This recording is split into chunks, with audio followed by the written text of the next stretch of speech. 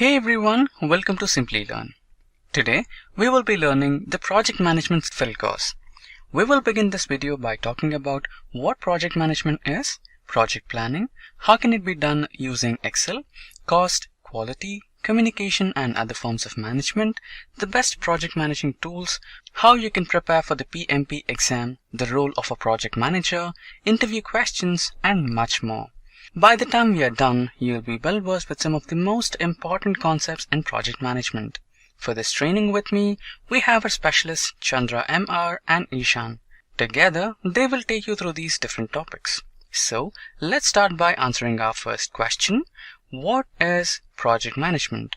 So before we begin, make sure to subscribe to our YouTube channel and don't forget to hit that bell icon so that you can never miss an update from Simplilearn. Hi.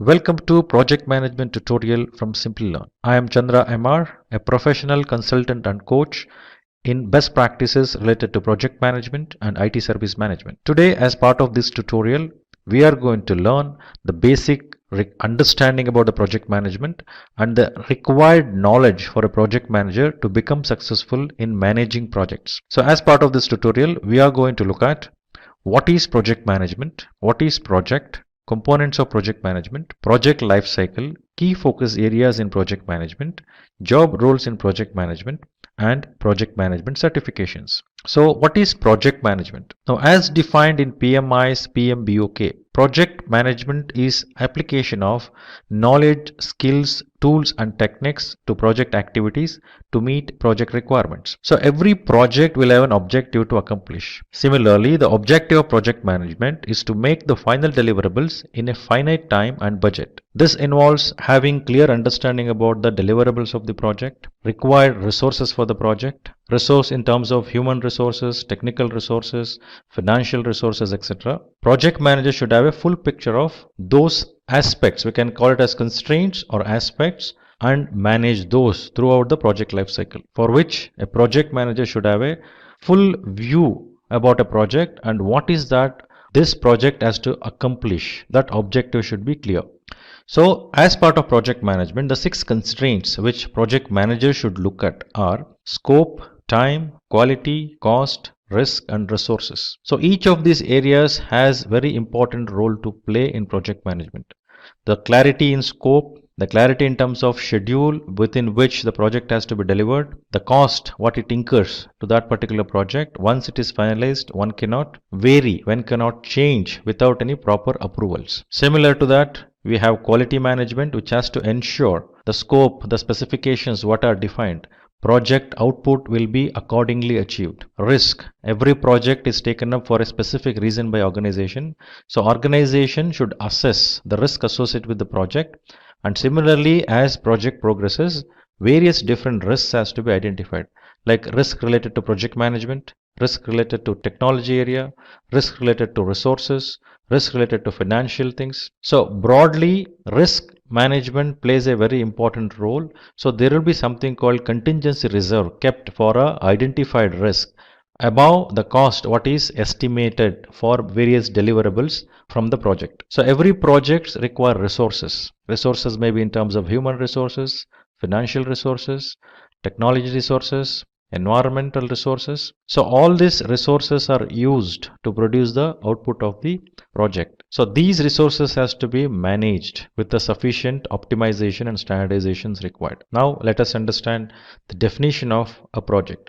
So what is a project? PMI defines a project as a temporary endeavor undertaken to create a unique product, service or result. The temporary nature of a project indicates that a project has a definite beginning and end. So when I say product, unique product, it means every output, it may be similar products you are producing with the same features and functionality, but the output of every project is unique because it is unique in terms of all the 6 constraints what we just discussed now. Now when I say product, it is very easy for us to visualize. It may be a desktop, it may be a laptop, it may be a car, it may be a machine, etc. But how do I visualize a service? Now project's output is a service. Now it's about building a capability. A project, through a project, a capability can be built to ensure services can be provided. That's what the output of project is, service. For example, if I think about a taxi services, for providing a taxi services, I need a mobile app, I need taxi, I need a server, I need a data center.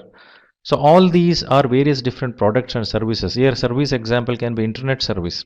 So combination of all the services and products builds the capability for an organizations who can provide the taxi services. So building that capability, we say it is an output of a particular project which is called service. Similarly, results can be improvement of something, improvement in customer satisfaction, increase in some specific objectives or specific results needs to be achieved in performance perspective. So output of every project will be unique product or a service or a result. This we need to clearly understand. So when we say there is a definite beginning and end, every project starts at a certain point in time and ends at certain point in time. So it has a definite beginning and end. That is the reason it is temporary in nature. It is not an ongoing business activity, right? So every project will have a life cycle, a beginning and end.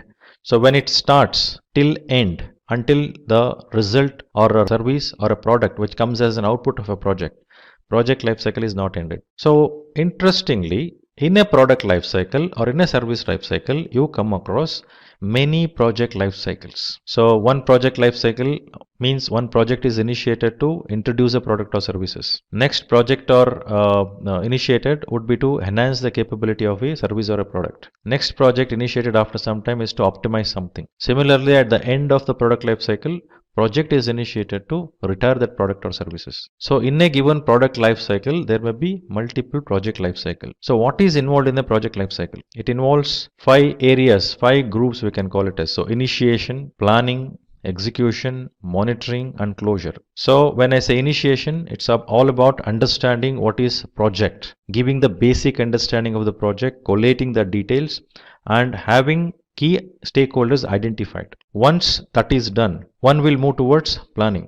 So here in the initiation, it is very clearly one has to understand is project is worthwhile of doing. So one has to check the feasibility, one has to measure that particular investment is making sense and then confirm, yes, it makes sense to invest. Now next, planning. As we have a basic understanding of, yes, this project has to be done, and a discussion with the key stakeholders have happened. Now that moves towards planning. Now in planning, one will understand the project in entirety. If it is a waterfall approach, one has to have a clear articulation of entire project, a comprehensive details, holistic approach.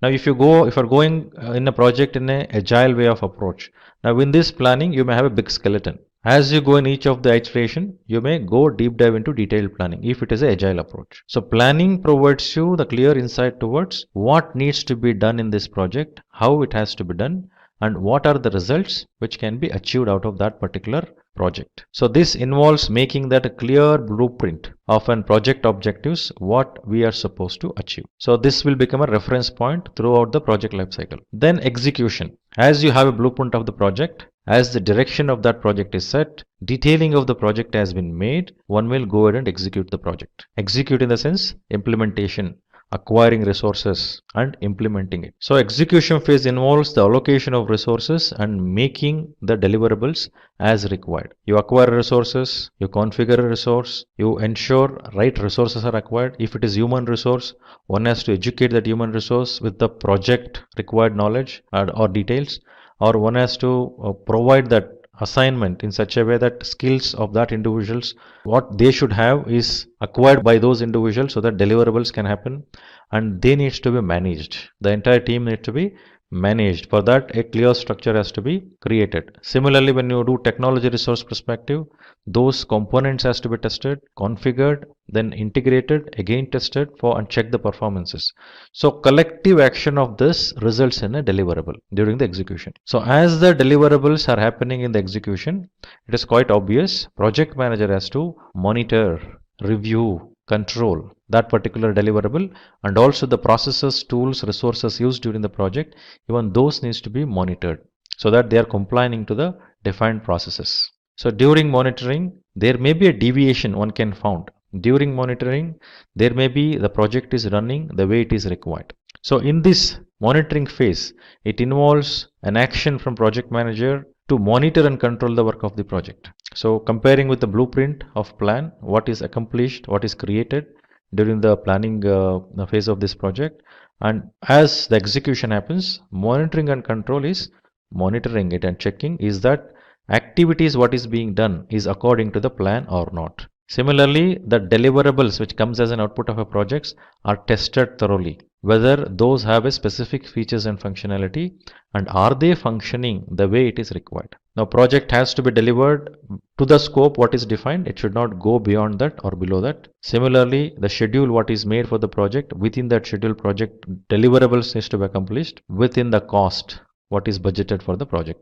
So during the project, project manager may find there are certain deviations which are occurred, there are additional challenges which has come in. So for this reason, one has to ensure continued monitoring as the execution happens and identify those deviation and ensure whenever there is a deviation there is a correction. Whenever there is an additional things coming in, that needs to be considered carefully whether that need to be involved as part of this deliverable or should be taken it separately. So this requires a lot of conversation with all the stakeholders of the project during the entire project life cycle, especially during planning, execution, monitoring and control, since they are not the one which is happening in sequence. So planning can also come back again where there is something which you may require to modify.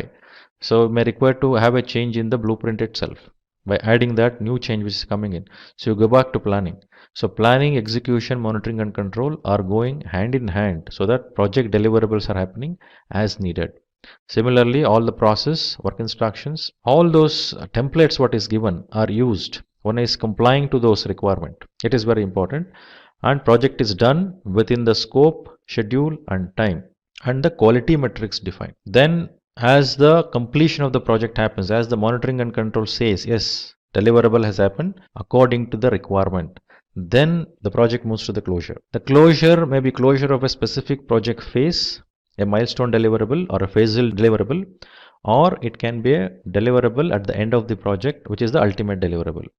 So processes in closing has to be triggered whenever there is an end of the phase, whenever there is a deliverable to conclude, and also at the end of the project to conclude the entire project. So during the closure, one has to ensure capturing all the details in terms of what is accomplished against what is defined, what went wrong, what went well, what is the learning one has to take to the next level or to next phase or to the next project. And at the same time, a sign off has to be obtained formally and everything should be summarized and have a good handshake with the project stakeholder, mainly a business or customer. And also disseminating of team means you will dismantle the entire team and send them back to their specific units or specialization, and they may get assigned to new project, or if it is a functional they can go back to their functions to do their functional activities. So that was about entire project life cycle what happens. Now while doing this, I mentioned there are 6 constraints, that is scope, schedule, cost, quality, risk and resources. So keeping these in mind, one has to ensure project is successful in all aspects. So to become successful, there are few key areas which has to be looked at. So first 6 key areas are scope, schedule, cost, quality, resources and stakeholders. Now let us look at the scope. What does scope means? Scope is about what needs to be delivered. What is in scope? What is out of the scope? So this refers to all those deliverable scope, all those activity scope. Basically we speak about 2 things. One is product scope and project scope. Product scope is all about ensuring the features, functionality of products are well defined and understood and signed off. And while delivering that product, that is tested against those defined features and functionalities. Whereas project scope focus on all the activities needs to be done, all those templates which has to be used, all the process which has to be complied with, all that skills which is required to be applied. So it is going as defined. So by doing this activities which is defined as part of project scope, the result, the deliverable will come out, which will be in line with the deliverables, features and functionality, which is defined as part of product scope. It is very important to ensure entire projects happens within this particular scope. There should not be any deviations from this. Schedule perspective, for that specifications what we defined for a product and project. So these needs to be done in a specific point in time, means in a specific schedule. There will be start time, end time, right? So one has to plan how long a project would take and what are the deliverables should happen in what sequence, what activities are required to accomplish this. So all these needs to be understood. So while performing the schedule management, one has to look at a specific deliverable at a specific point in time by applying a specific set of activities required. So this will tell you the duration of the project. This will provide you the sequence of project. This will also help you to understand the dependency between one task to another task. This will also help you to understand how the deliverables happening in what sequence, which helps in prioritizing your deliverables. Third is cost. So as we know, to do any project, it is very essential to ensure project happens within that budget. So project cost is estimated initially, then that estimated cost will be checked in terms of is the assumptions, considerations are right or wrong, is that really so much of monetary resources are required for the project. And then after understanding the justification and obtaining the clarity, budget is, monetary resources are allocated and confirmed, approved, then it will become a budget. That will be a cost baseline. So these estimation, allocation of budget, once it happens, that will become a base, and any deviations from that cannot happen so easily. So any deviations because of additional of scope, that can be handled through change management, but idealistic scenario, the cost should not escalate or come down. Organization can also set certain tolerances at the project level, considering various different scenarios, like scenario of risks, scenario of something which deviated from the deliverable. So to what extent it can deviate, that tolerance will also be set at the economic or monetary value perspective. That is about cost. Now quality, as we know, quality is a very important area which ensures the project is delivered in time with all the specifications defined by using all the methods, means by following all the processes, work instructions, templates, and delivering as needed, where it enables the project to monitor it easily. So basically the requirement of compliance and standardization and optimization is to ensure everyone follows the same steps to do the activity. So what quality management focus is to ensure the intended objectives of a project are achieved. Already there is a definition done in terms of various different practices or processes needs to be followed. Similarly, specification of each of the products are defined, and from that there should not be any deviation. So quality management should focus on ensuring those activities are done as defined, those deliverables are done according to the specifications what is defined. It is very important that way. So for that there is a layer of quality management, there should be a layer of quality management where auditing or control activities are initiated periodically so that any deviations can be seen easily. And remember, a project manager cannot become part of quality management. Like project manager cannot audit. Project manager should have a team or take the help of a team who can able to do. Mostly the one who is not part of the project is always better. Resources. Now as I mentioned earlier, every project needs resources. It may be human resources, it may be technology resources, it may be any other resources which are required to do the project. So organization acquires resources, configured and then deployed. For example, in a project, you acquire a server, you configure a server, you deploy a server.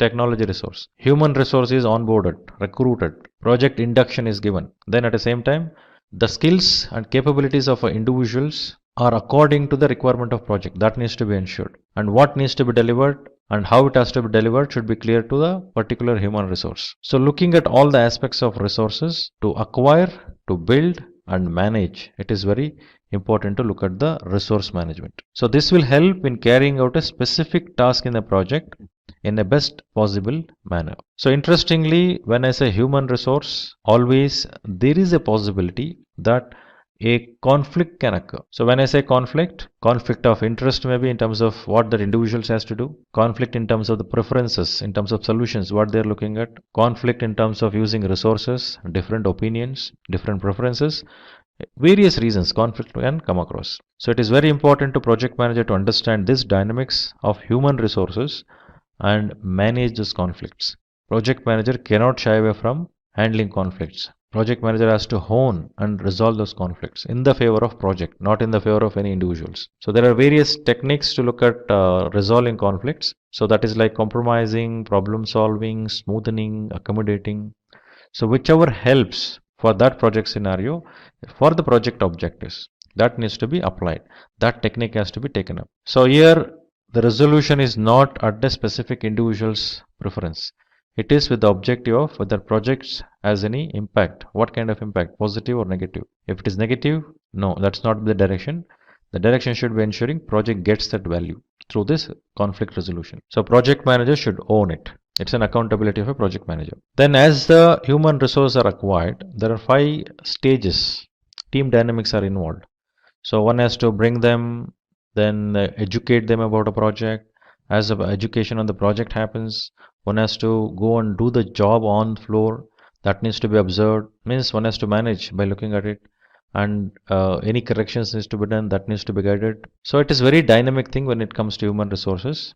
Similarly, in technology resources, standardization. There is no ambiguity as such. But right resources with the right configurations should be acquired. That is very important. The next, stakeholders. So who can be stakeholders? Every project will have a stakeholder who are internal and external to the project. So the internal stakeholders are those who are part of the project, who are part of the organization, who are part of the customer organization, or part of supplier organization, a competition to my business, means my organization's business. All this we can call it as a stakeholders. Now every stakeholders will have a specific interest, a power, an ability to influence. Now through their position, through their distance from the project, they will get impacted. At the same time, they will also impact the project. Similarly, they influence and they get influenced because of the project. So a project manager should identify all the stakeholders and understand this. What is the kind of stakeholder is this in terms of power, in terms of legitimacy, in terms of influence, in terms of impact. After understanding that, there should be a strategy for handling the stakeholders. How am I going to engage with these stakeholders? It is very important. And accordingly, the engagement should happen, and then stakeholder engagement should resolve in the favor of projects again. So if it is a customer should get the inputs required through review or periodic updates and the engagement required with the customer, so that customer is having up-to-date information about the project. If it is a team, continued monitoring and control and ensuring team delivers the results what is required. So focus of a stakeholder should be in such a way that your strategy should enable project to become successful and get a proper response from the stakeholder, means a supporting engagement. So next few key focus areas to mention is communication, risk, procurement, critical success factors, deliverables, and work breakdown. So this list is not exhaustive. As we deep dive into project, I think you can just keep listing the key focus areas more than this, but whatever we have indicated are the minimum which needs to be looked at. So when I say communication, communication is basically a conversation, exchange of message which happens between two entities. Now whenever we communicate, it is necessary to understand that it has to happen with two individuals or two entities. There should be sender, there should be receiver. In the absence of receiver, if sending is happening, that communication doesn't make any sense. There should be a receiver and there should be an acknowledgement from the receiver. Now this is one of the most ignored area in many of the projects. Even the communication happens more often, more frequently. But what people face difficulty in realizing that as they communicate generally, informally, formally, they just take those for granted. Now when you identify the stakeholder, one has to understand what is the communication requirement for those stakeholders. What is that communication? Why is that communication? What is the content of that communication? How frequently we should do that interactions or communications? Intent of that particular communication. What is the expected action or response from that communication? All this needs to be very, very clear, and this can be articulated. It has to be articulated. So when it is articulated, once there is a picture in terms of what kind of communication has to happen, it is quite obvious there should not be any deviation from the agreed communications requirements. And whenever there is a need of change to the communication requirements from the stakeholders, that needs to be updated. For this, one has to have a stakeholders identified. So stakeholder management and communication are very closely linked and associated. Engagement with the stakeholder will become successful with an effective communication approaches. Next is risk. So every project which is undertaken by organization that will have certain amount of risk which organization will evaluate. Similarly, within the project life cycle, lot of risk comes up which would have certain impact to the project. Now, risk refers to by definition an uncertain event. It has an uncertainty. An event which is uncertain, and when it occurs, it will have an impact on the project positively or negatively. Now, current scenario in everywhere the projects, what you observe closely, people tend to look at the risk which are threats, that is negative only, but they fail to recognize the risks which are opportunities, the positive risks. So another gap which we see when do the risk management is that is done in the initial phase of the project. As the project is kicked off, someone will do the risk assessment, have a list of risk identified, but unfortunately there is no categorizations for that risk, and how is that going to impact the project, that is not clear. Thirdly, risk management or list of risk are created only once. It is not done repeatedly. So risk identification and analysis and assessment of that risk has to be done throughout the life cycle of a project. Reason being, the risk which looks as an high impact when project is initiated, as the project progresses, the impact levels will vary. Maybe in the mid of the project, the impact may be very high or low. So likewise, the impacts of the risk will vary throughout the project life cycle. It may be positive, it may be negative. So as you identify the stakeholder throughout the project life cycle, as I said, that is also a dynamic. I cannot just have a list of stakeholders and I keep it as it is. I need to update that also regularly. Risk identification, assessment and analysis should also be done regularly, periodically, so that one will have a clear understanding about, is that risk still valid? Is that risk is there still or not? What is the level of variations in terms of impact of the risks? So this clarity will be there so that organization or project manager can get ready to face those risks. If it is a negative risk, definitely you should have a mitigation or avoidance or acceptance, whatever the mitigation plan you have, to eliminate the negative impact of the risk when it occurs. If it is a positive risk, it's quite obvious one has to take the advantage of that. One has to enhance, exploit, share a positive risk so that organization is benefited. Further, procurement. So whenever a project is initiated, whenever a project is taken up, the organization who is doing the project cannot create everything, cannot develop everything in that project life cycle. So organization would take a decision, make a decision stating that some of the deliverables we make ourselves, some of the products we make ourselves, some of the products we purchase, some of the services we purchase. So to purchase, that has to happen from a specific supplier. You cannot go with every supplier. You should evaluate those suppliers, qualify the suppliers, and then select, onboard the supplier, and then get the services or products supplied by that particular supplier. So while doing this, one has to understand what type of contracting they need to enter with. So three types of contracts we speak basically. One is about cost plus contract, where cost is fully known to the project manager and to the organization. So apart from known cost, a fee will be paid to the supplier. Another one is fixed price, where project manager or the organization who is awarding that contract to a supplier will not know what is the cost. Instead, it is a fixed price. But important here is the scope of work needs to be clearly articulated and defined. Another type of contracting can be time and material, where the billing will happen based on the amount of time one is spent on that particular hire a resource or onboard a resource on a time and material basis, and what is that effort that resource has been put. Based on that, billing will happen. So three types of contracts depending on the different scenarios of the project will be signed with the contractor. However, before doing that, it is very essential to identify those suppliers, sign off with them, and monitor and manage them. So if deliverables are not there, it is very essential to look at the termination. One has to terminate. Otherwise, one has to ensure, instead of terminating, should be able to put some effort to educate them also, so that they come up to the mark, so project is benefited. So depending on what needs to be done, that call has to be taken on a regular basis. Then critical success factor. So for every project, there should be an articulation of critical success factor. So based on that, one can confirm, yes, project has achieved its objectives or project has not achieved its objectives. So critical success factor should be supported through the metrics, key performance indicators. So key performance indicators provide those metrics to say critical success factor is achieved. For example, if I want to become successful in an exam, critical success factor is scoring or passing the examination. or let me say to pass the examination, key performance indicator is scoring 60% and above. So critical success factor for me to get promoted is to pass in this particular exam. So to pass in this exam, minimum I should score is 60%. That is KPI. Passing in the exam, that is critical success factor. So how will I measure that success factor is KPI. So every project which it produces a specific product or services by using a specific resources, and each of these, the resources, the processes, the templates, the deliverables, all these needs to be measured on a continual basis. So there are critical success factors defined, and those are measured by defining KPIs to that critical success factors. So basically critical success factor provides the insight towards what needs to be measured, and when you measure, what should be the focus. And to achieve those critical success factors, the indicator is key performance indicators. When you measure, yes, the moment you achieve that, your CSF is achieved. Next, deliverables. So deliverables are those which comes as an output of the project, right?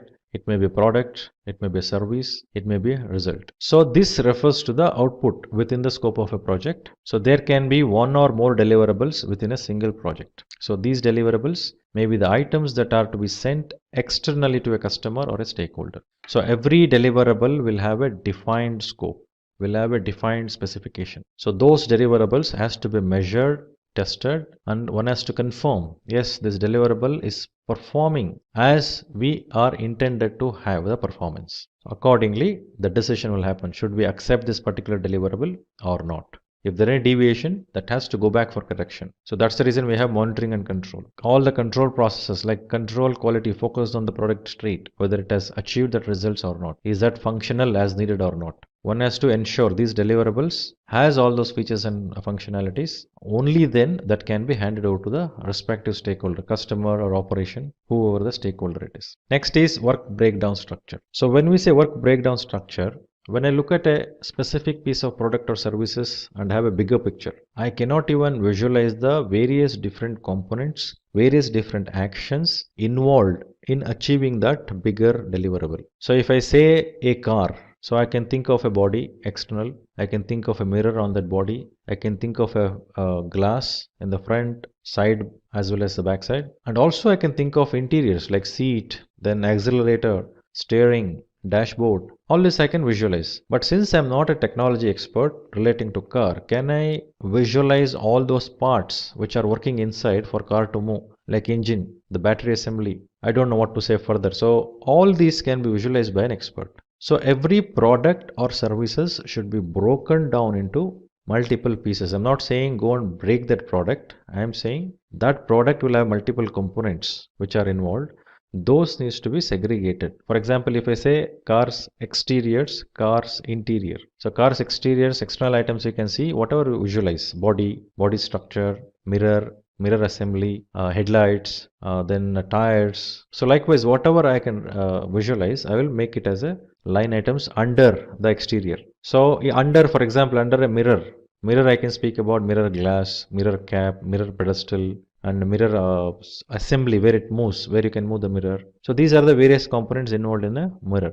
So I need to ensure by breaking down the product into multiple levels, by decomposing it to multiple levels, I can able to visualize the product very clearly. What is there in detail. So once I have the details, I will articulate those. What is that particular work breakdown element is, product breakdown element is. Then I will look at what skills and capabilities required for that product, and I will assign the resources accordingly. So once activities, resources, everything is assigned, automatically this will become a work breakdown structure. Further, after creating a work breakdown structure, one will go and sequence the activity, look at sequencing will happen based on in what priority deliverable should happen, what order deliverable should happen. Then once the sequencing is done, it will be checked to see whether anything can be optimized. Anything can be done in such a way that smooth flow of the project can happen. There is no dependencies which will make project to delay. Like as the flow happens smoothly, so you would find the various techniques like critical path method,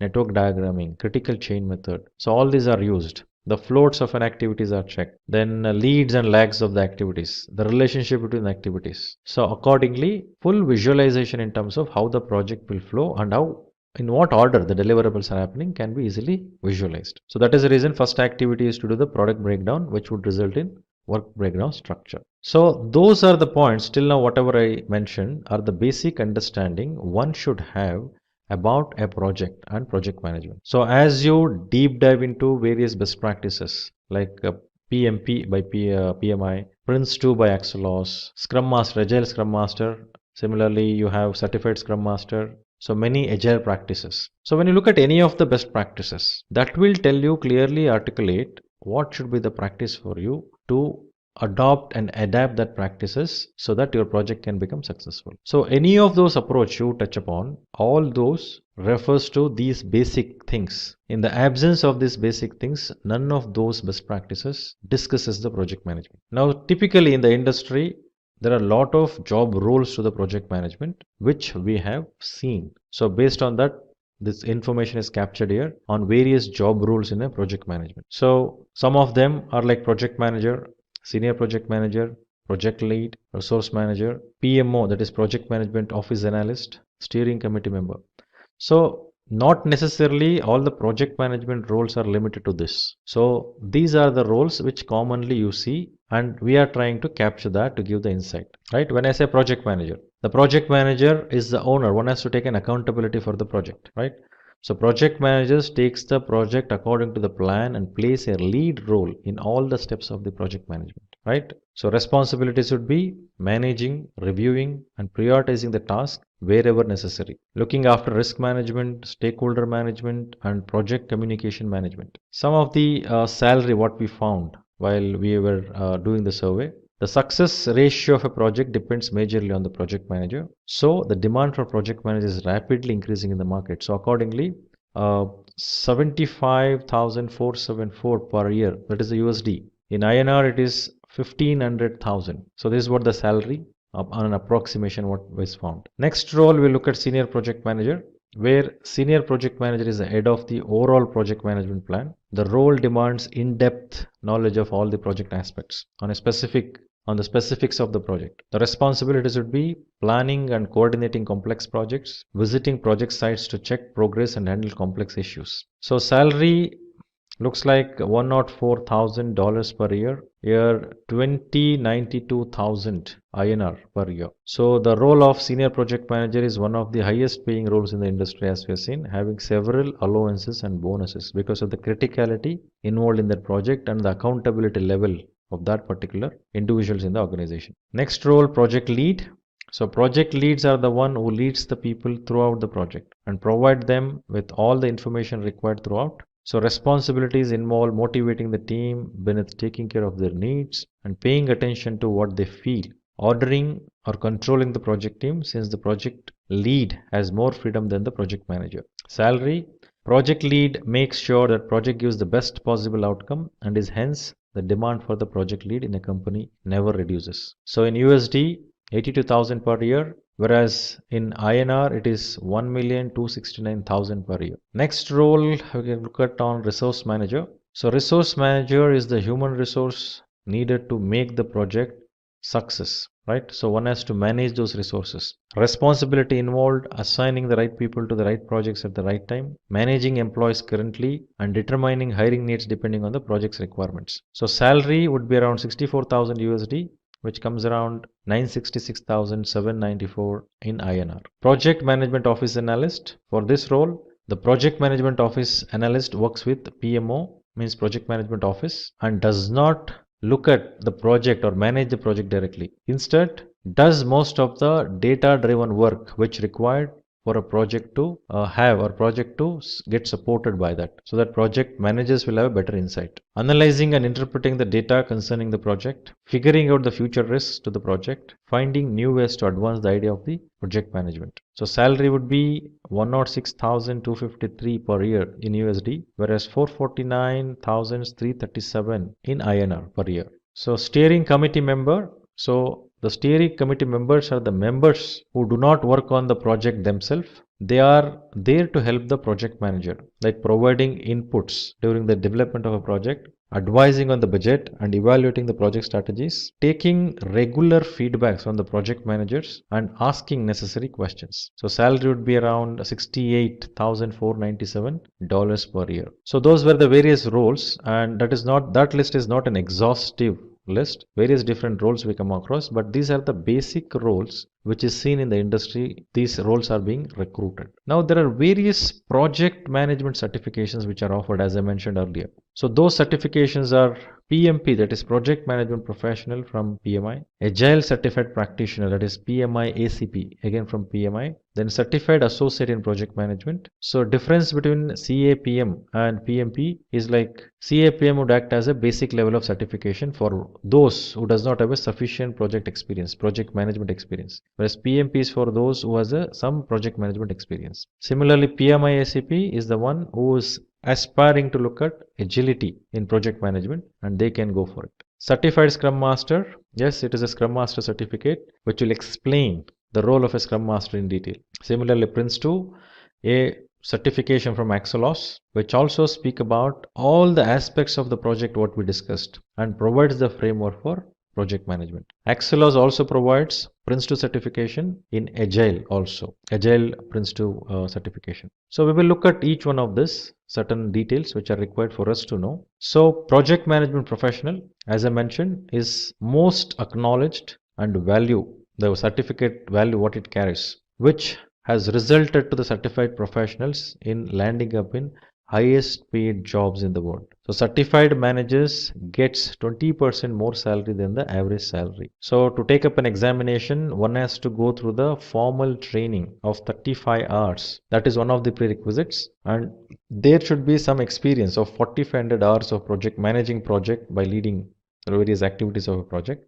And once the person becomes eligible with that prerequisites, person will become register in the PMI's website, becomes member, and then go for examination. So examination fee for PMP would be $405 for the members who are registered with PMI, and for those who are not registered as a member with PMI, it is $555. The duration of the examination is 4 hours, and the number of questions will be 200, which are multiple choice questions. So each question carries 1 mark. There is no negative scoring. Now prerequisites, one has to have 4,500 hours directing and leading the projects. That experience has to be filled in while filling the application. If a person is a bachelor degree holder, and along with that 35 contact hours of PM education. Now prerequisites for the one who is not a graduate, who may be high school or diploma, is 7,500 hours of directing and leading projects, 35 hours of PM education. So those are the prerequisites before one will go and appear for examination. So once an individual passes PMP examination, that certificate is valid for 3 years. So now after 3 years, if the person aspires to keep the certificate continued, they need to produce 60 PDUs, professional development units, which has to be acquired during those 3 years. How to acquire? One has to go through additional learning, one has to contribute towards project management knowledge base. So those needs to be evidenced, and then renewal fee has to be paid and certificate has to be renewed. Then Agile Certified Practitioner, as we saw for PMP, here Agile Certified Practitioner demonstrates that one has relevant experience and education to handle and lead Agile projects. The organization has started shifting towards Agile, as we know, in today's industry, which makes this certification fast growing in the world. So examination fee would be $435 for PMI members, $495 for non-PMI members. Duration is 3 hours and multiple choice questions, 120 questions. Prerequisites is 2,000 hours project management experience with 1,500 hours agile experience and 21 contact hours of agile practices. So maintenance, 30 PDOs are required for every 3 years, and after paying the renewal fee, that can be renewed. Now certified associate in project management. So here this is an entry level certificate of PMI, especially for those people who has less project experience. It intends to demonstrate fundamental knowledge, terminologies and processes of effective project management. So examination fee would be $225 for PMI members, whereas $300 for non-members of PMI. So duration of examination is 3 hours, and examination will have 150 multiple choice questions. So prerequisites, someone who has secondary diploma with 23 contact hours of PM education is enough. There is no experience of doing the project is required, as we saw in PMP. So maintenance is again 3 years. Someone who need to continue the certification has to retake the examination every 3 years. Next, certified Scrum Master. So Certified Scrum Master is an entry-level certification that helps the professionals to begin as the Scrum practitioners. It is one of the most sought after certifications after this one can get the designation of Certified Scrum Master, which is offered by Scrum Alliance. So examination fee, which will change time to time, which is not revealed. So one has to approach the training organization where they will get trained on Certified Scrum Master. So duration of examination is 60 minutes and pattern would be 16 hours, 2 days of training and 50 multiple choice questions after that particular 2 days of training. Then prerequisite is done for maintaining these credentials. So one has to ensure it is renewed every 2 years. Then projects in controlled environment, that is Prince 2. So Prince 2 is a method which is effective mostly from the base of UK. All the organizations who are from UK region prefers to have Prince 2 certification, and it is as popular as any other project management certifications like PMP. So examination fee would vary from $900 to $1,000 depending on where exactly you're taking the examination, and certification will happen at 2 levels. One is at foundation level and other one is practitioner. So in foundation, it is 60 questions, multiple choice, and in practitioner, it is 68 questions. Now, 60 questions or 68 questions, each carries 1 marks for correct answer. Any wrong answer, there will not be any negative scoring. One has to score 55% to clear the examination. So prerequisites for Prince 2 Foundation is none, whereas Prince 2 Foundation is a prerequisite for Prince 2 practitioner examination. So to maintain the certificate, one has to achieve 20 CPDs every year. Continued professional development. If getting your learning started is half the battle, what if you could do that for free? Visit SkillUp by Simplilearn. Click on the link in the description to know more. PMP, or Project Management Professional, is the world's most renowned project management certification for project managers. This certification is provided by the Project Management Institute. Now, when we know what is Project Management Professional or PMP certification, let's have a look at some reasons why you should get PMP certified. Today, I will give you top 10 reasons to take PMP certification. PMP certification helps you become a better project manager. The process that helps us acquire the certification goes to several phases like gaining project management experience and passing the PMP exam, which helps you in bringing sanity to the project manager. The process helps project managers to learn different industry trends, have practical knowledge, and several other project management constraints. The second reason that we have is project management certification makes a resume more valuable. As we have discussed earlier, that PMP certification is the most renowned project management certification, so having it on the resume will definitely help the interviewer recognize our skills. There are companies that only accept project managers who are PMP certified. PMP certification not only helps in switching the job or finding a new one, it helps in progressing in the current company as well. The third reason that we have is it provides more job opportunities. When one acquires the PMP certification, it proves that one has expertise in completing the project effectively and efficiently. So the certification increases the trust factor of the interviewer in you and increases your probability of getting that job. The fourth reason that we have is salary hikes. PMP certified project manager is one of the highest paid jobs around the globe, and this trend will continue to grow. The global survey by the Project Management Institute shows that PMP certified project managers tend to get 20% more salary than the non-certified project managers. The next reason that we have is PMP certification validates your dedication to the job. The certification requires several months of training. It requires several hours of project management experience and exposure. This experience and exposure explains the seriousness of a project manager towards its career path. Then, sixth we have is PMP certification is globally acknowledged. PMP certification is the most renowned certification all over the world. It helps project managers to be a part of different types of industries all over the globe. PMP certification is the most renowned certification all over the world. Project managers who are PMP certified may get jobs in different types of industries all over the world. PMP certification not only provides theoretical knowledge but also helps in gaining practical knowledge, which further helps in increasing the confidence of a project manager. The next reason that we have is better project performance. PMP certified project managers tend to deliver better projects than the non-PMP certified project managers. This is because PMP certified project managers are well aware of 5 process groups, 10 knowledge areas, and 49 processes, which helps them have a clear picture of different aspects involved in a project. The eighth reason that we have is it increases your networking opportunities There are several communities that one becomes a part of when they sign up as a PMI member. These communities have meetings regarding new job opportunities, and this helps in having a professional network. The ninth reason that we have is job security. Job security is a major reason that a professional thinks of before opting for a particular profession. Today, in the world of recession, where companies are drowning, the demand for PMP certified project managers goes on increasing. The last and the 10th reason we have is expertise in practical application. When one appears for a PMP exam, they need extensive preparation. They need to have thorough knowledge of process groups and knowledge areas which help them develop several essential skills and move ahead in their career. Now, as we move further, we will look into the PMP basic concepts. The PMP basic concepts are the 5 project management steps. These project management steps start from the day we begin our project to the day we end our project. They begin from initiation to closure. The first step that we have is initiation,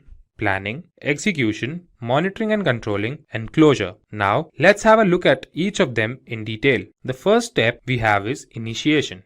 Initiation involves defining the project scope. This is the step where we explain what our project will have, for whom we are making that project. It helps us to identify our stakeholders, who all will be the part of that project, and determine the project feasibility. After the step of initiation, when we have decided the scope of our project, the second step that comes is planning. In the planning phase, we define a flow to all the activities of our project. We define this flow keeping in mind all the constraints of a project like time, resources, and risk. After we have defined the flow of these processes, it is time for us to look at the execution. In the execution phase, we evaluate the plan and the sequence of the tasks we have made. We finally put the plan in action and the project tends to start. After the project building has started and the process of execution has started, it is time for the monitoring and the controlling phase. In monitoring and controlling phase, the progress of the project is tracked and important steps for quality assurance are taken. In monitoring and controlling phase, the work being done is compared with the work as defined in the project plan. In this phase, the progress of the project is tracked and important steps for quality assurance are taken. Finally, we have the closure step. In this step, the deliverables are delivered to the client, the documentation of all that took place during the project life cycle is done, and project is fully evaluated. Now, when we have seen reasons for getting PMP certified and we know the basic concepts of PMP, it is time for us to know who can get PMP certified. For getting PMP certified, there can be 2 cases. The first case says you must have a secondary degree. A secondary degree means high school diploma or an associate degree or a degree that is globally equivalent to all of these. Then you need to have 7,500 hours of leading and directing projects and 3,500 hours of project management education. There can be 2 cases. First case can be you must have a secondary degree. That means a high school diploma, associate's degree or the global equivalent degree. Then you must have 7,500 hours of project management experience and 35 hours of education in project management. The second case can be you must have a 4-year degree along with 4,500 hours of project management experience and 35 hours of education in project management. Now, when we know who can get PMP certified, we will see the PMP exam pattern. The exam comprises of 200 questions, out of which 175 questions are used for evaluation. One can answer these questions if they have thorough knowledge of 5 process groups and 10 knowledge areas. The time provided to complete the exam is 4 hours. The questions that are asked are of different types, the most common type being formula-based, situation-based, and knowledge-based. Now, when we have discussed about the exam pattern, discussing about the PMBOK guide becomes very important. So the next topic that we have is PMBOK guide. PMBOK guide or project management body of knowledge is a book that comprises of several processes and different terminologies needed to crack the PMP exam. The whole syllabus of PMP exam is covered in the PMBOK guide by the project management and 10 knowledge areas. Apart from this, there are 49 processes that are divided amongst 5 process groups, 10 knowledge areas. Finally, let's have a look at the cost and validity of the PMP certification. When we talk about the cost of the certification, there can be 2 cases. The first case can be if we are not a member of Project Management Institute, the exam fees is $555. The second case can be if we are a member of Project Management Institute, the exam fees is $405. If we talk about the validity of the certification, the certificate is valid for a period of 3 years. After every 3 years, the certificate needs to be renewed. To renew the certificate, one needs to furnish a proof of 60 PDF use of professional development units. After so much information, Ted thanks John for his time and promises to take the PMP certification at the shortest notice. Now, let's have a look at the salary trends of a PMP certified project manager and a sample resume. If we consider the salary of a non-PMP certified project manager, it is approximately $91,000, while if we consider the salary of a PMP certified project manager, it is approximately $111,000, which is approximately 20% higher than the non-certified project manager's salary. Now, let's have a look at the resume of a PMP certified project manager. If you are somebody with PMP certification and looking for a project manager or a senior project manager role, your resume should look something like this. The summary in the beginning would include how much experience you have and anything that supports your claim of being a project manager. Like here, James Brown has written, he has more than 10 years of experience with generating and building projects. Then, when you talk about your experience, you should put something that emphasizes on the responsibilities that you had, your area of expertise, put something that shows your skill set for the desired post, and also something that you learned from your former job role. This shows that you have command over your work and also the determination to skill and upskill yourself. Like here, James Brown has 3 years of experience as an assistant manager training new associates and then more than 3 years of experience as a project manager where he not only led projects but also learned new project management tools like Trello and Primavera. After this, add relevant information regarding your education. Your resume must include skills that you have or you have gained in your years of experience. Like here, James Brown has divided his skills into 2 parts, where he has written his technical skills and non-technical skills. He has included a skill of agile and quality assurance software, as well as he has his knowledge of different project management tools. Then putting your certifications play a major role. This proves that you are up to date and updated with current market trends. James Brown has his certifications in C and Java, and more importantly, he has his project management certification, Project Management Professional. Choose from over 300 in-demand skills and get access to 1,000 plus hours of video content for free. Visit SkillUp by Simplilearn. Click on the link in the description to know more. Hi guys, my name is Ishan and I welcome you all to this session of project planning. Today, we will be learning about different aspects of project planning. But before we begin, let's have a look at an incident. Here's Max, an assistant project manager who looks tensed and is pacing around the room. Then Jack, a project manager who works with him, walks into the room and asks him, why does he seem so tensed? To which Max replies, he's facing difficulty in estimating the budget. Jack responds, it might be because he's not planning the project properly. Jack reassures Max and begins to tell him about project planning. So today, we will be learning about what is project planning and check out the fundamentals of project planning. Then we will see why project planning is so essential for a project to be successful. After that, we will check the tools for project planning, and finally, we will have a look at the steps for project planning. So without any further ado, let's begin with what is project planning. Project planning is the second step or phase of the project life cycle. Project life cycle has 5 different phases from initiation to closure. Today, we will be learning about this phase that comes immediately after initiation, in which the project plan is documented and further requirements are defined. Project planning includes the following things. The first and the foremost thing is describing the objectives or outputs we are expecting the project to yield. Second, we have is the elaboration of the scope to make sure what the project is all about and what all can be expected from the project. The third step we have is forming a schedule. This schedule is important to run or perform different tasks of a project, each task having its own start date and end date. This helps the project to finish in the scheduled time and limit. Lastly, we have making and generating progress reports, in which all that went during the tenure of the project is documented. This helps in evaluating the project and helps in the forthcoming projects. Now, let's have a look at the project planning fundamentals. The first fundamental that we have is the determination of scope, cost, and resources. The determination helps us in having a rough estimate about the time that is required to finish the project. It helps us in determining the number of people required and what should be their skill set. We can divide the project into smaller manageable sections, and this is made possible with the help of work breakdown structure. The second fundamental refers to identifying the problem. There are several techniques by which we can collect information and discover issues. There may be several problems in a project, and in that case, several risks or issues are prioritized, and the risk that requires immediate attention is dealt with first. Then comes identification of stakeholders. When we can identify the stakeholders, we can know who all will be affected and in what way, which helps us having a better understanding of the project. Stakeholders may be anybody. They may be the part of the project team, or project managers, or customers. They help during the project and contribute to its success. Then the last fundamental we will discuss is defining project objectives. A project plan is made keeping in mind the requirements of the project team and expectations of the stakeholders. If the project team can meet the expectations of the stakeholders, then only we can say that the project is successful. Now, when we know about project planning and its fundamentals, it's time to see why project planning is so important. Project planning reduces the cost and time of the project as every step is monitored and optimized in the best possible manner.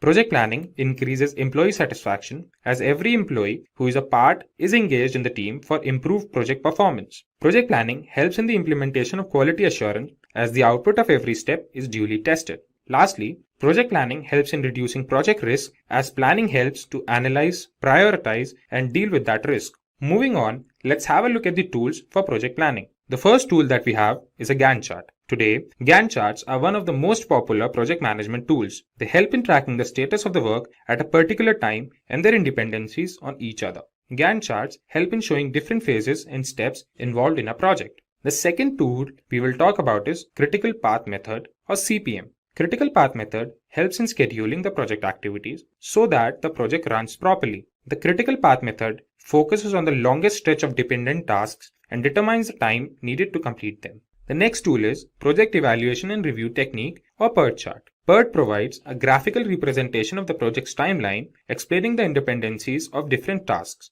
This tool not only helps in making a schedule, but also helps in coordinating with all the team members. The fourth tool we will check is Work Breakdown Structure. Work breakdown structure is a very common tool that makes it possible for the team to break its work into manageable sections. Work breakdown structure is a step-to-step process that helps in completing the project efficiently. The last tool we will see is project documentation. Project documentation is an integral part of the project lifecycle. Project documentation helps in understanding the mistakes done during the project and, more importantly, provides guidelines for the upcoming project. Now, when we know about different tools for project planning, it becomes essential that we know the necessary steps of project planning. There are 7 steps in project planning. Let's have a look at each of them in detail. The first step is identification of stakeholders.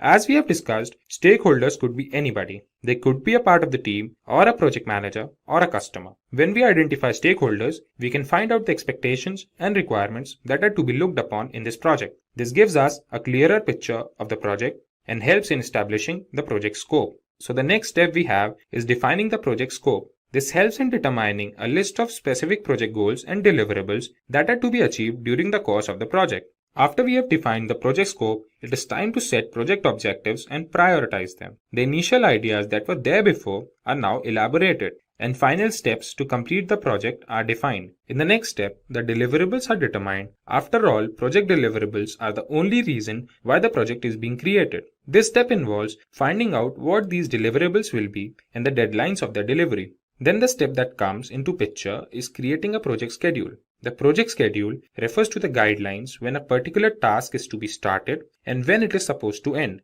This helps in monitoring the growth of the project and later helps in generating progress reports. The next step is the step of risk analysis. This step plays an extremely important role in the success of the overall project. It helps in identifying the risk, prioritizing them, and taking steps to limit them. The last step in project planning is to generate progress reports. In this step, we update the stakeholders about the project growth, and it is done so that all the concerned team members can have a look at the progress of the project.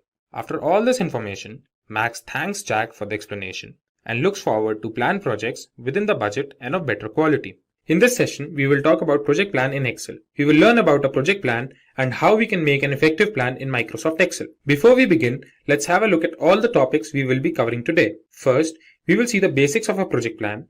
Then, we will check the process of project management in Microsoft Excel and why should one refer to Microsoft Excel. Apart from this, we will learn about how to make a Gantt chart in Excel. Towards the end, we will check some Microsoft Excel templates. So without any further ado, let's get started. Let's see what is a project plan. Project plan is a basic thing that is needed to execute a project. According to Project Management Book of Knowledge, a project can be defined as an approved, elaborative document that guides the team during project execution and project control. When we are making a project plan must answer several questions for us. These questions are like, what are we expecting our project to deliver? How are we expecting to get our deliverables within the desired time? Who all will be a part of our project and what tasks they will have in the project? When will the project start and when it is expected to end?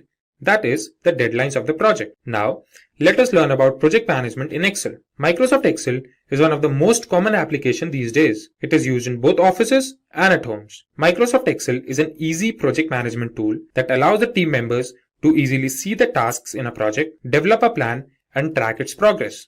Before we learn more about project management in Excel, let's first have a look why do we use Excel.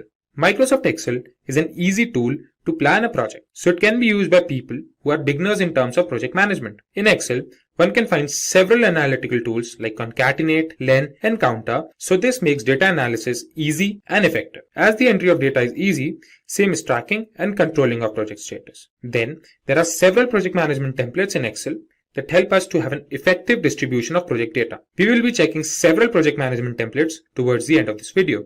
Now, let's have a look at the process of making a Gantt chart in Excel. Before we begin this, it's important we know what is a Gantt chart. A Gantt chart is like an horizontal bar chart that is used for project management. With the help of a Gantt chart, we can check the status of the task, the date they start, the date they end, and their dependencies on each other. Gantt chart helps in coordinating and monitoring different tasks in a project. Now, let's have a look at the steps that will help us in making a Gantt chart. First step we have is make a project table. We have several rows and columns. Like here, we have 3 columns. In the first column, we have the tasks. In the second, we have a start date. And in the third column, we have the duration or tenure of the task. The second step is to make a bar chart in Excel. For this, we will select the entire second column. Then we will go on the Insert tab and click on the bar graph chart. There, we can select stacked bar graph in 2D bar charts. As a result, we will have the entitled bar graph on the screen. In the third step, we will add the duration to the bar graph. We will right click on the chart, and in the menu that appears, we will select Data option. A window that appears on the screen. In that window, we will select Add option as shown. We can also see the start date is already in the entry section. Then in the dialog box that appears, type tenure in the series name and click on the range selection icon that's shown in the figure. Now select the relevant data from the tenure column and click on OK. Now we can see a bar graph that has 2 colors on the screen. This bar graph now has the duration of the tasks. The fourth step we have is adding description to the Gantt chart. Now we will open the box again, and in that box we will select the edit option as shown in the figure. Then we will select the tasks as we had selected the duration of the tasks before and click on OK.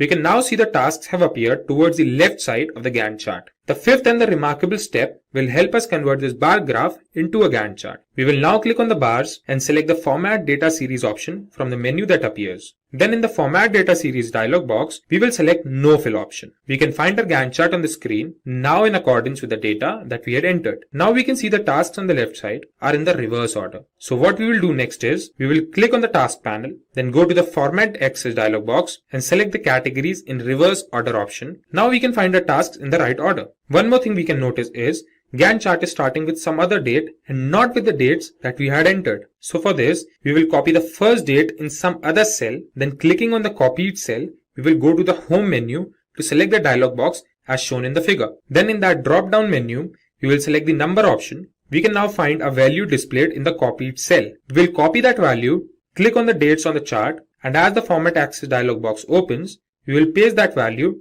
in the box that says minimum shown in the figure. As a result, we will have our final Gantt chart on the screen. In the last step, we can give several designs to a Gantt chart, change colors, and make it more presentable for us. Now when we know the basic steps of making a Gantt chart, I will show that practically to you in Microsoft Excel.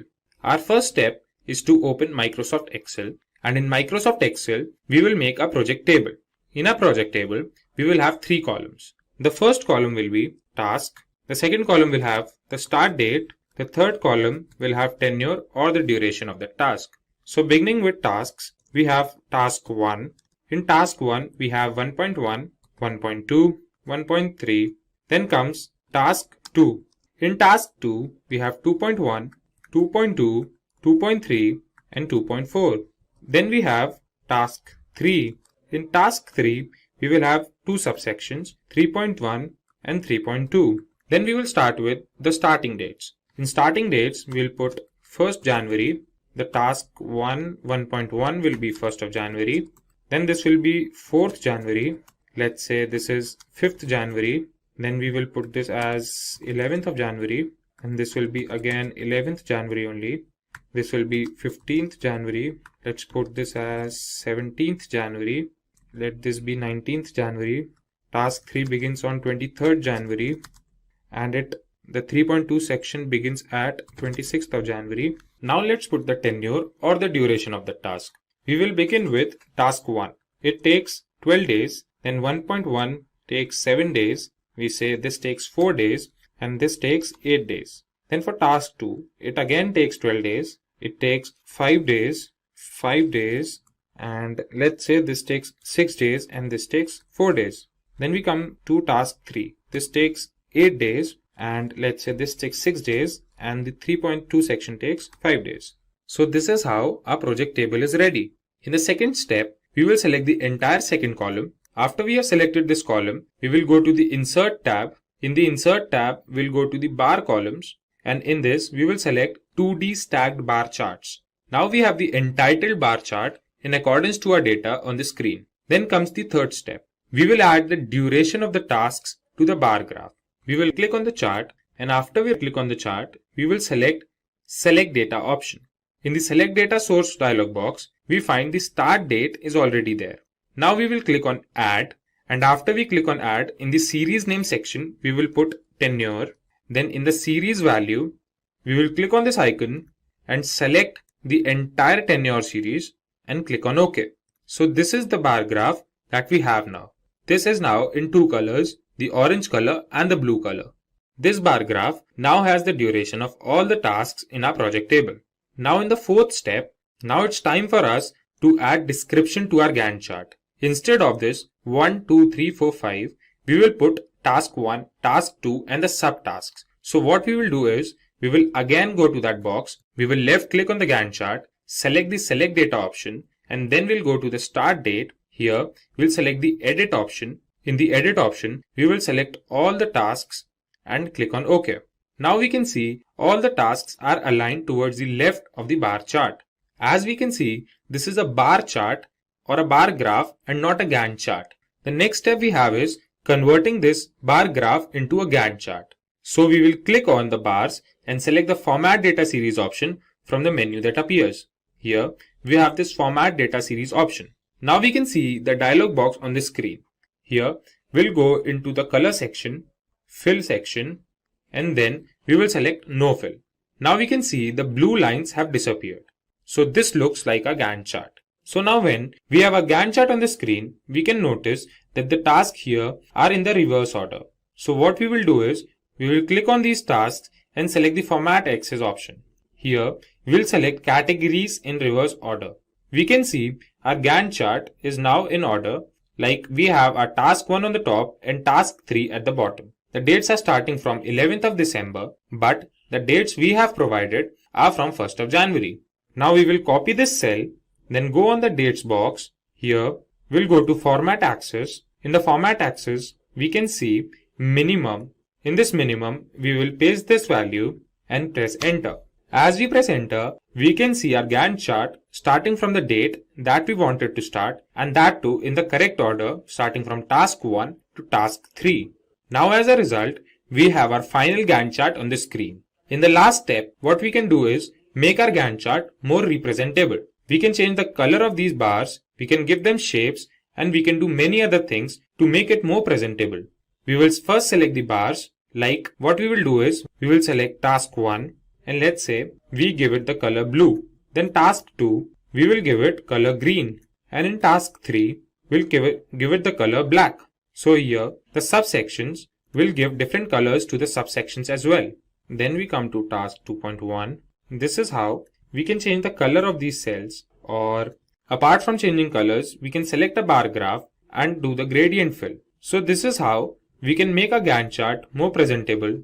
After changing the colors or changing the shapes, we have our final Gantt chart on the screen. Finally, let's have a look at some Microsoft Excel templates for project management. Microsoft Excel templates help in collecting data, putting them into order, and check their dependencies with each other. With the help of these templates, we can monitor the status of the tasks, and we can also check the progress our project has made. Moving forth, we will check some important Microsoft Excel templates. The first template we have is Excel Project Review template. This template helps us have an overview of the project. We can have a clear understanding of all the tasks that are planned and that are completed. This helps project managers to measure the progress of the project and take further steps accordingly. Second template we will check is Excel budget template. In this template, we can monitor all the expenditures of our project. It helps us in managing the budget of a project and also helps in comparing the budget of a project at different phases. Let's have a look at the budget template in Excel once. We can download this template from officetimeline.com. The Gantt chart towards the right is in accordance with the dates towards the left. If we fluctuate the date, we can see the template working. The start date for task 1 could be changed to 10th June. If we change this date to 10 June, we can see the fluctuation in the Gantt chart. So this is how we can use this template directly. Let's have a look at the third template now. Third template we will see is Excel Sprint Project Tracker template. This template is used majorly in agile projects, where the project is made in several sprints or sessions. This template includes the start date, the end date, and the duration of each task. We can also see the percentage completed of each task. Let's have a look at the Sprint Project Tracker template as well. We can see the Gantt chart towards the right and the data towards the left. So if we change any data, we can see the Gantt chart changing. For example, we can change the data in Sprint 2 Feature 3. Let's change the start date to July 2nd. We can see the Gantt chart changing. This is how we can use this template directly to track our sessions. Let's have a look at the fourth Excel template. This template is Excel Project Tracker. In this template, we have the data of all the tasks with the status and owners. We can track the percentage of tasks completed and also compare the planned duration of the task to the actual duration of the task. After the critical part tracker, let's check the Excel Project Schedule template. This template helps in effective management of the project as it helps in monitoring the time that each task of the project takes. It provides a clear view of all the work associated with the project. Let's have a look at this template in Excel once. We can see the Gantt chart in accordance to the data. If we change the estimated hours at two places, let's say at the design review, we make it 15 hours instead of 5 hours. And at the create staffing plan, we make it 2 hours instead of 20 hours. We can see the Gantt chart fluctuating. This is how we can use this template to manage the schedule in a project. Moving forward, the next template we will see is Excel Project Status Report template. This template helps us having a list of project deliverables and the risks associated with that project. This template helps the project managers about different crucial activities involved in a project. After this, we have Excel Milestone Tracker. The milestone tracker helps us in tracking or monitoring different tasks in a project. Project managers use this template to monitor the project performance with respect to the timelines. The last template we will see is Excel Project Planner. Excel Project Planner includes a list of tasks with the respected owners along with the start date and the end date of that task. This helps in monitoring each task and comparing the estimated task date with the actual ones. Let's have a look at this template in Excel. We can see the Gantt chart with respect to the data entered. Let's make changes at several places in the data. We can make this 22 to 24. We will make this 23 go to 2. And we can make this 5th September go to 15th September. And when we make the changes, we can realize the Gantt chart is fluctuating. So this is how we can use this template to plan a project effectively and efficiently. In this lesson, we will focus on project time management. Let us begin with the objectives of this lesson. After completing this lesson, you will be able to define project time management, explain project schedule, Gantt charts and network diagrams, identify the key terms used in project time management, describe the project time management processes, explain various schedule network analysis techniques. In the next screen, let us take a quick look at the project management process map. There are 47 processes in project management grouped into 10 knowledge areas and mapped to 5 process groups. In this lesson, we will look at the third knowledge area, that is, project time management and its processes. Let us begin with the first topic of this lesson, project time management. The purpose of project time management is to ensure that the projects get completed on time.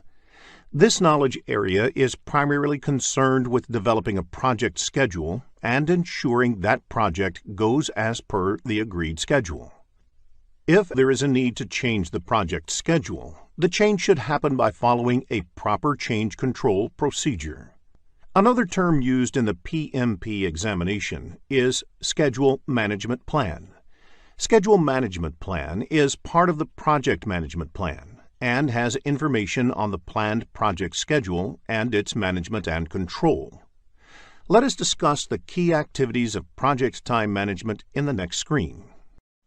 The key activities that are part of the project time management include identifying activities, estimating time and resources, and sequencing activities. It is important to identify a list of activities that would be a part of the project. Next, an estimation of time and resources required for completing the identified activities are done. Finally, these activities need to be sequenced as per the dependencies. In the next screen, let us discuss project schedule. Project schedule represents the time dimension of the project plan and has information like when the project would start, when each of the project activities would happen, in what order the project activities would happen, when project would be completed, etc. Usually, software system is used to develop the project schedule. The project team can enter the list of activities in the software, as well as their dependencies, and the software can produce the project schedule as the output. Microsoft Project is the most popular tool used for project schedule development. Generally, project schedule is considered similar to project management plan. Project management plan is different from project schedule. Project management plan not only has information about the project schedule, but also other important project-related plans, like risk management plan, cost management plan, etc. Let us focus on Gantt chart in the next screen. Gantt chart is a type of bar chart that illustrates a project schedule. It shows the dependencies between the project activities as well as their percent completion. A sample Gantt chart is shown on the screen. Two summary elements of the work breakdown structure are depicted. To complete those elements, there are a number of activities under them. Some of these activities have dependencies. For example, Activity B and C have a dependency. Activity C can start only when Activity B is completed. The chart gives you an idea about when specific activities are planned to finish and when the overall WBS element will get delivered. Create tasks and work with the Gantt chart. This will make answering Gantt chart-based questions easy and fun. In the next screen, let us understand the relationships that exist among project activities. Network diagram is extensively used in the project time management knowledge area to plot the activity dependencies. This is a graphical representation of the project activities in the form of a network. There are two ways to draw a network diagram. In Precedence Diagramming Model, PDM, or Activity on Node, AON, boxes represent activities and the arrows indicate the dependency. This type of network can have all four types of relationships between the activities. In Arrow Diagramming Model, ADM, or Activity on Arrow, AOA, the arrows represent activities. The relationships and sequences can be inferred from the direction of the arrows and linkages between the activities. In such types of network, only finish-to-start relationships can be shown. Such diagrams may need to make use of dummy activities to indicate some dependency between the activities. There may be questions in the PMP exam based on the network diagram, so create and work with the diagram. This will make answering network diagram-based questions easy and fun. In the next screen, let us look at a network diagram. A sample network diagram is shown on the screen. Activities A and C can happen in parallel. B and D require both A and C to complete, whereas E requires both B and D to complete. Activity on Arrow network diagram makes use of hammock activities. They are used to show a comprehensive summary activity combining several other activities underneath for control and reporting purposes. In the next screen, let us look at a few important terms in time management. When a successor activity can start before the predecessor activity can complete, it is considered lead. For example, you can start preparing the test environment 2 weeks before the development activity finishes. When the successor activity has to wait for a few days after the predecessor activity has been completed, it is considered lag. For example, one needs to wait for 2 days for the foundation to settle before work on the pillars for the next floor starts. Rolling wave planning is an iterative planning technique in which the work to be accomplished in the near term is planned in detail, while the work in the future is planned at a higher level. It is a form of progressive elaboration. In the context of estimating techniques, analogous estimating is based on the previous project data. Therefore, if the last 5 similar projects took 6 months to complete, the next one will also take 6 months. This technique employs expert judgment. Another estimating technique is parametric estimating. This technique uses a mathematical model to calculate projected time for an activity based on the historical records from previous projects and other information.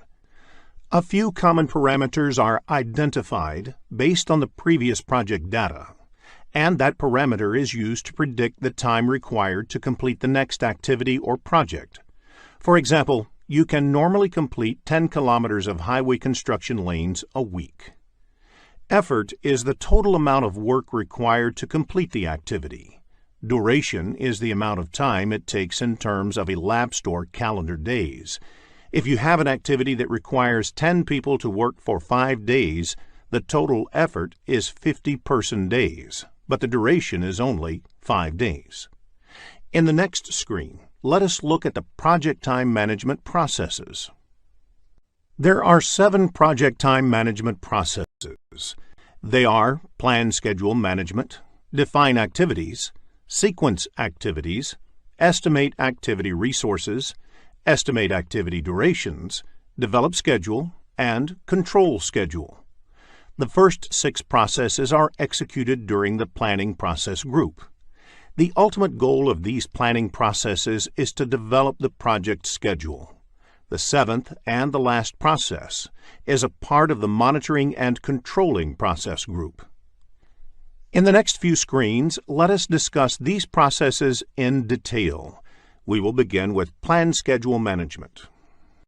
As defined in PMBOK Guide, plan schedule management is the process of establishing the policies, procedures, and documentation for planning, developing, managing, executing, and controlling the project schedule.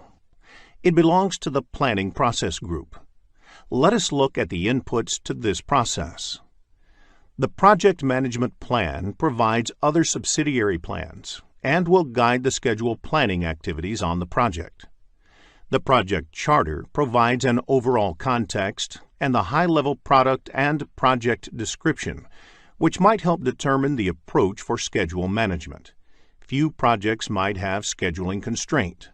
For example, projects of Olympics 2016 should be completed at the same time.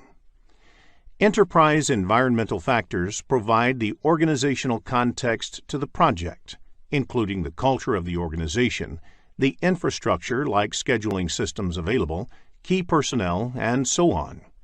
Organizational process assets provide inputs such as policies and procedures, templates, past performance data and estimates, historical information, and knowledge base. Now, let us look at the tools and techniques employed in this process. Expert judgment refers to input received from knowledgeable and experienced resources. Experts can draw from their previous experiences the proper approach to govern the schedule on a project. Meetings may be organized to determine the schedule management plan. Anybody responsible for the project schedule management, such as the project manager, sponsor, customer, and other stakeholders, must attend these meetings. Several analytical techniques may be used to determine the schedule management plan. These may include different planning approaches and philosophies, such as rolling wave planning, or different scheduling software that allowed to build what-if scenarios, and study the effect of advanced scheduling techniques like leveling, fast tracking, and crashing. Now, let us look at the outputs of this process. Schedule management plan is a component of the project management plan. that describes the criteria and activities required to arrive at the project schedule, as well as how the project may be baselined, monitored, and controlled. In the next screen, let us define activities process. Define activities is the process of identifying the specific actions to be performed to produce the project deliverables. It belongs to the planning process group. The important input for the define activities process is the scope baseline. Scope baseline is a term used collectively to refer to project deliverables, constraints, and assumptions of the project. In addition to the scope baseline, the other inputs in this process are enterprise environmental factors, organizational process assets, and schedule management plan. A reason why enterprise environmental factors is an input to define activities is because the organization might be using project management software to define activities, and that may influence the activity definition process. The knowledge base containing historical information regarding activities lists used by previous similar projects is a good example of organization process assets applied to scheduling. The tools and techniques used in defining activities are decomposition and rolling wave planning. The last technique is expert judgment, where the experience of project team members is used in developing detailed activity lists. The output of the process is activity list, activity attributes, and milestone list. Activity list contains a list of identified activities. Activity attributes are the additional information about the activity itself. A milestone is a significant point or event in the project. A milestone list identifies all the milestones and indicates whether the milestone is mandatory or optional. Let us move on to the next process, sequence activities. Sequence activities is the process of identifying and documenting relationships among the project activities and is also part of the planning process group. For every activity and milestone, except the first and last one, is connected to or at least one predecessor and one successor. The inputs to this process are activity list, activity attributes, and milestone list. All these are the outputs of the define activity process. The other inputs are schedule management plan and project scope statement. Schedule management plan provides guidance in terms of methodology to be employed for many of the scheduling activities on the project. Organization process assets are also an input to sequencing activities because the organization might have some kind of knowledge base for scheduling project activities. The enterprise environmental factors relevant to this process may be scheduling tools in use, project management information systems, work authorization systems, etc. One of the important tools and techniques used in sequencing activities is the precedence diagramming method. In this method, the activities are drawn on a network diagram and all the different kinds of dependencies between the activities are determined. While determining activity dependency, it is important to identify the type of relationship or dependency between the activities. The other technique is leads and lag, which is widely used for sequencing activities. The output of the process is the project schedule network diagram, which is a graphical representation of the project activities in a form of network, which also shows the activity dependencies. While designing the network diagram, new activities might be identified, and that would result in some of the project document updates, especially the ones that list all the project activities. In the next screen, let us look at the estimate activity resources process. After sequencing the activities, the next step in project time management is estimating the resources required to accomplish each of the identified activities. Estimate activity resources process also belongs to the planning process group. Here, resources do not mean only the human resources, but includes all other resources like equipment, raw materials, machinery, etc. Schedule Management Plan is the first input. Schedule Management Plan provides guidance in terms of methodology to be employed for many of the scheduling activities on the project. The other inputs to this process are an activity list and activity attributes that are the outputs of the time management processes. Risk Register is another input. Risks to the project may influence the decisions about the resources that need to be deployed. Hence, Risk Register becomes an input to this project. In addition, activity cost estimates are another input. Cost and resource estimates on a project are interrelated and influence each other. For example, the cost might dictate the number and type of resources that can be employed, or the time might dictate the cost that may need to be incurred. Along with this, the resource calendar is also an important input because it has the information about the availability of each of the resources. Some of the enterprise environmental factors that can influence estimating activity resources are availability of required resources within the organization. The organizational process assets is also an important input, as the organization might have standard policies for staffing or for hiring contractors on the project. With all these inputs available for estimating activity resources, there are various techniques used for estimating the required resources. The first technique is using expert judgment. In this technique, an expert in resource planning and estimating can estimate each of the activities. The next technique used is alternative analysis. In this, the activities are analyzed to identify different ways of completing them. This is to ensure only the required resources are assigned to each of the activities. This helps in resource optimization. Along with the two techniques, many organizations routinely publish their estimating data, and this could be used in activity resource estimation. Another technique that is routinely used in activity estimation is bottom-up estimating, which is decomposing the activity further down to understand it in more detail and estimating at that level. Later, all such estimates are added to arrive at the estimate of the activity. In real projects, one has to use all to estimate each of the activities. Sometimes, the project management software also helps in estimating.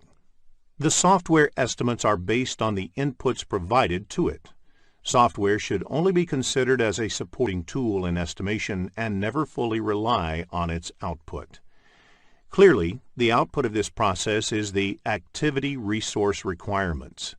Along with this, resource breakdown structure is also prepared. The resource breakdown structure is the categorization of all the required resources in various categories. That is, human resources, equipment, raw materials, etc. In the process of estimation, several other project documents may also be updated. For example, the resource estimates are directly correlated with cost estimates. Let us now move on to the next process, estimate activity durations. The next process is to estimate the duration required to complete each of the activities. The duration estimation should be done by someone who is familiar with the project. For example, the same activity, if done by a high-skilled resource, would take less time compared to a less skilled resource. This may vary regardless of the resource used due to the project requirements. In addition, the activity duration estimation should be updated continuously as you move ahead with the project, because as the project progresses, there will be more clarity on the project. The inputs of this process are similar to the ones in sequence activities process. Schedule Management Plan is the first input. Schedule Management Plan provides guidance in terms of methodology to be employed for many of the scheduling activities on the project. For instance, it may contain information about the estimation techniques to be employed and the people who need to be involved in the estimation process. Activity resource requirements is also an input to this process because resources assigned to an activity would significantly affect the activity duration. That is, the lower skilled resources would take more time than the high skilled resources. The other inputs include activity list, activity attributes, and resource breakdown structure. Resource calendars are also an input to this process. The type and skill set of resources available to the team may have an impact on the time it would take to complete the activities. Risks to the project may influence the decisions about the time required to complete the activity. Hence, risk register becomes an input to this process. The project scope statement defines the constraints and assumptions affecting the project duration.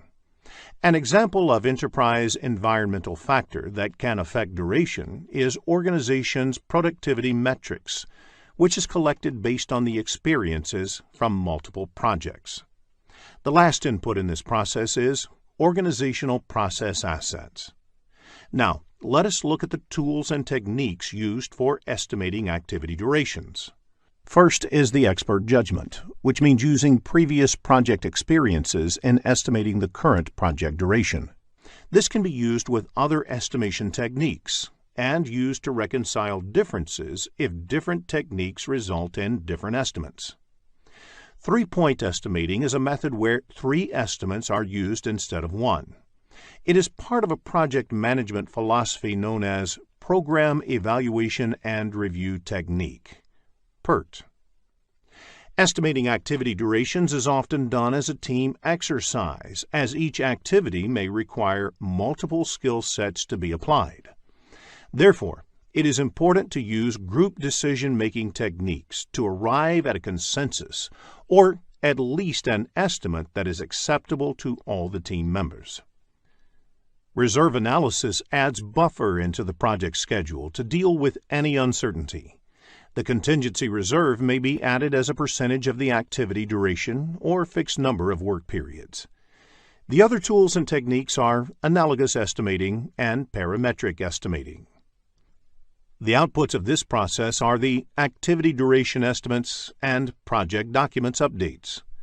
The activity duration estimates is represented in terms of the range of possible results. For example, 10 days plus minus 2 days, that is, the activity would take minimum 8 days and maximum 12 days. In the next screen, let us look into a business scenario to understand this concept better.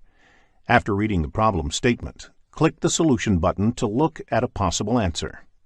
Develop schedule is the process of analyzing activity sequences, durations, resource requirements, and schedule constraints to create the project schedule.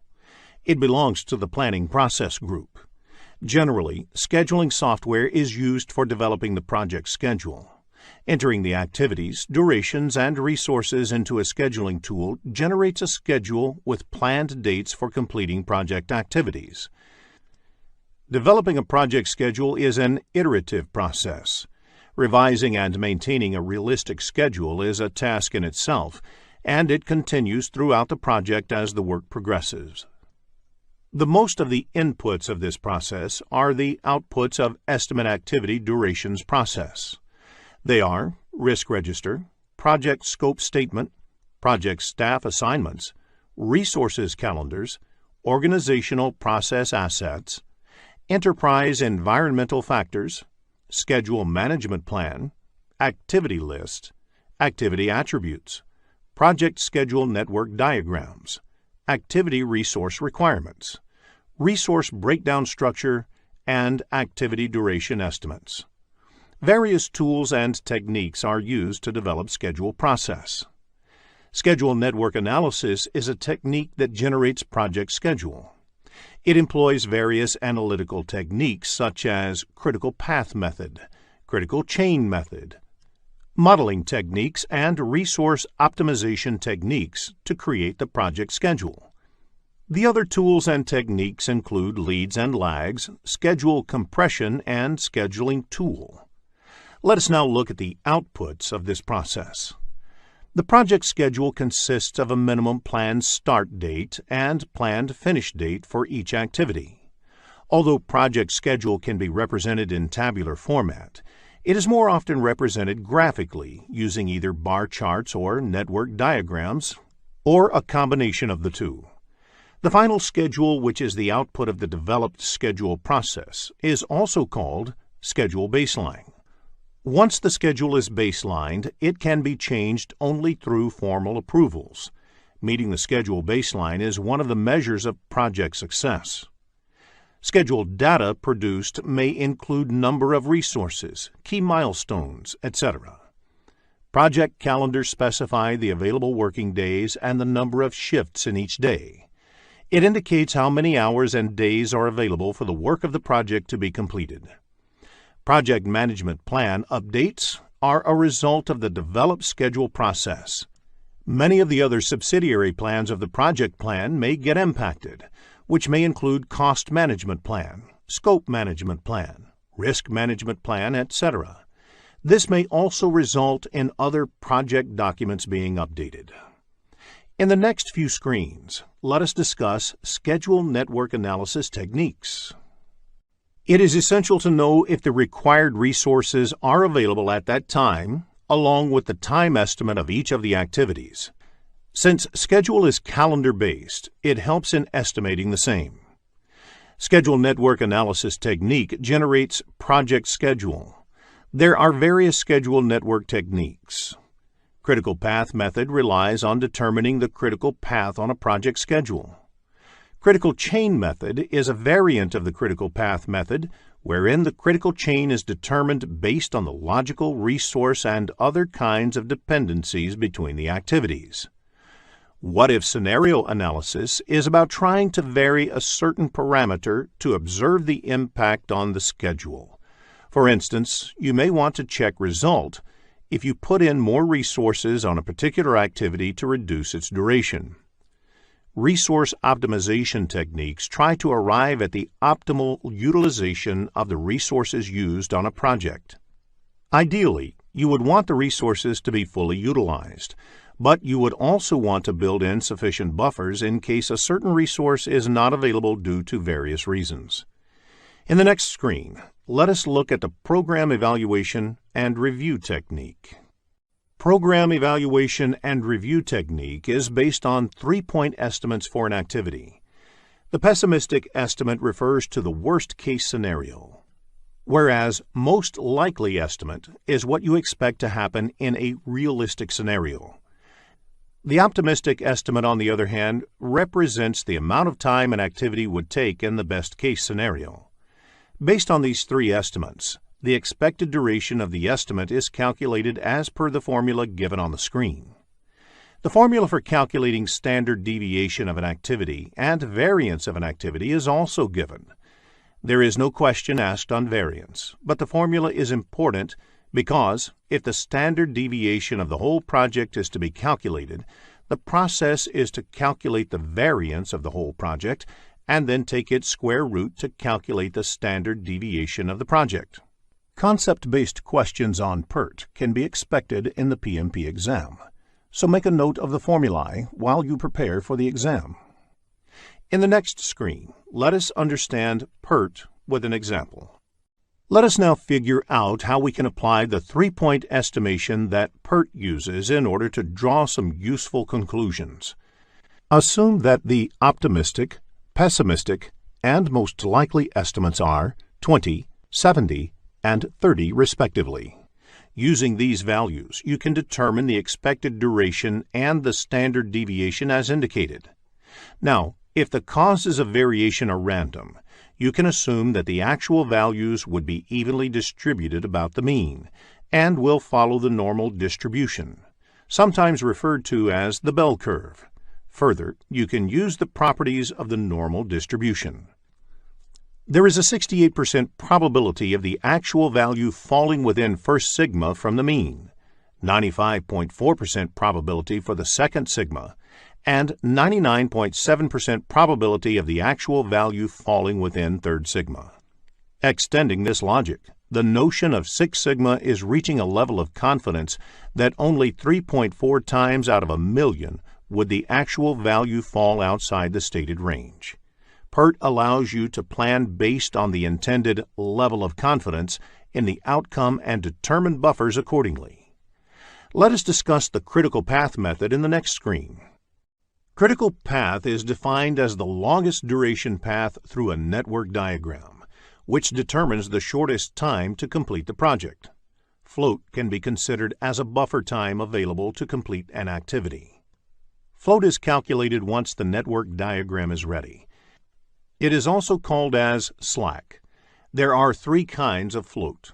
The first being the total float, which is the amount of time an activity can be delayed without delaying the project end date or an intermediary milestone. The second type of float is free float, which is the amount of time an activity can be delayed without delaying the early start date of its successor or successors' activities. The last type is independent float, which is the amount of time an activity can be delayed if all the predecessors finish at their latest finish dates and you want to start all the immediate successors at their earliest start dates.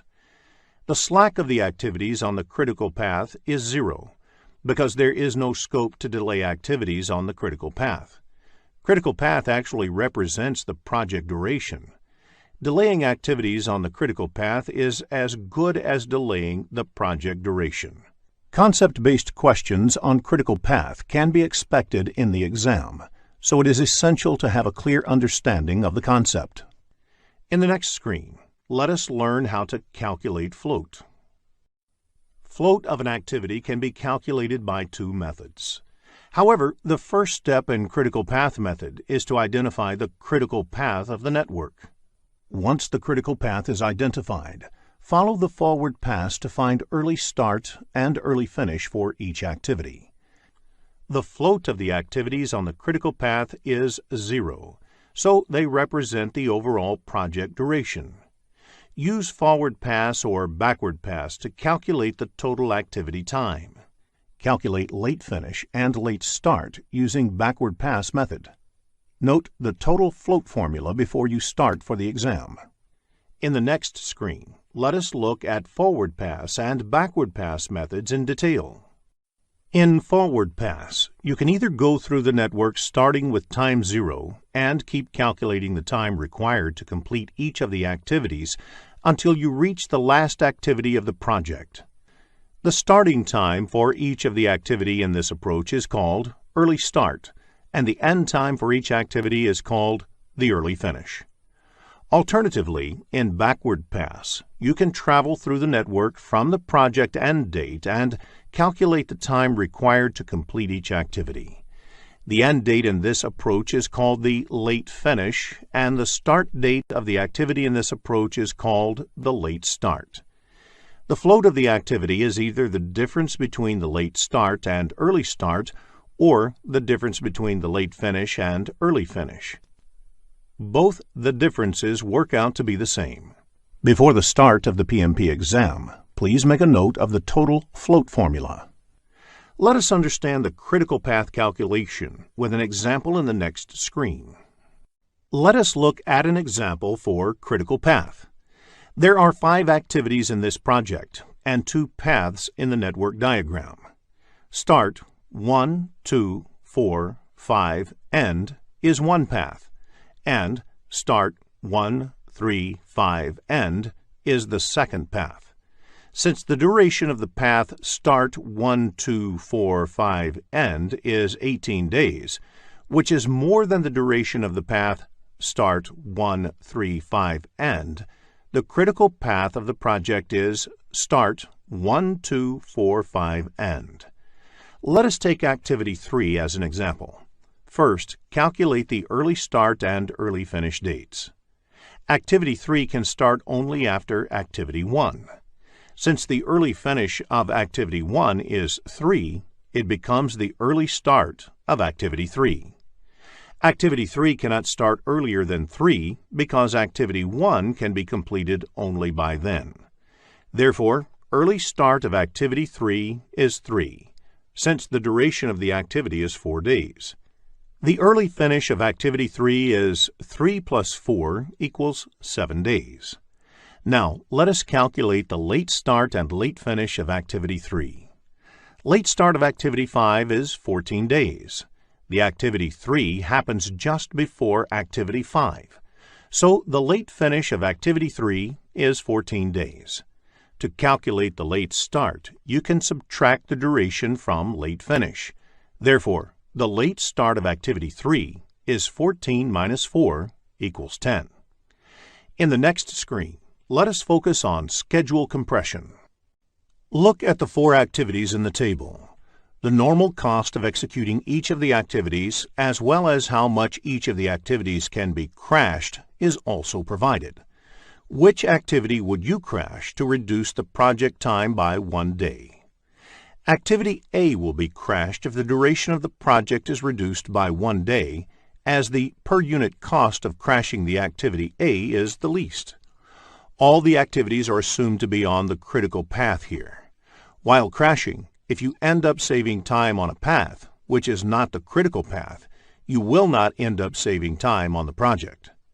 In the next screen, let us look into the impact of schedule compression. Different schedule compression techniques have different impact on the project. The impact of fast track leads to risk additions and increase in management time for the project manager. Crash leads to cost addition and increase in management time for the project manager. Reduced scope, on the other hand, saves cost and resources, but increases customer dissatisfaction. Likewise, cut quality saves cost and resources, but increases risk. Resource reallocation does not add cost or increase risk. In the next screen, let us look into the other techniques used in scheduling. There are several techniques that are used in scheduling projects. What-if scenario analysis. In this technique, questions like, what if a particular scenario changed on the project? Would that produce a shorter schedule? Are put forth to understand the impact of specific changes on the schedule. The goal is to produce a realistic schedule. Monte Carlo analysis. In this method, a computer simulates the outcomes of a project, making use of randomly generated values that map the probability distribution of the input variables. Together, these two techniques are called modeling techniques. Resource optimization techniques. These are also used to produce a resource-limited schedule. Resource optimization results in more stable number of resources used in the project. Critical chain method. This technique develops the project schedule that takes into account both the activity and resource dependencies. In the next screen, let us look at the last process in project time management, control schedule. Control schedule is concerned with determining the status of the project schedule, determining that the project schedule has changed, and managing the actual changes as they occur. The project schedule is an important input to this process. It is the actual schedule that needs to be controlled. Schedule data contains information related to the schedule that may need to be monitored in order to take actions to bring the project back on schedule. Project calendar describes the working hours and days for the project. Work performance data has information like which activities have started, their progress, and which activities have finished. The other inputs of this process are project management plan and organizational process assets. The key tools and techniques of this process are the performance reviews. Performance review is measuring, comparing, and analyzing schedule performance such as actual start and finish dates, percent complete, and remaining duration for work in progress. The other tools and techniques include resource optimization techniques, modeling techniques, schedule compression, leads and lags, scheduling tool, and project management software. In development schedule process, these techniques are used for the first time to develop the project schedule, whereas in control schedule process, these techniques are used to update the project schedule. The key output of the control schedule process is the work performance information. This is represented in the form of schedule variance, SV, and schedule performance index, SPI. As a part of the control schedule process, the project team will generate forecasts, likely schedule for forthcoming activities, and project as a whole. The other outputs include organizational process assets updates, change requests, project management plan updates, and project document updates. In the next screen, let us look into a business scenario to understand this concept better. After reading the problem statement, click the Solution button to look at a possible answer. Here is a quick recap of what was covered in this lesson. Project time management includes the processes required to manage the timely completion of the project.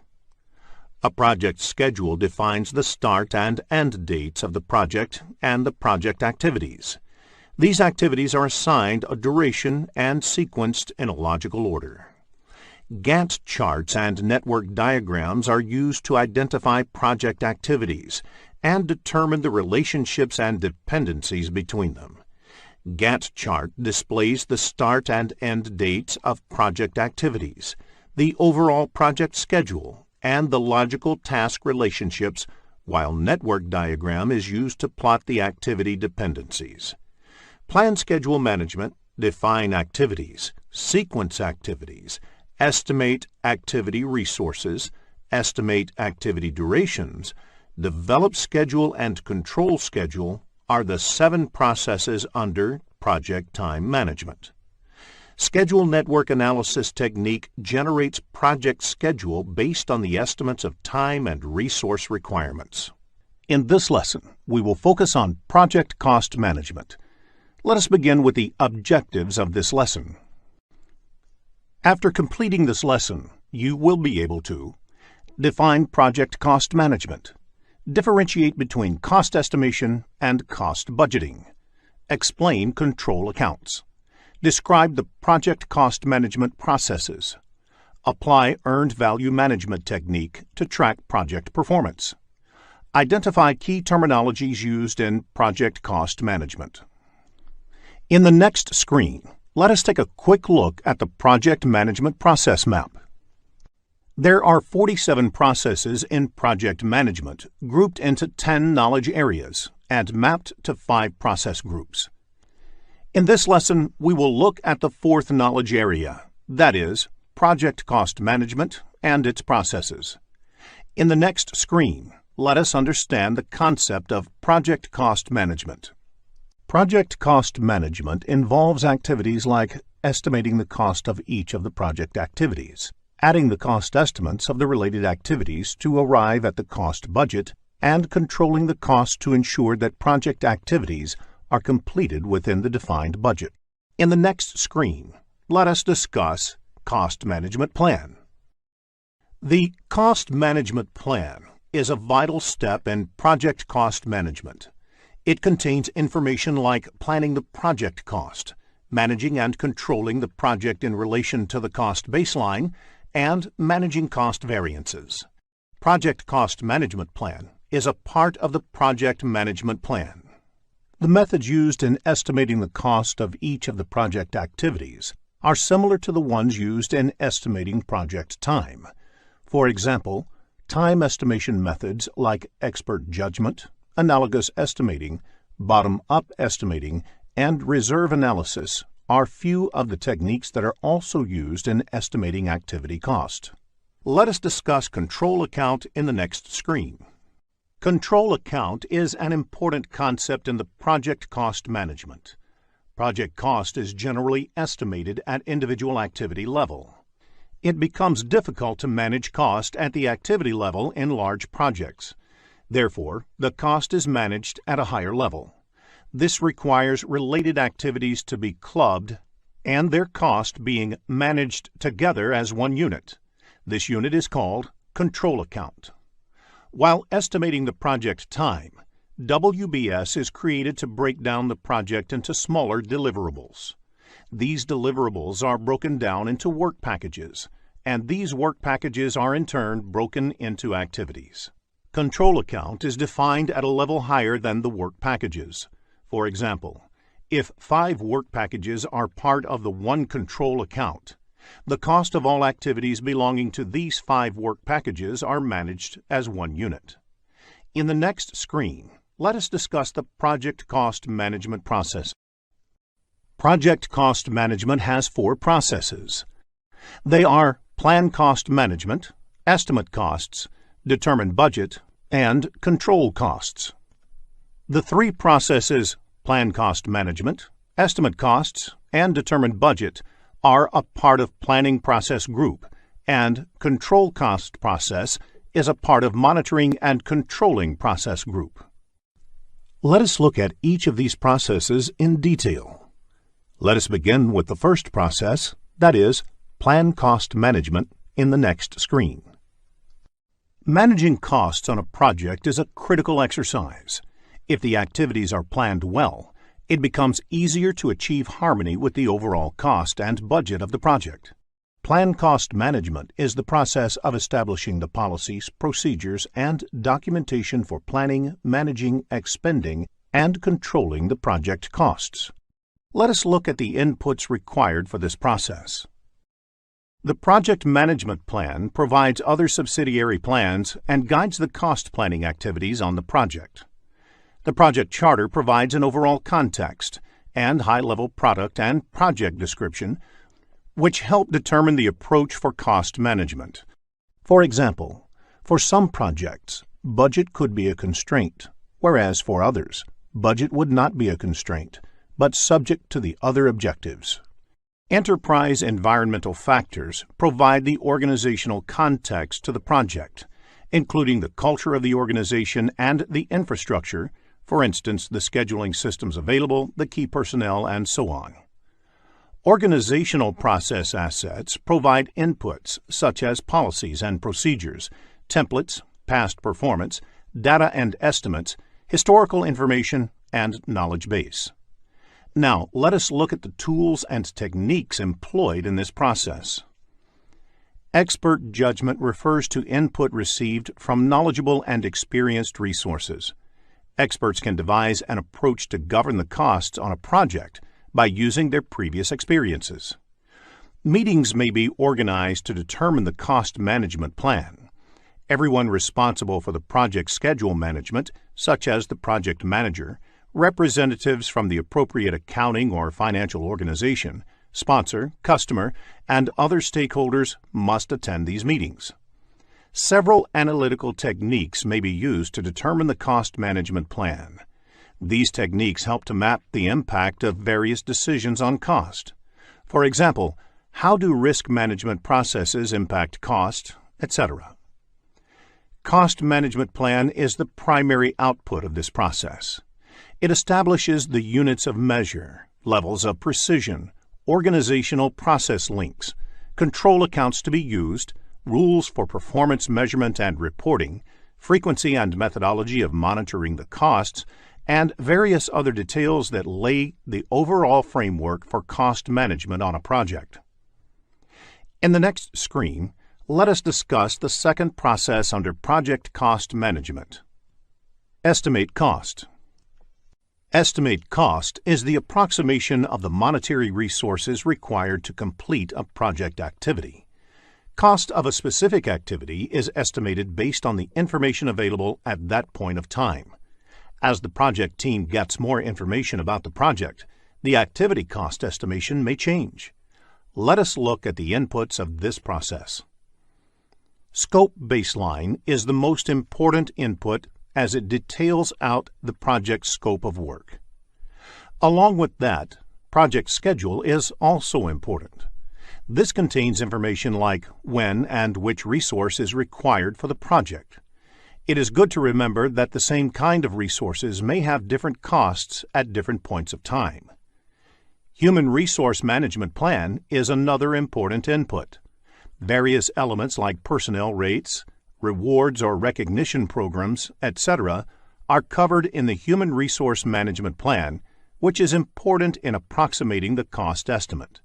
Human Resource Management Plan will be discussed in detail in the Human Resource Management Knowledge area. Risk Register is also an input because risk mitigation costs should be considered in cost planning. More information on risk and its effect in the project will be looked at in detail in Risk Management Knowledge area. Another input, Enterprise Environmental Factors, provides organizational context to the project.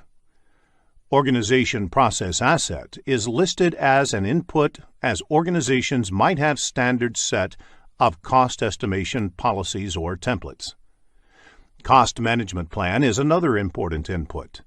The Cost Management Plan lays the framework for the cost management processes in the project. It provides guidelines such as the units of measure, accuracy desired, methodologies, and tools to be used, etc. Let us now look at the tools and techniques used in this process. Expert judgment, reserve analysis, analogous estimating, cost of quality, parametric estimating, project management software, bottom-up estimating, three-point estimating, vendor bid analysis, and group decision-making are the various tools and techniques used in this process. Most of the tools and techniques used here are similar to the ones used in the time management knowledge area. Vendor bid analysis is a technique used to estimate project cost. For example, a project requires material procured externally through suppliers. In order to get that, you invite bids from 3 or 4 suppliers and assess their quotations. Based on their quotations, you can get an idea of the costs that will be involved in getting the material for the project. Group decision-making technique is another important technique for project cost estimation. Cost estimation is an exercise which may be carried out by a group or committee in order to gather well-rounded input. Therefore, group decision-making techniques may be used to arrive at a decision that team can work with. The outputs of this process are quite straightforward. Estimates of each of the activities are arrived at. Basis of the estimate includes things like how the estimate was developed, what were the assumptions made in estimating, etc. Project document updates is also one of the outputs because the cost estimates may result in updates to other aspects of the project. For example, quality, risk, time, etc. In the next screen, let us discuss the third process under project cost management, determine budget. Once the estimate of each of the activities is arrived at, the next project cost management process is to determine budget. It is the process of aggregating the estimated costs of individual activities or work packages to establish an authorized cost baseline. This is where the control account concept comes into picture. The estimated costs of the activities are aggregated to arrive at the cost budget at the control account level. Once approved, this cost budget becomes the cost baseline of the project. Project cost performance is measured against the cost baseline. That is, how much more would the project cost be compared to the original cost baseline? The cost baseline includes all authorized budgets, but excludes management reserves. The inputs used in determining the project budget are the activity cost estimates and the basis of estimates, which are the output of the previous cost management process. The cost management plan lays the framework for the cost management processes in the project. It provides guidelines such as the budgeting cycle, tools and techniques used to prepare and approve the budget, etc. In addition to these two important inputs, scope baseline is also looked at. Project schedule provides aggregate cost in a particular calendar period to ensure how much money can be made available during that time. Similarly, resource calendar provides information on the resource, which is assigned to the project at a particular point of time. This information is then used to indicate resource costs over the duration of the project. Risk register gives an understanding of the overall level of risk on the project and, therefore, the level of contingency reserves that need to be built into the budget. Agreements entered into with the suppliers are also required to finalize the budget. Again, organizational process asset is an input because organization may have few policies for reporting the cost budget, or there might be some cost budgeting tools being used. There are various tools and techniques used in determining budgets. Cost aggregation technique involves adding up the cost and aggregating them at the control account level so that the cost can be managed in a better way. In reserve analysis, once the costs are estimated, some extra amount is added to the estimate as a management reserve to take care of any unplanned activities. Expert judgment is a technique in which an expert's help is sought to estimate the activity cost. Expert is someone who might have worked on a similar project in the past and has a good idea to estimate the activity cost involved. Historical relationships are used to predict the total project cost using mathematical model. This is similar to analogous estimate or parametric estimate method. Funding limit reconciliation technique is used to ensure that cost on the project is budgeted or spent as per the availability of the fund. For example, if the project can get the funding of only $50,000 a month, the project budget should be planned accordingly. The output of this process is the cost baseline. This is an authorized project budget over a period. This is used to measure, monitor, and control overall cost performance of the project. In addition to this, the project funding requirements are also arrived at. Funding requirements means how much fund the project requires monthly, quarterly, or yearly for the execution. The last output of this process is project document updates. An understanding of determining budget may be useful when answering questions in the PMP exam, so make a note of the inputs, tools, and techniques and outputs of determining budget. In the next screen, let us discuss the last process of project cost management, that is, control cost. Control costs is the process of monitoring the status of the project to update the project budget and managing changes to the cost baseline. Updating the budget involves recording actual costs spent until date. Any increase to the authorized budget can only be approved through the Perform Integrated Change Control process. Some of the typical activities that happen as part of the control cost process are ensuring that cost expenditure does not exceed the authorized funding, monitor the cost performance to understand variance, and monitoring the work performance against the funds expended. The inputs to the process are project management plan, organizational process assets, project funding requirements, and work performance data. Work performance data contains the information about the project progress. The important tools and techniques used in controlling costs are earned value analysis management, forecasting, to complete performance index. Other important aspects of controlling costs are the review the performance, analyze the reserves to make sure the project has enough budgetary reserves to meet the expenses, and project management software, which helps in tracking and managing costs. Now, let us look at the output of this process.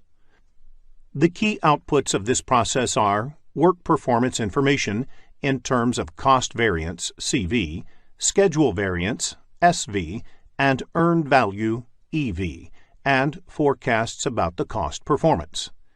This process may also result in change requests arising out of cost control measures, as well as updates to project documents, the project management plan, and organizational process assets. Business scenario-based questions on project cost control can be expected in the exam, so if you have questions on these concepts, get them cleared, as that will help you score higher. In the next screen, let us learn about earned value management and its related terms. Earned value technique is an excellent way to track the project progress against the project plan. It is a method of measuring the project performance objectively and comparing it against the project baseline. Results from an earned value analysis indicate deviation of the project from cost and schedule baselines. Baseline is the initial approved value along with approved changes. Therefore, schedule baseline is the first approved project schedule along with approved changes. There are various terms used in earned value technique. Planned value is the authorized budget assigned to the scheduled work. Earned value is the work performed in terms of budget authorized for that work. Actual cost is the cost incurred in work performed. Budget at completion is the budgeted amount for the total work. Estimate at completion is the expected total cost for the project. Estimate to complete is the expected cost to finish all the remaining project work. Variance at completion is the projected budget surplus or deficit at the end of the project. All the parameters displayed on the screen are measured in terms of cost. You may come across business scenario-based questions on earned value management in the PMP exam, so ensure that you develop a clear understanding of this topic. Let us look at an example of a planned value in the next screen. Planned value is the estimated value of the work planned. This value is measured in terms of currency, say dollar. If the planned value is $340, then the work planned is worth $340. How do you calculate earned value? The solution is add the budget allocated to each of the activities that have been completed at the point of time. The resulting value is the earned value. In the next screen, let us look at the formula used to calculate earned value. In cost variance, negative means the project is over budget. Positive means the project is under budget. Similarly, in schedule variance, negative means the project is behind schedule, whereas positive means the project is ahead of schedule. The value of the next two parameters, Cost Performance Index, CPI, and Schedule Performance Index, SPI, values vary between 0 and 1. For example, a CPI of 0.8 implies that 80 cents of work is obtained for every dollar spent in the project. Similarly, if SPI is 0.9, it implies that project is progressing at only 90% of the speed originally planned. The next parameter is Estimate at Completion, or EAC. There are different ways of calculating the EAC value. The method used depends on how the cost and schedule variances are expected to play for the rest of the project. BAC by CPI is used if you expect that the current cost performance will continue until the end of the project. AC plus BAC minus EV is used if you expect that the rest of the project will be managed at the budgeted rate. AC plus BAC minus EV by the product of CPI and SPI is used if you want to factor in the impact of the cost as well as schedule variances. AC plus ETC is used if you want to re-evaluate the project based on a forecast value for the estimated cost of the remainder of the project. The next parameter is Estimate to Complete, or ETC, which is the cost of project from this point to the end. This is calculated by subtracting the actual cost from the estimate at completion. In addition, variance at completion can be calculated by subtracting the estimate at completion from the budget at completion. Variance at completion is the cost estimation whether it is over or under budget. Another parameter is the To Complete Performance Index, or TCPI. This is the cost performance needed to achieve a desired outcome. For example, if the project needs to be managed to the original budget, BAC, then TCPI, that is, the CPI that must be maintained for the rest of the project, is calculated as BAC minus EV by BAC minus AC. Similarly, if it has to be managed within a revised target, say EAC, then TCPI is calculated as BAC minus EV by EAC minus AC. Before the start of the PMP exam, please make a note of the formulas of earned value technique. In the next screen, let us look into a business scenario to understand this concept better. After reading the problem statement, click the Solution button to look at a possible answer. Let us take the example of a software development project.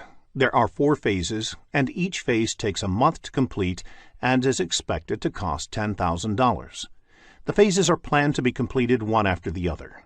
The status of the project at the end of the month 3 is summarized in the table. Requirements definition is completed and actual spending on this is $10,000. Architecture and design is done and actual spending on this is $12,000. Development and unit testing is only 50% done, though it was supposed to be completed by 3rd month. It has cost $9,000 until date. System testing and go live has not yet started. Note, S indicates start time, F indicates finish time, and PF indicates that it is partly finished at the end of the month. Based on the above information, calculate the CV, SV, CPI, and SPI of the project. Let us look at a solution in the next screen. Before we end this lesson, let us also look at a few definitions that might be useful for your PMP examination. Law of diminishing return. This means the more you put into something, the less you get out of it. For example, doubling the number of resources working on a project will not necessarily have the time. Working capital. The amount of money the company has to invest on the project and the day-to-day company operations. Funding limit reconciliation. The process of comparing the planned expenditure in a given period with the available funding for that period. Large assets purchased by the company lose value over time. This is called depreciation. There are two forms of depreciation, straight line and accelerated. Same amount of depreciation is taken every year. For instance, a car with a price tag of $10,000 and useful life of 10 years is depreciated $1,000 per year. At the end of the 10th year, the value of the car is considered zero for all accounting purposes. Accelerated depreciation depreciates faster than the straight line depreciation. For instance, a car with a price tag of $10,000 depreciates $3,000 the first year, $1,500 the next year, $1,000 the third year, and so on. Let us now check your understanding of the topics covered in this lesson. Here is a quick recap of what was covered in this lesson. Project cost management includes the processes involved in estimating, budgeting, and controlling costs so that the project can be completed within the approved budget. Cost management plan contains details on how to plan, manage, and control the project cost in relation to the cost baseline and manage the cost variances.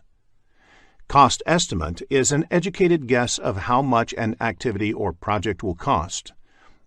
Budget considers the cost estimate and accordingly sets aside funds for the completion of the project. Under control account technique, related activities are clubbed and their costs are managed as one unit. The four project cost management processes are plan cost management, estimate costs, determine budget, control costs. Earned value management technique indicates potential deviation of the project from the cost and/or schedule baselines. In this lesson, we will focus on project quality management. Let us begin with the objectives of this lesson. After completing this lesson, you will be able to define quality and quality management, differentiate between quality planning, quality assurance, and quality control, explain cost of quality and its categories, describe the project quality management processes, explain the 7 basic tools of quality, explain Six Sigma. In the next screen, let us take a quick look at the project management process map. There are 47 processes in project management, grouped into 10 knowledge areas and mapped to 5 process groups. In this lesson, we will look at the 5th knowledge area, that is, project quality management and its processes. In the next screen, let us understand what quality is.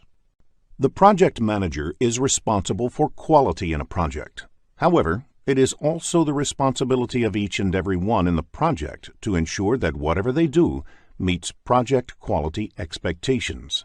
Quality is defined as the degree to which a set of inherent characteristics fulfills requirements. A project is said to meet quality expectations when all the project requirements agreed in the beginning of the project are met, and the resulting product is usable. Usable means that the intended users can use the product without any problem. In the next screen, let us look at some quality-related terms. It is important to discuss a few terms to understand the concept of quality better. Customer satisfaction is defined as conformance to requirements and fitness for use. It is important to understand the subtle distinction between quality and grade. Grade is a classification based on technical characteristics. Low quality is always a problem, but low grade may not be a problem. Rather, it would be a matter of choice. Similarly, it is important to understand the distinction between precision and accuracy. Precision is the granularity of measurement. That is, how fine-grained can you measure the outcome. Accuracy is how correct you are. That is, how close you are to the desired value. In the next screen, let us understand the concept of optimal level of quality. Quality comes at a cost. More effort put in quality will give better results. However, you cannot keep on investing on increasing the quality, as there is no limit to how much a product can be improved. Investment in quality is determined by knowing the optimal level of quality. Optimal level of quality, as shown in the diagram, is said to be achieved at the point where the incremental revenue from improvement equals the incremental cost to secure it. Suppose you are the manufacturer of toys, but the toys are below quality and the sales are low. To improve the quality, you invest in identifying the demands of children, sharing few samples, and recording their feedbacks. Once all these are captured and implemented in the products, you lure the parents to buy them. As the investment is increased to manufacture good quality toys, the cost will therefore increase, and it might become prohibitive for parents to buy. Optimal level of quality is reached at a point where you get maximum number of buyers for the toys manufactured. Now that we are clear on the concept of quality, in the next screen, let us discuss quality management. Quality management involves performing activities like creating standard policies and procedures, and ensuring that those standard procedures are being followed properly in the project. It aims to ensure that project meets all the initial agreed requirements without any deviation, and that the specified approach to quality is implemented on the project. 3 broad activities are done as part of quality management. They are quality planning, quality assurance, and quality control. Quality planning is the first step when quality-related activities of the project are planned. Quality assurance is the next stage of implementing those quality plans, and quality control is the last stage when periodic checks are done to see if project quality is improving. In the next screen, let us look into the differences between the 3 aspects of quality management. It is important to understand the different kinds of activities that come under quality planning, quality assurance, and quality control. Once the quality planning is done, the quality management plan is ready. This quality management plan has standards, templates, policies, and procedures to be followed in the project. It contains information on the level of quality being aimed and the plan to achieve that level. It is the aim of quality assurance activities to ensure that the activities planned under quality planning phase gets executed for the project. It is the task of quality assurance to determine if the project is complying with the organizational as well as project policies and procedures. This is ensured by conducting regular process audits to identify deviation from what is planned in the quality management plan. These audits are generally done by quality department of the organizations. Quality assurance focuses on the process, not on specific products. The role of quality control is to measure specific project data or results against standards to inspect and verify the project's product, defect repair, and measure whether quality indicators are improving. Quality control is about the product and data. For example, it was planned as part of quality management that project would get completed plus or minus 10% within the cost budget. 3 months back, when the measurement was done, project was over budget by 20%. When the measurement was done a day before, it was only 15% over budget. Therefore, the project has showed an improvement of 5% in the last 3 months, and it is quite likely that over the next 3 months, project may get within the planned limit of 10%. Instead of showing improvement, if the data shows cost increase, then corrective and preventative actions are required to get the project within the 10% limit. This is quality control. In the next screen, let us discuss a few quality management concepts. Let us look at some terms that are commonly used in quality management parlance. Total Quality Management, or TQM, is a quality management philosophy that involves holistic thinking about meeting the objectives of an organization. It places the responsibility of quality squarely on the management. Kaizen is a Japanese term that stands for change for better. Kaizen philosophy is one that should always be looking for small and continuous improvements in the process. Deeming cycle, or PDCA cycle, that is, plan, do, check, act, is a process control and improvement approach propagated by the famous quality guru Edward Deming. It means you plan for something, execute it, check the output, and based on the lessons you act to bring the deviations under control. Kanban is a pull-based management system that originated in Japan, based on just-in-time (JIT) inventory management.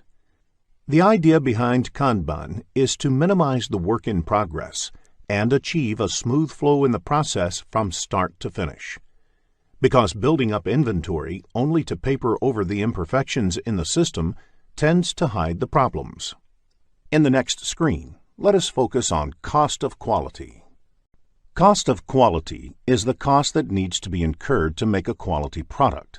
The sum of all the costs incurred is ensuring that project conforms to requirement is cost of quality. Cost of quality can be broken down into two major categories. First is the cost of conformance, or the money spent during the project to avoid failures. This can further be subdivided into prevention costs, which is the cost to prevent errors, like training the team, creating documents, on equipment, and in time to do it right. The other subdivision is appraisal costs, or the cost for assessing quality, like testing, destructive testing loss, and inspections. The second category is the cost of nonconformance. It is the money spent during and after the project because of failures. This is subdivided into internal failure costs. It is the cost of failures that occur before the product is released to customers, for example, rework and scrap. The second subdivision is external failure costs. It is cost incurred on failures that occur after it has been released by the team, for example, liabilities, warranty work, and lost business. Concept-based questions on cost of quality can be expected in the exam, so please make a note of the categories of cost of quality. Let us look at the project quality management processes in the next screen. There are 3 project quality management processes, of which the first process, Plan Quality Management, is done as part of the planning process group. The next process, Perform Quality Assurance, is done as part of the executing process group, and the last process, Control Quality, is done as part of the monitoring and controlling process group. In the next 3 screens, let us look into each of these processes in detail. The aim of the Plan Quality Management process is to identify the relevant requirements or standards to execute the project effectively to achieve the desired quality level. Quality planning results in the creation of the Quality Management Plan. Aim of the Plan Quality process is to identify the standards. A standard is an agreed-upon process to work or achieve a result. A standard can be set from within the organization or government. Once all the standards for the project are identified, the aim of the quality planning activities involves determining what work needs to be done to meet those standards. Before adhering to the standards, you should question their relevance with the project. Implementing all possible standards applicable to the project in random will have cost and time implications. Let us look at the inputs to this process. The project management plan provides the scope, schedule, and cost baseline, all of which have an implication on the quality management plan. Quality plan has a direct correlation with these. It might also have an impact on and be impacted by other subsidiary management plans, such as risk management. The stakeholders of the project may have specific requirements and views about the quality parameters of the project, and these have to be considered. The risk register gives an indication about the kind of risks that are inherent in the project, and also those which must be considered while planning the activities to ensure quality. The requirements for the project need to be considered for planning quality-related activities, because quality is all about meeting the requirements. In addition to these, enterprise environmental factors and organization process assets are also listed as inputs, because the standards can be either from within the organization or from government or other external bodies. Standards from within the organizations are usually the best practices learned over a period while executing numerous projects. An example of government standards can be standards to control air pollution by the motor vehicles, which vehicle manufacturers must adhere to. To accomplish quality planning, first, analyze the benefits versus the costs of meeting quality requirements. Next, identify the cost of quality and confirm if that kind of investment in quality is justified. In addition to these two, benchmarking helps in analyzing the quality of activities of similar projects executed in the past. This helps in identifying the particular quality of output of the previous project, which in turn acts as a basis for the current project's quality planning. Design of experiments can also be used for quality planning. This is a statistical way to determine what variables will improve quality the most. For example, in case of manufacturing doors, it can be determined that increasing the quality of the wood can have maximum impact on improving the quality of the door.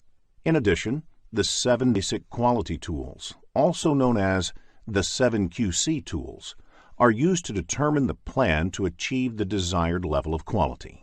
Statistical sampling as a tool becomes relevant whenever the quality plan cannot be applied to all the artifacts produced.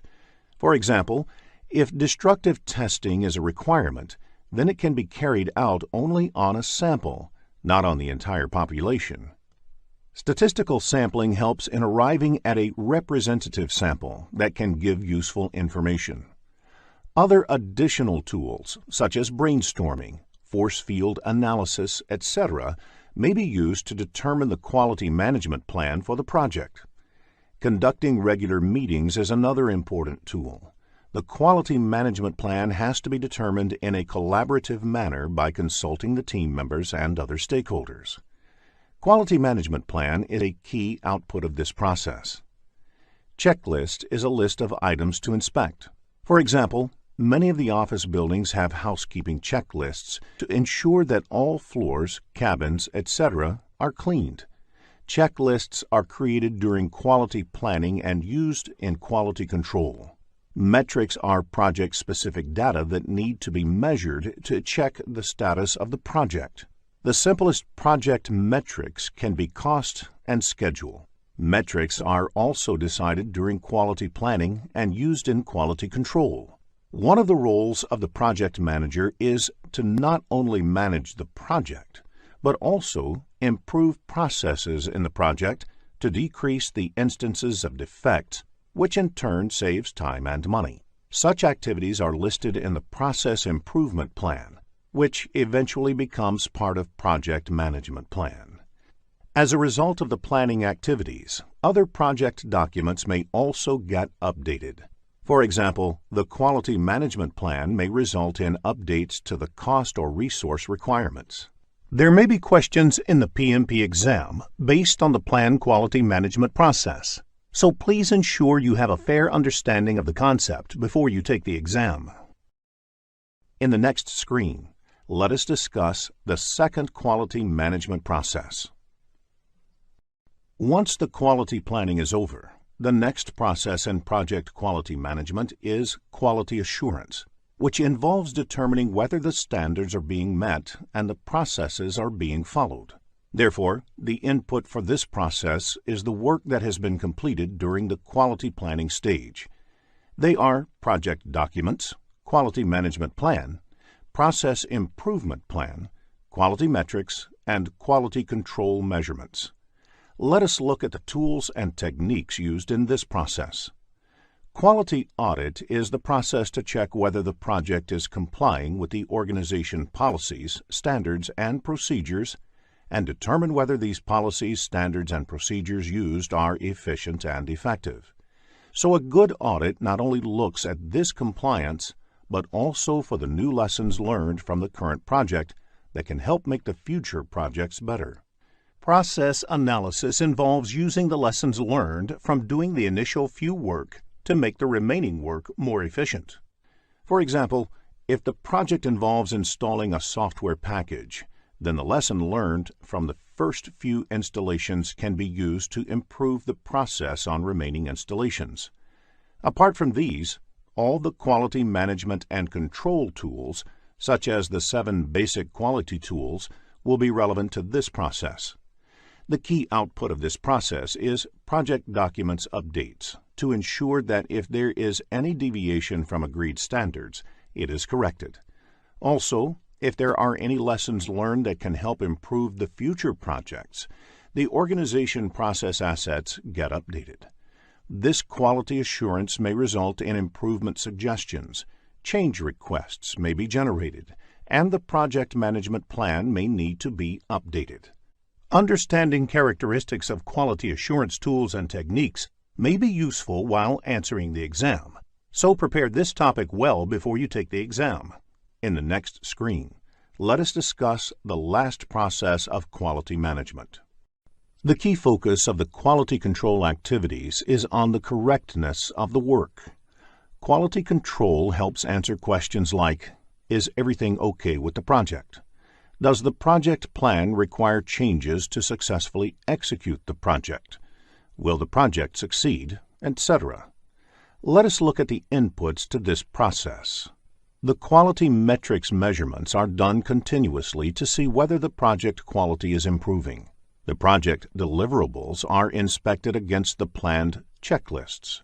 Quality control acts upon the deliverables and work performance data produced in execution. It also refers to the project management plan for understanding deviations from the plan. It also considers the approved change requests, information from other project documents, and organizational process assets. There are 7 popular tools and techniques used in doing the quality control activities. They are collectively known as 7 basic tools of quality. Other relevant tools are statistical sampling, inspection or testing, and review of the approved changes. Quality control activities result in quality control measurements, the verified deliverables, validated changes, information about the work being performed, recommended changes, and updates to the organizational process assets, project management plan, and other project documents. In the next screen, let us look into a business scenario to understand this concept better.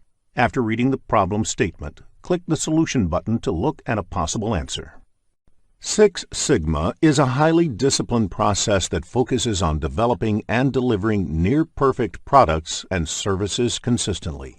If a large volume of data is plotted over a period of time, you would most probably have a bell-shaped graph.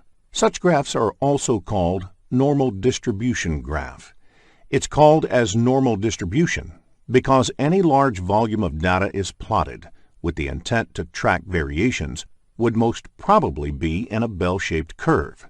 The line corresponding to the top of the bell curve is the median of the data sample. Standard deviation concept is used to measure how far any data is from the mean.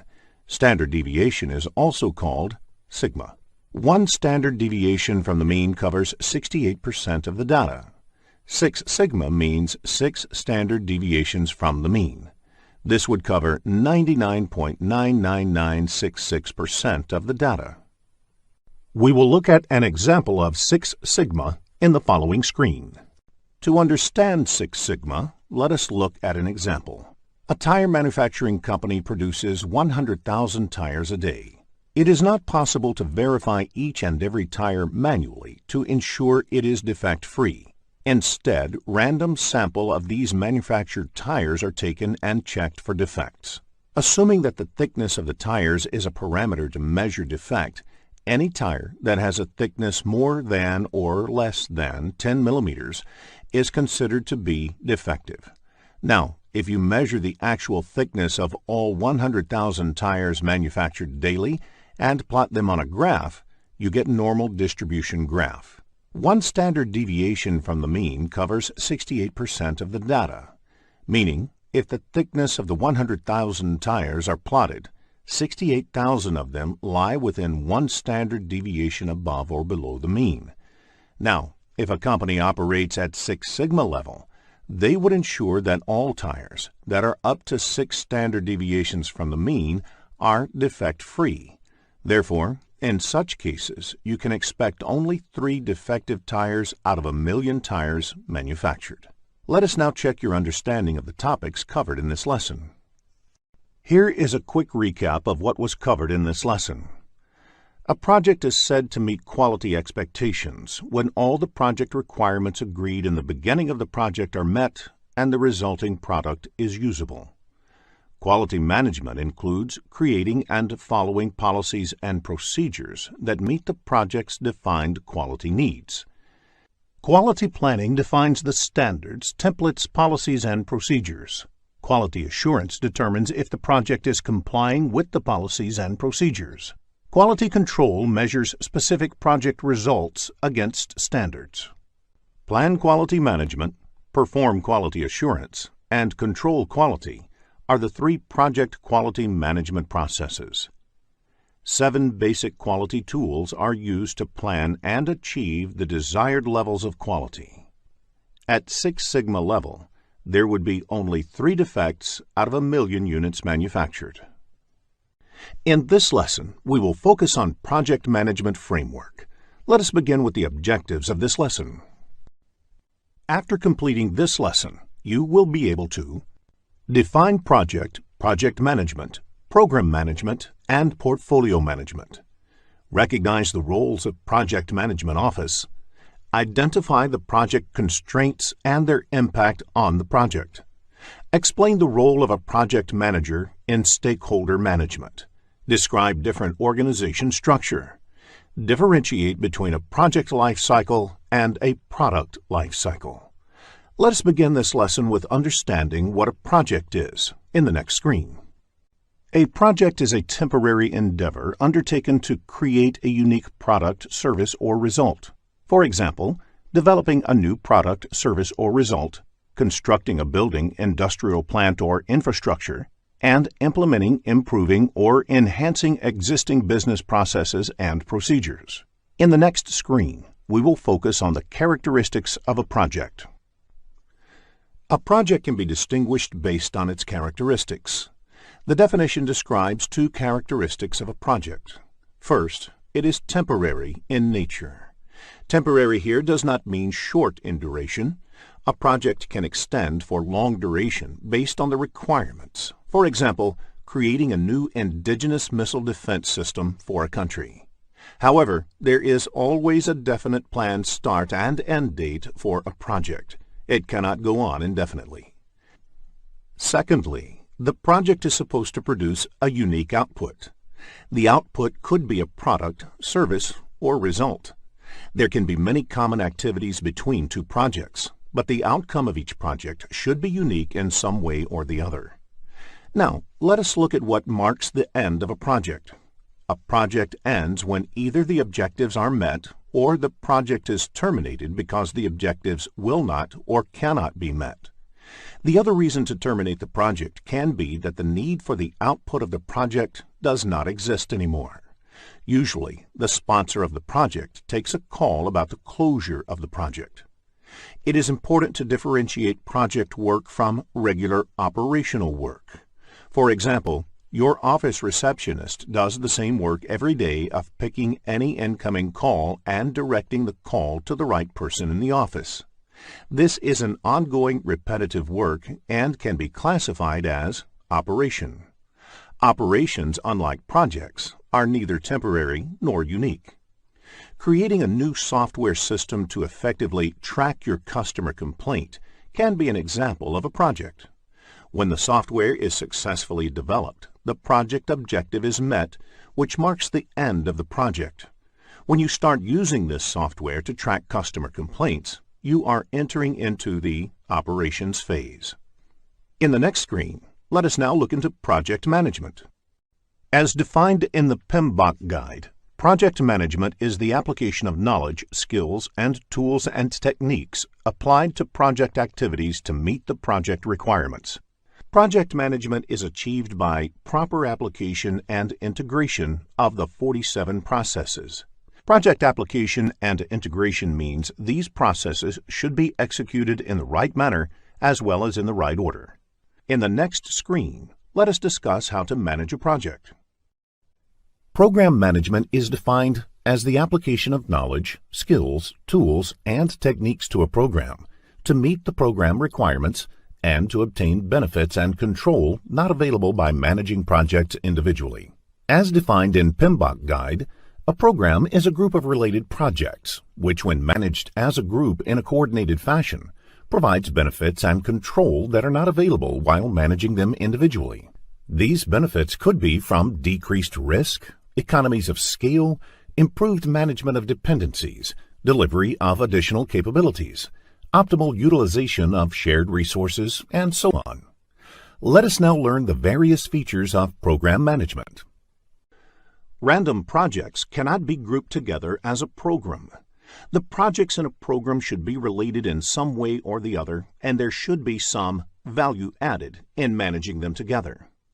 A project may not be a part of any program, but a program will always have projects.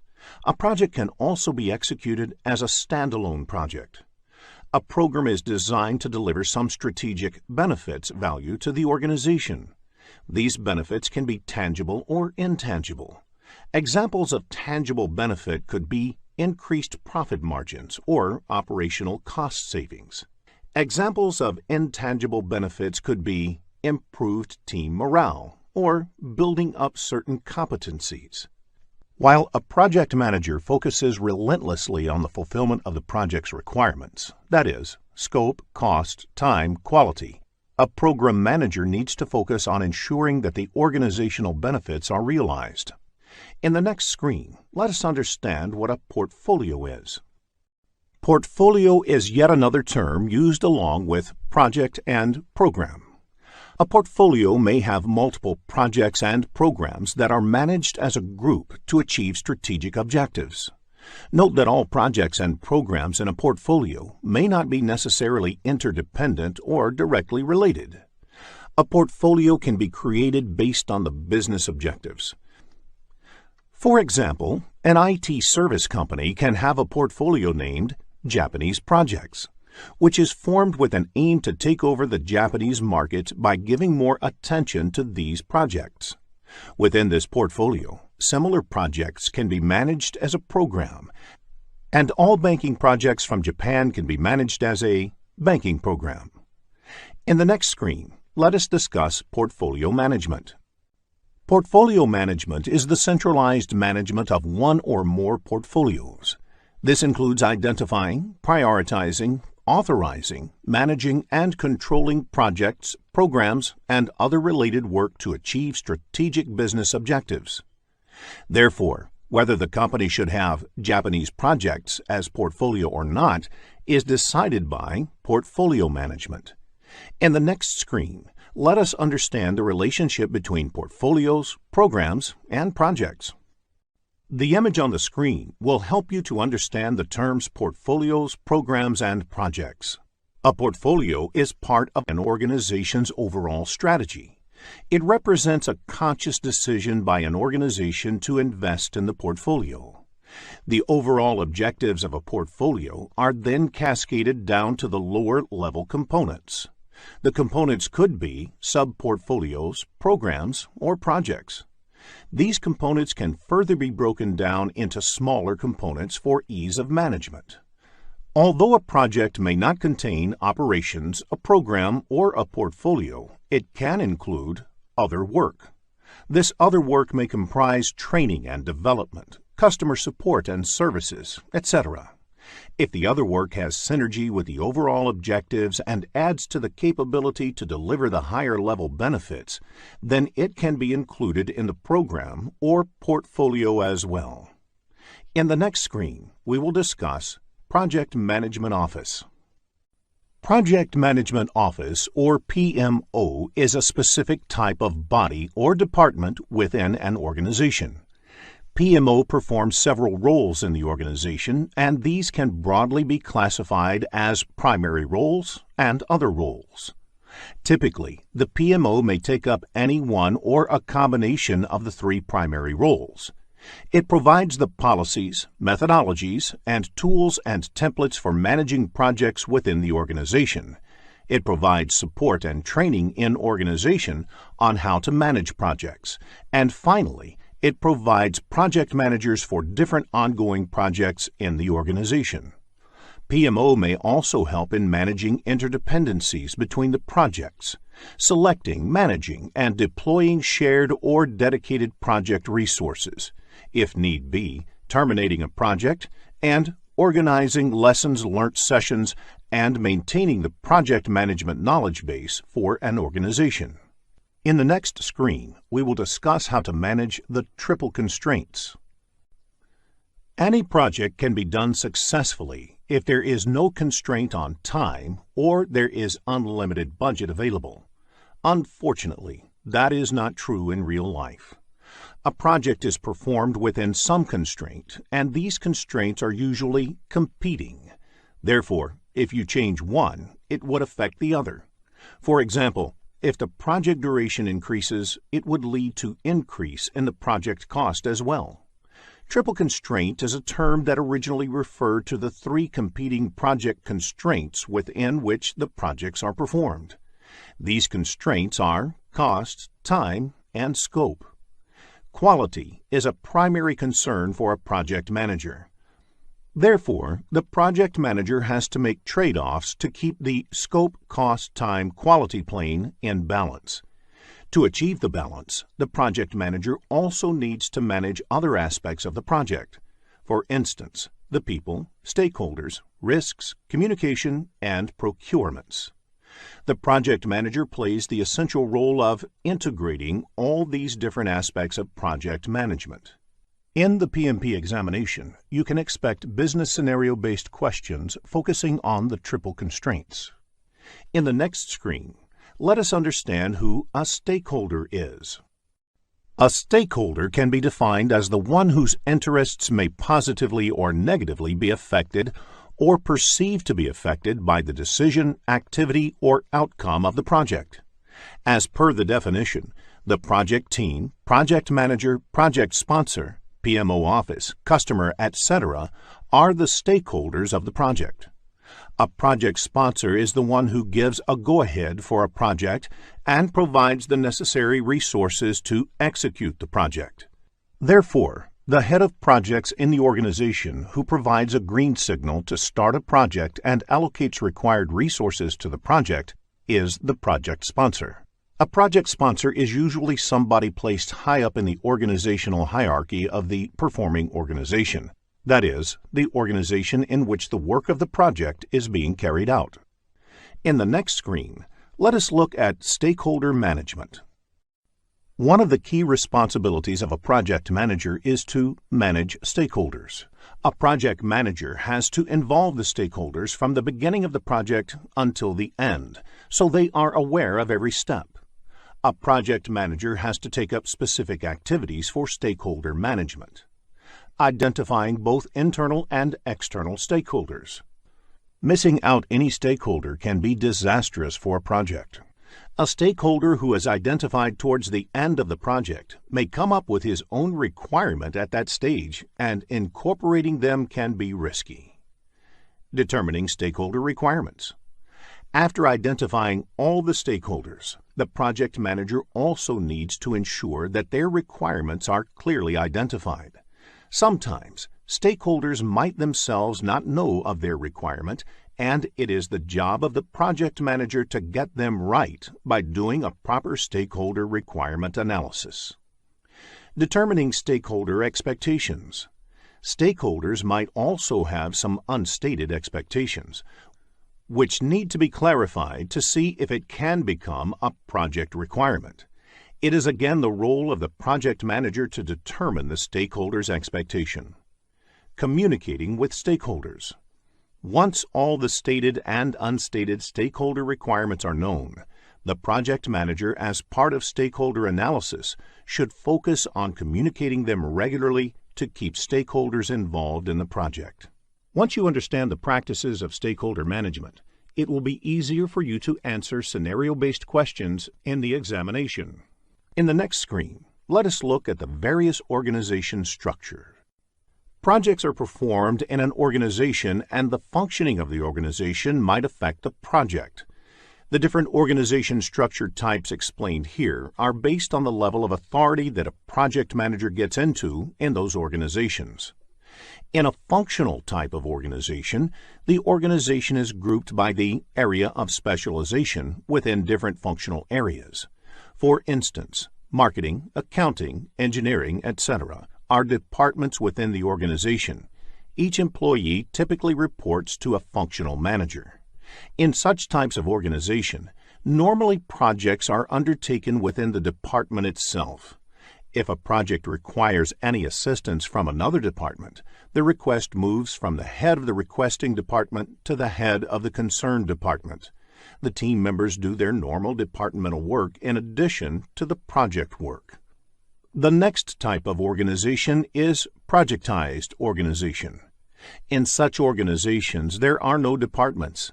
The organization's resources mostly work on projects. Team members report to a project manager.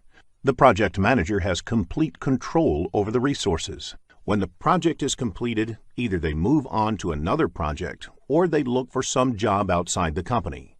They do not have a department for themselves.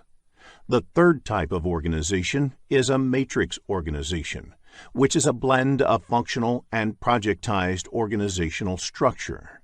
A team member belongs to a department as well as they are part of a project team.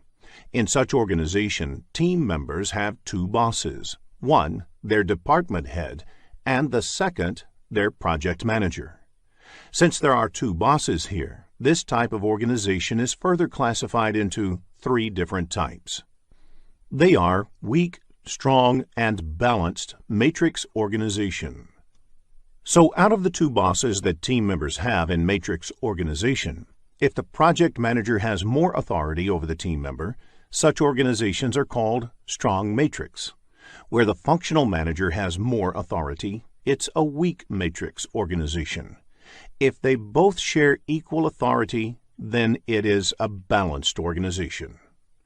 There is another term that you might find in the exam called tight matrix. This generally refers to a co-located team, that is, a team that has been placed in the same location to enhance their performance. In the PMP exam, if there is no mention of the organization type, you can assume it to be a matrix organization. Let us look at each of these organization structures in detail. In the next screen, let us look at functional organization. In a functional organization, the resources of the organization are grouped by functions, sometimes called departments. Examples of functions could be sales, finance, administration, manufacturing, etc. Each function plays a definite role in the organization and is headed by a functional head or supervisor. All the resources in such an organization report directly into their functions. Therefore, a salesperson would report into the sales organizational hierarchy, a purchase executive would report into procurement, and so on. You would notice that in a functional organization, the project manager's role is not explicitly called out. When a functional organization embarks on a project, each of the functions that are involved may volunteer some resources to work on the project. One of these resources may end up playing the project manager's role. The resource assignments may not even be full-time, and sometimes even the project manager is part-time. Since the project manager has no authority over any of the resources, they are dependent on the functional heads. This makes it more challenging for the project manager to coordinate in the team. However, Functional organizations provide an opportunity for specialization. For example, if a purchase executive was reporting into the purchase department, that executive would have exposure to all the purchasing that happens within the organization and has a well-defined career path. In functional organizations, project management happens at the functional head level. Next, let us look at the projectized organization in the next screen. The projectized organization has all the resources aligned around projects. The project managers have complete control over the resources working on their projects. The biggest advantage of the projectized organization is that the resources have loyalty to their projects and project execution becomes easier. This kind of structure is suitable for organizations whose work is in the nature of projects. There are few disadvantages in this structure as well. Firstly, the role of the resource is over once the project is completed. Secondly, highly specialized roles within a project may not be fully occupied all the time. For example, a purchase executive may have work for selected periods on a project while purchase activities are going on. However, for the rest of the period, their capability may not be optimally utilized. There is less scope for functional specialization as the project boundaries limit the kind of work for the resources. Each project manager is in charge of a project and its resources. Next, let us look at the matrix organization. In a matrix organization, the resources report to the functional managers and are managed by the project managers as well. There might even be a function that represents all the project managers in the organization, which provides project management expertise. The matrix structure has three variants, commonly referred to as weak, balanced, and strong. In a weak matrix, the authority of the project manager is the weakest and strongest in a strong matrix structure. The titles given to project managers in functional or weak matrix organizations are Project Expediter or Project Coordinator. They would be called project managers in a balanced or strong matrix structure and have slightly more authority over the time of the team members. The advantage of the matrix structure is that resources can be optimally utilized while preserving the capacity of the project managers to get projects executed efficiently. Resources can specialize in their functions and have stability in their careers, also contribute to the projects at the same time potentially. The disadvantage of matrix organization is that the communication overhead increases significantly. This is because every resource in the organization belongs into a project and into a function, leading to a dual reporting structure. In a matrix organization, project management happens at project resource level.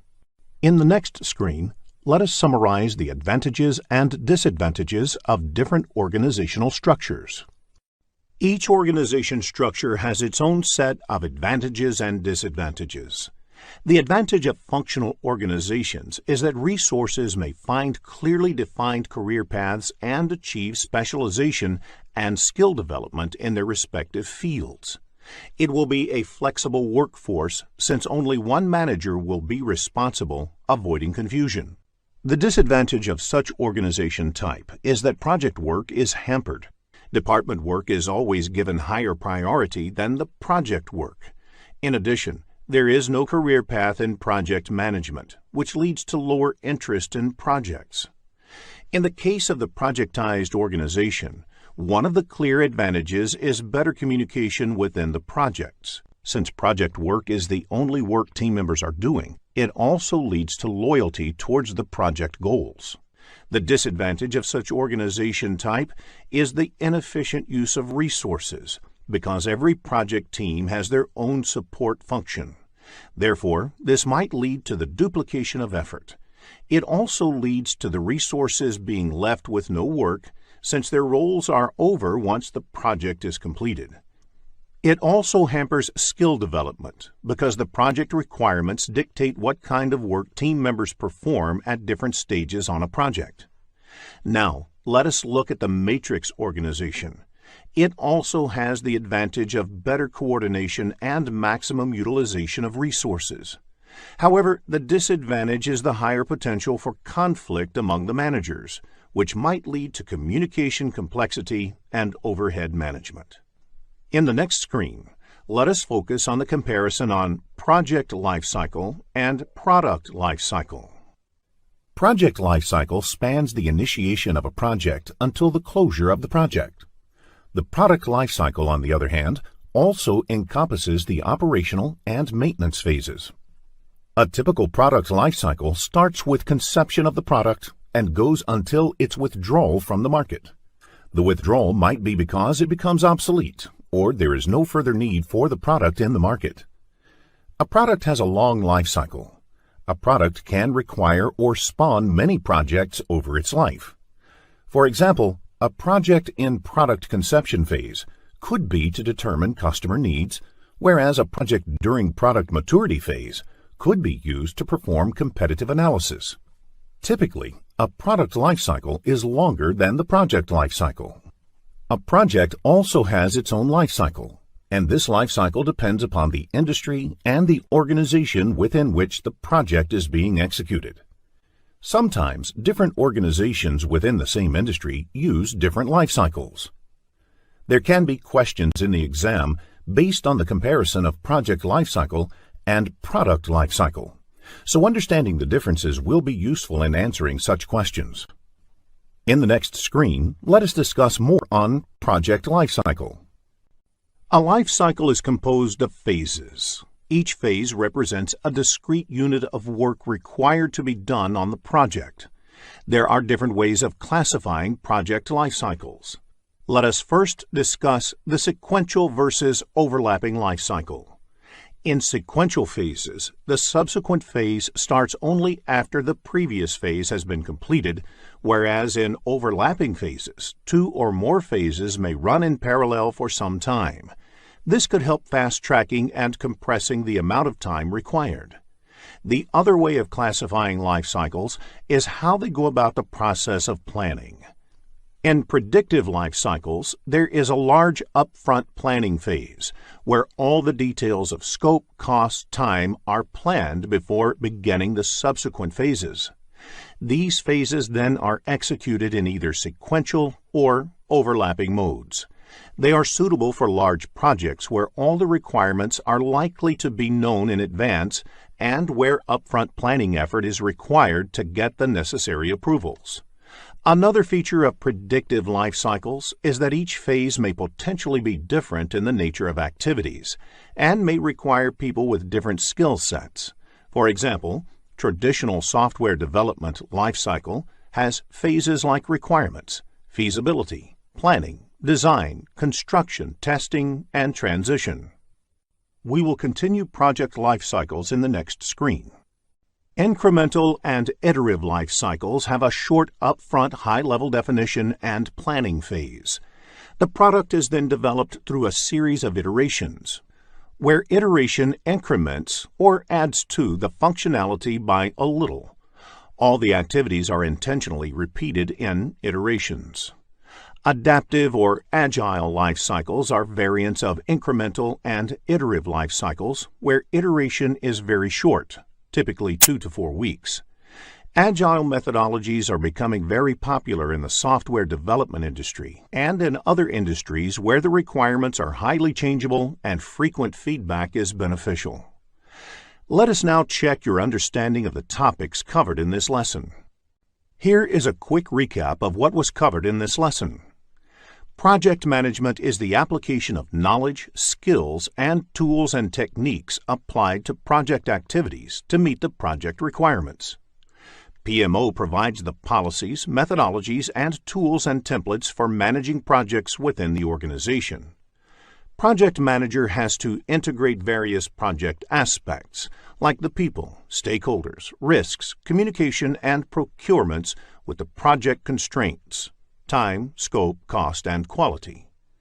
Identifying internal and external stakeholders, determining their requirements, and communicating with them regularly is an important role of a project manager. Functional, projectized, and matrix are the three types of organization structures based on the level of authority given to the project manager. Project lifecycle spans the initiation of a project until the closure, while product lifecycle also encompasses the operational and maintenance phases. If getting your learning started is half the battle, what if you could do that for free? Visit SkillUp by Simplilearn. Click on the link in the description to know more. In this lesson, we will focus on project communications management. Let us begin with the objectives of this lesson. After completing this lesson, you will be able to define communication and project communications management, identify the different communication methods, technology, and channels, explain the elements of a basic communication model, describe the project communications management processes. In the next screen, let us take a quick look at the project management process map. There are 47 processes in project management grouped into 10 knowledge areas and mapped into 5 process groups. In this lesson, we will look at the 7th knowledge area, that is, project communications management and its processes. In the next screen, let us understand communication. Communication can be best defined as a two-way process of exchanging information between two entities. As you can see on the screen, if project is an entity, the project needs to communicate with other entities in the organization, like project managers, senior management of the organization, and any other stakeholder of the project.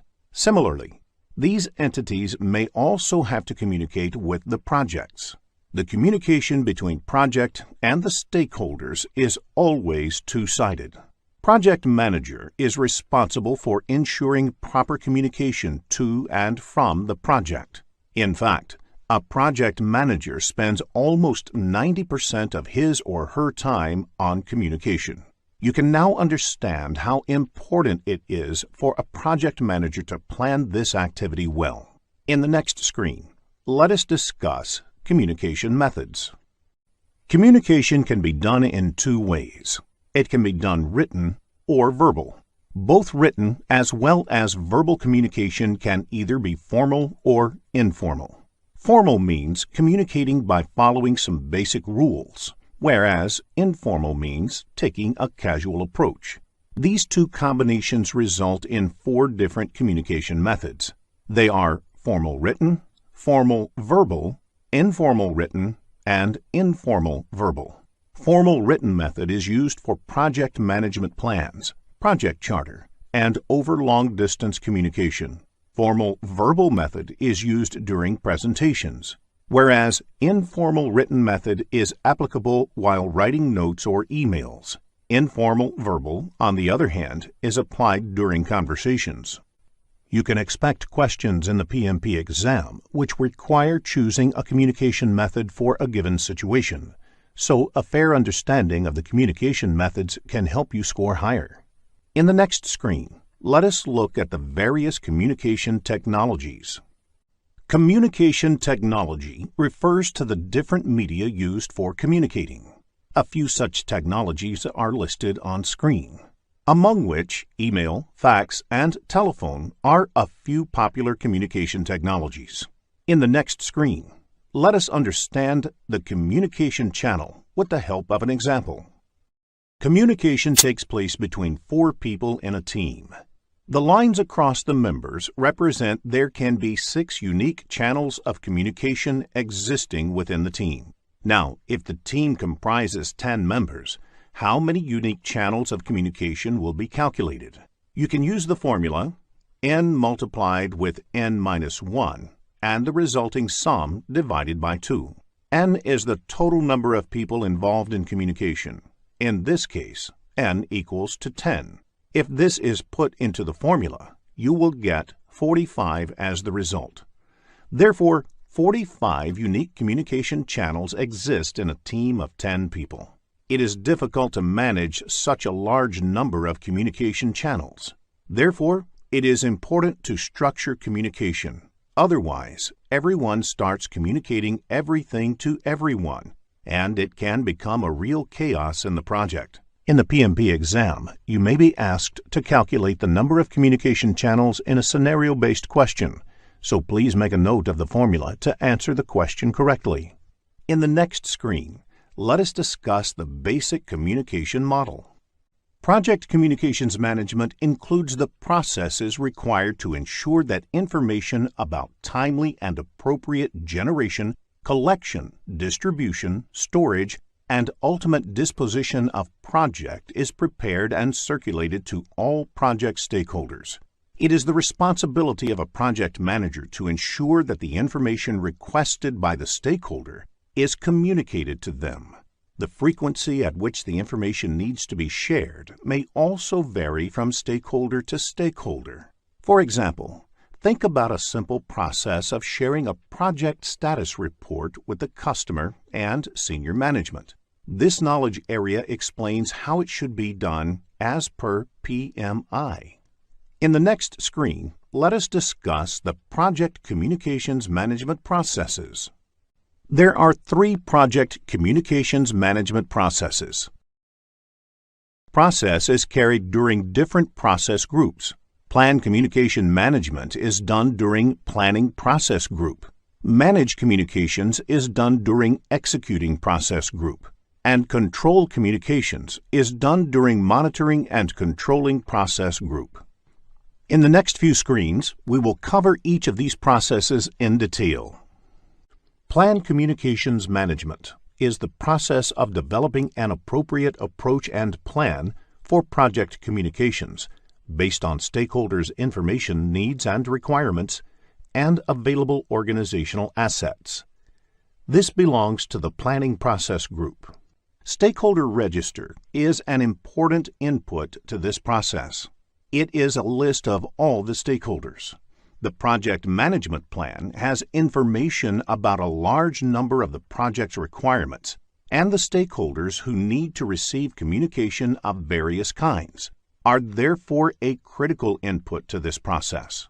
In addition to these two, organization process assets and enterprise environmental factors are also inputs to this process. Many organizations have standard templates to prepare communication management plan, which are part of the organizational process assets and enterprise environmental factors. The first technique used in this process is the communication requirements analysis, where the communication requirements of each of the stakeholders are analyzed and categorized. In this, you try to find how many of the stakeholders need similar kind of information, which can be grouped together. If you send information through an email system, all those stakeholders who need similar information can be marked in CC in the email. Next, you can decide on the communication technology. These days, email is the most widely used technology, but in few cases, you might have to send information using some other technology, like fax or registered post. For example, all government communications are done using registered post to keep a written record. Finally, you need to understand how communication really happens. That is, the communication models and the various communication methods used. You may need to conduct meetings before agreeing on and finalizing the Communications Management Plan. The Communications Management Plan is the primary output of this process, which lays down the procedures around communications in the organization. Communication Management Plan has information like which stakeholder needs what kind of information, at what frequency, and how. As a result of this process, some other project documents may also get updated. There may be questions in the PMP exam based on the Plan Communications Management process, so a fair understanding of the process will help you answer such questions correctly. In the next screen, let us look into a business scenario to understand this concept better. After reading the problem statement, click the Solution button to look at a possible answer. Manage communications is the process of creating, collecting, distributing, storing, retrieving, and the ultimate disposition of project information in accordance to the Communications Management Plan. It belongs to the Executing Process Group. Managed communications is done throughout the project lifecycle.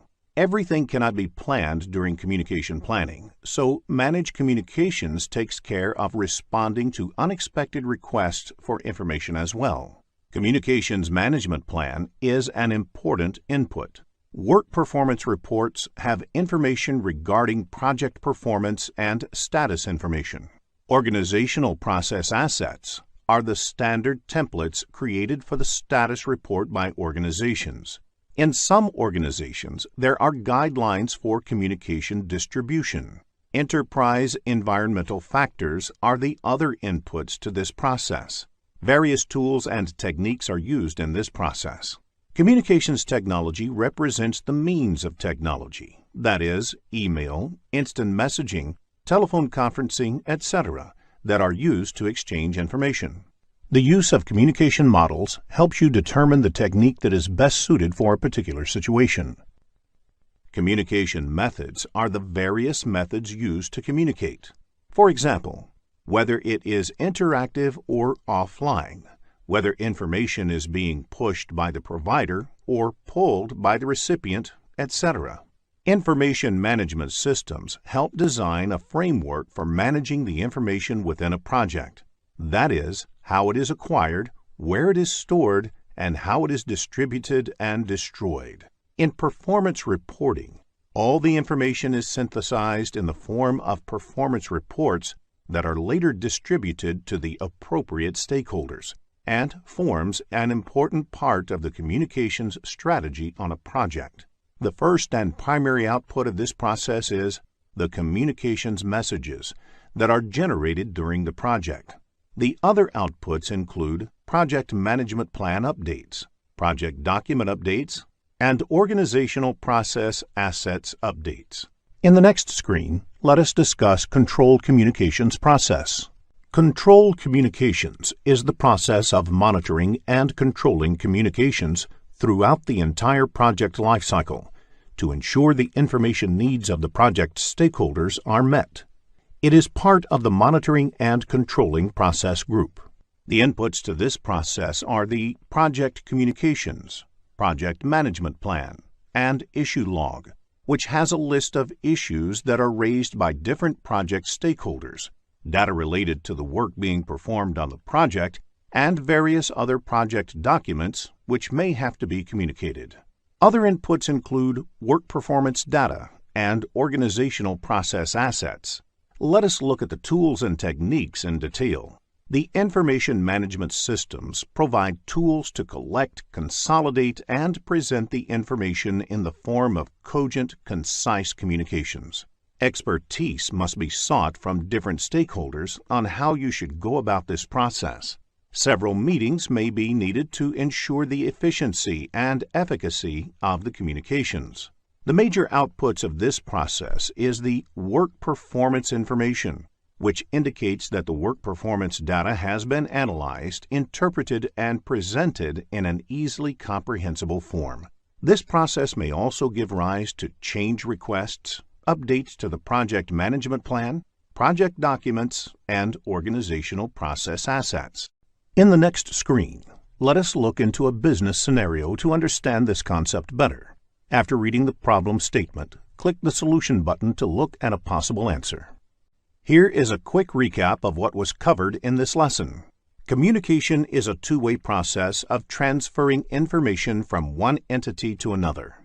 The four commonly used communication methods are formal written, formal verbal, informal written, and informal verbal. The total number of unique channel of communication can be calculated using the formula n multiplied with n-1 and the resulting sum divided by 2. By analyzing the communication model, problems in project communication can be identified. Project manager is responsible for timely availability of information to all stakeholders. The three project communications management processes are Plan Communication Management, Management Communications, and Control Communications. In this lesson, we will focus on Project Human Resource Management. There are 47 processes in project management, grouped into 10 knowledge areas and mapped to 5 process groups. In this lesson, we will look at the sixth knowledge area, that is, Project Human Resource Management and its processes. In the next screen, let us understand Project Human Resource Management. Project Human Resource Management includes the processes that organize, manage, and lead the project team. One of the key elements of human resource management is that each of the project team members should have clear assignment of their roles and responsibilities. In addition, even the team working on project management tasks should be a part of the project team, and they are responsible for project management functions like initiating, planning, executing, monitoring and controlling, and closing, along with other leadership activities. In the next screen, let us understand the difference between functional and project manager. An organization may have both functional managers and project managers. The difference: functional manager is the one who handles a business function or department. For instance, the HR manager is responsible for the HR department in an organization. Therefore, an HR manager will be a functional manager.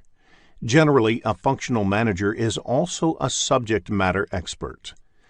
The roles and responsibilities of the functional manager depend upon the core business of the organization and overall organization structure.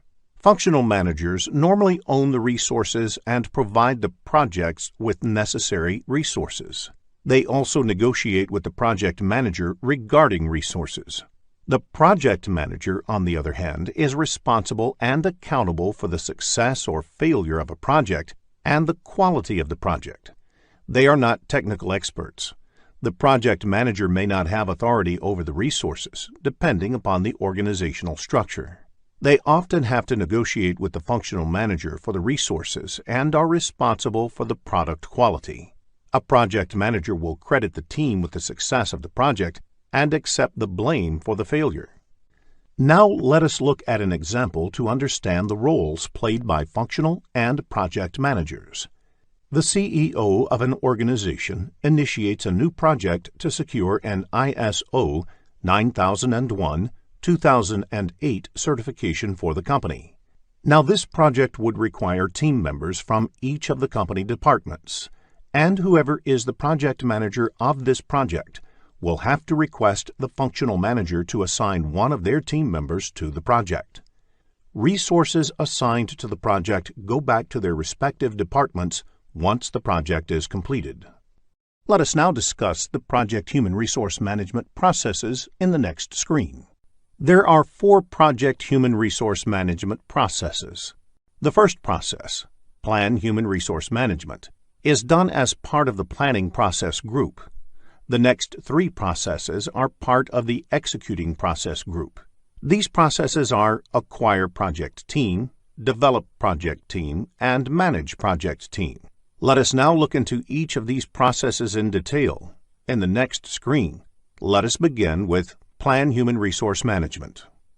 Plan Human Resource Management is the process of identifying and documenting project roles, responsibilities, required skills, reporting relationships, and creating a staffing management plan. This process is part of the planning process group. In addition to that, finalizing the project hierarchy of who reports to whom and designing the staffing management plan is also part of this process. The first input to this process is the project management plan. There could be a lot of information in the project management plan and subsidiary plans that may be relevant to the creation of the human resource management plan. For example, the project lifecycle processes, the timelines, how the work will be accomplished, etc. The other key input for this process is the activity resource requirement. Team members can be identified based on these requirements. In addition to this, enterprise environmental factors like current employment outlook, etc., are also important. For example, if the economy is booming and there are ample job opportunities for the team members, the reward and recognition system can keep the project team interested in the project. Organizational process asset is also an input to this process. An example of the organization process assets can be template or a form to request for a new resource. Let us now look at the tools and techniques used to develop Human Resource Plan.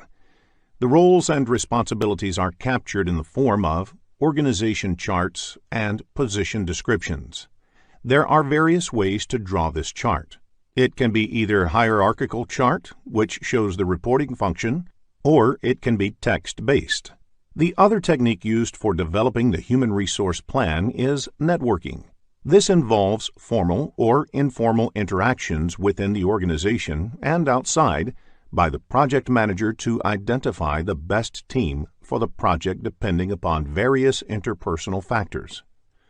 Organizational theory helps to understand how individuals come together and function as an organization. Expert judgment and meetings are required to put the Human Resource Plan together. The output of this process is Human Resource Management Plan. This plan contains documents like Staffing Management Plan, Project Organization Chart, and Roles and Responsibilities Matrix. The Staffing Management Plan is a comprehensive document that describes when and how team members would be added to and released from the project. Another component of the Staffing Management Plan is the Recognition and Reward System. Recognition and Reward System helps project managers motivate their team. The Staffing Management Plan is relevant to the projects of a functional or matrix organization where project team members are always caught in a dilemma about prioritizing project work against regular departmental work. In the next screen, let us discuss organization charts and role descriptions. A project manager needs to make sure that there is an organization chart prepared specifically for the project. It should clearly identify the roles and the reporting relationships between them. A sample organization chart is shown on the slide. Another way of clearly delineating responsibilities among team members is by using a responsibility assignment matrix. One form of responsibility assignment matrix is the RACI chart. In the RACI chart, R stands for responsible, A for accountable, C for concerned or consulted, and I for informed. For each important activity or deliverable on the project, it needs to be clearly identified who is responsible or contributes to it, who is ultimately accountable, who is merely concerned about the success, and who needs to be informed or kept in the loop. An example of the RACI chart is shown on the screen. In this case, project manager John is accountable for the project plan, and the other team members, Chris, Sally, and Ting, are responsible for completing the plan. Similarly, you can note the roles of each resource in the other activities. In the next screen, let us understand resource histogram. Resource histogram is a method of depicting how many resources are required for the life of a project. If you observe the chart shown on the screen, it indicates that the number of staff hours required on the project increases to a peak in 2014 and then slowly tapers off. Especially for long-running projects, the level of staffing needed may vary considerably over a period.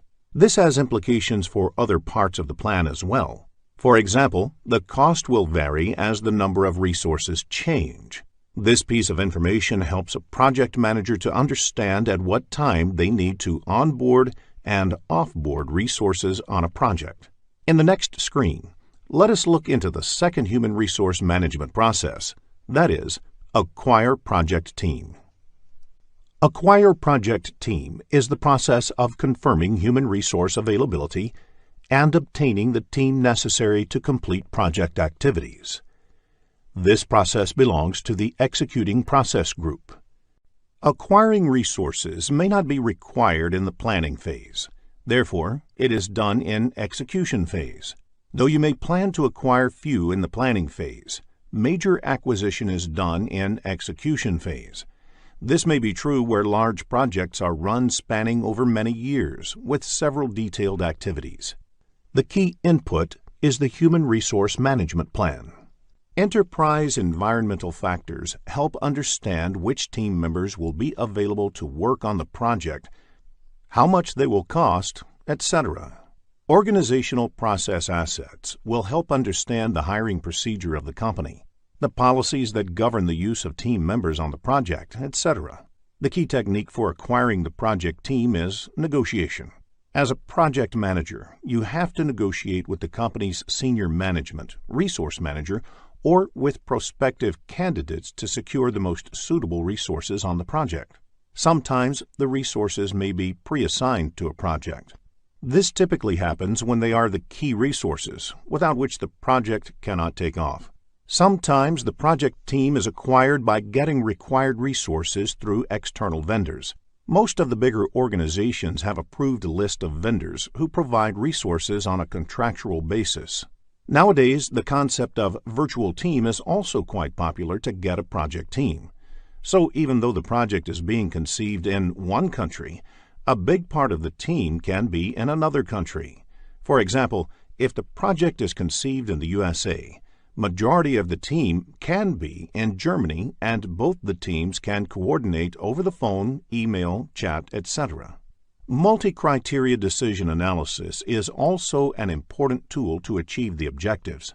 While acquiring the human resources for the project, it is important to consider a number of factors, such as availability, cost, skill set, experience, attitude, relocation needs, etc. These criteria have to be considered in totality and balanced out against the project's requirements. The output of this process is project staff assignments, resource calendars, and updates on project management plan. Let us now discuss the next process: develop project team. Once the project team is acquired, the next step is developing the project team. Develop project team is the process of improving competencies, team member interaction, and overall team environment to enhance project performance. This process belongs to the executing process group. The inputs to this process include project staff assignments, resource calendars, and human resource management plan. One of the techniques used in developing project team is interpersonal skills. It is more of an art than a science, and this is where individual characteristics of project managers matter a lot. If the project manager genuinely commands trust and respects the team members, developing the team becomes easy. Team members look up to the project manager not only for getting project-specific instructions, but also for their career advancement as well.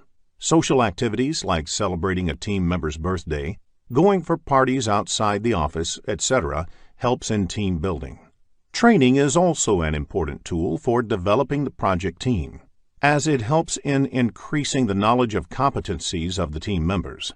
Sometimes co-locating the team members at a single place also helps in developing team bonding. This is especially important if team members work from different geographical locations. Knowing a person face-to-face does help in reducing conflict. Project managers can also encourage the team members by providing recognition and rewards. Personnel assessment tools give the project manager insights into the strengths and opportunities for improvement in the team members. These tools also help in understanding members' aspirations so that the project manager can better align the project goals with the individual aspirations. Finally, the project manager should also set some ground rules in the project to ensure that team performs their work without any problems. Some such rules can be: everyone should reach office for daily meeting by 9:30 a.m. sharp. If there is more than a 10% delay in completing any activity assigned, it should immediately be escalated to project manager. If there are any unforeseen circumstances, it should be immediately brought to the notice of the project manager, etc. The output of this process is team performance assessments. This is done by the project manager to evaluate and enhance the effectiveness of the team as a whole. This is a document which explains team effectiveness. As information about the team evolves, the enterprise environmental factors may also be updated. Questions that test a project manager's role in developing a project team can be expected in the PMP exam, so ensure that you have a fair understanding of the role before you take the exam. In the next screen, let us discuss the Manage Project Team process. Managing the project team is different from developing the project team, though it is also done during the execution process group. It relates to measuring team members' performance, providing feedback, resolving issues, and managing changes to optimize project performance. To measure team members' performance, the manager should know the work assigned to them as well as their performance on the assigned work. Hence, project staff assignments and team performance assessments are listed as input to this process. The Human Resource Management Plan serves as a guideline for managing project teams. Some organizations have template and procedures to do such assessment, and that being the reason why Organization Process Asset is also one of the inputs to this process. The work performance reports, as well as issue logs, will be inputs because the team management activities have to be performed in this context. Observation and conversation is a technique where the project manager monitors and discusses the tasks done by the team. This does not imply formal project status reports, but having an informal interaction with the team before documenting the project status report. Knowing about the issue early helps in resolving them early. Formal performance appraisals are helpful in evaluating the team members' performance on the project. The project manager creates these with the help of the team supervisors. It is an established practice in most organizations to evaluate team members for their work. This may have a bearing on their future assignments, salary, promotions, etc. Since the power of appraising lies within the project manager, the project manager can use this as an effective tool for managing the team. Since multiple resources work on a single project, it is quite natural to expect conflicts. It is the responsibility of project manager to resolve conflicts. Conflict management has been discussed in detail later in the lesson. You can expect questions on conflict management in the exam. The other tool is interpersonal skills. The output of managing a project team includes corrective action recommendations, like which team members to be changed, implementing some reward system to motivate the team, etc.